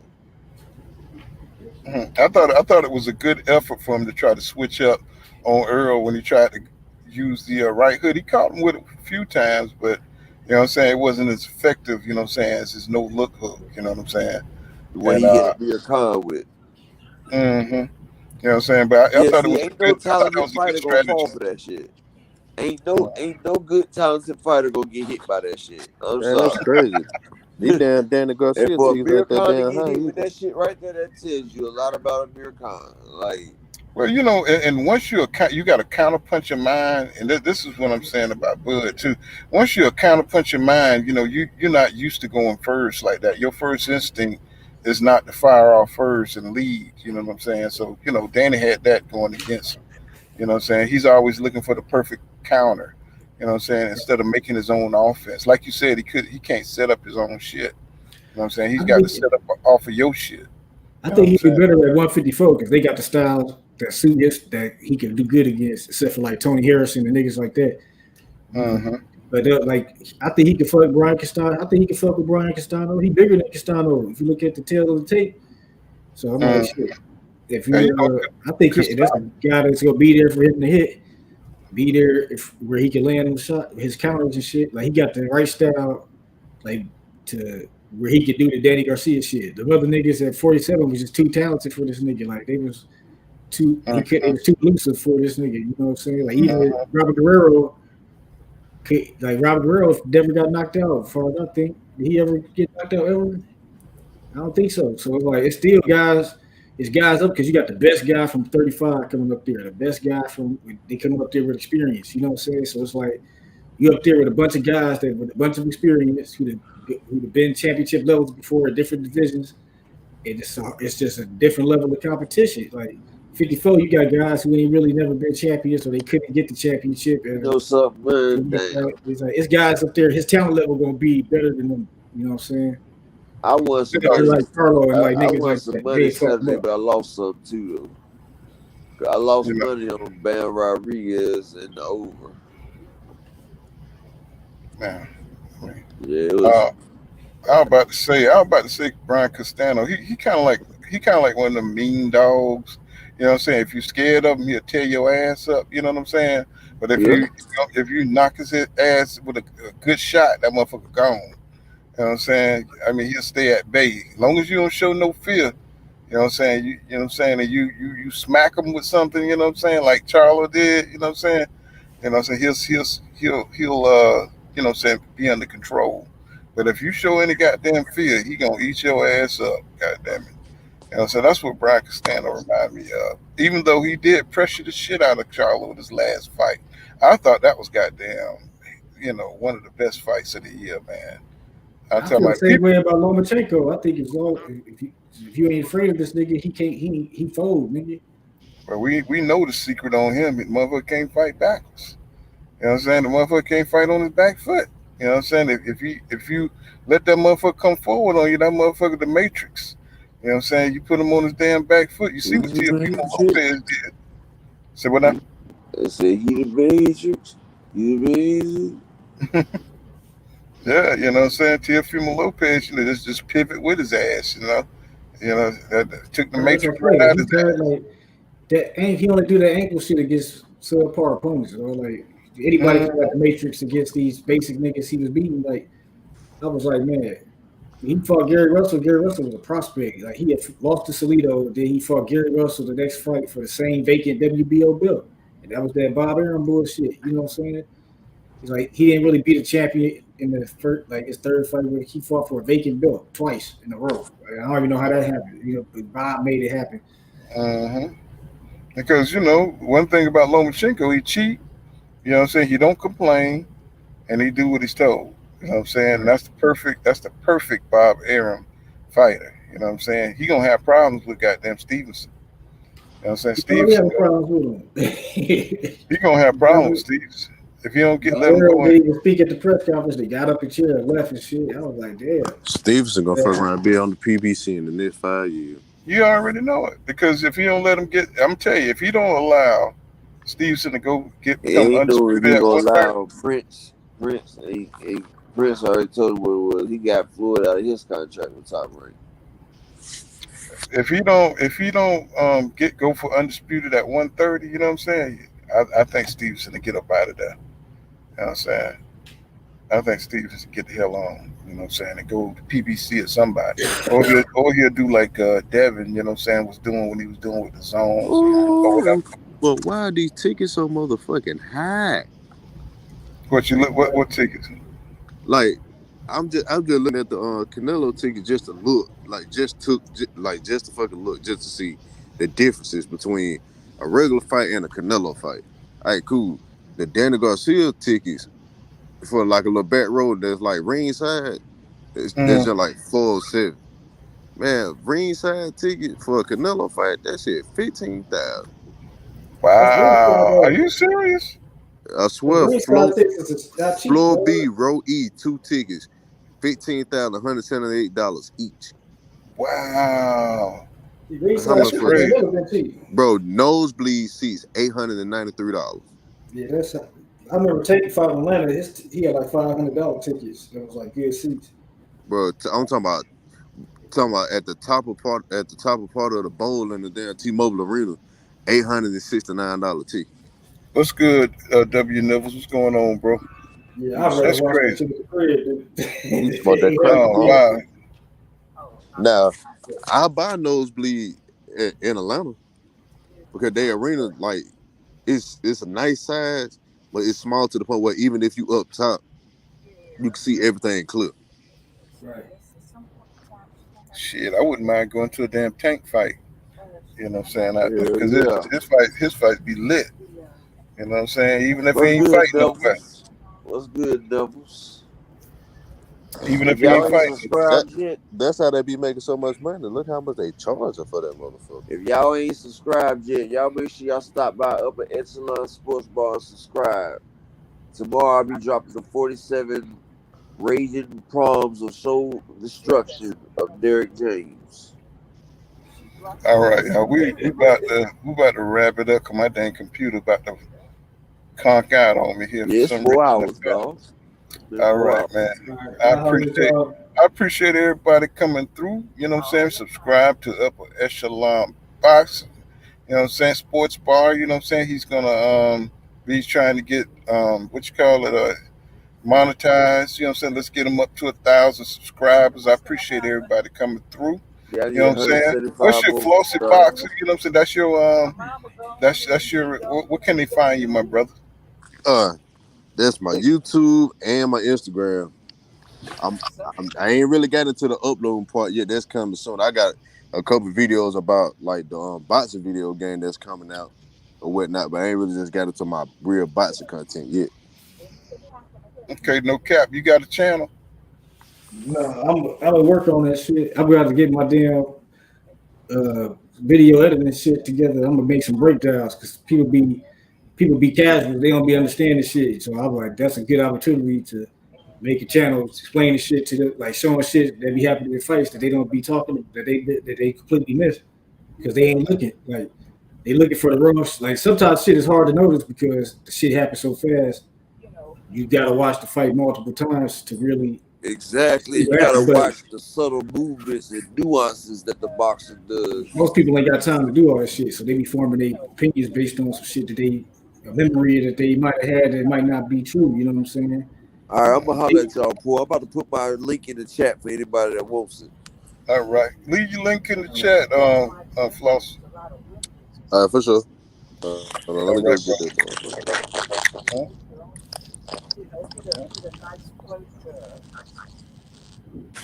Maybe someplace that don't have other things around.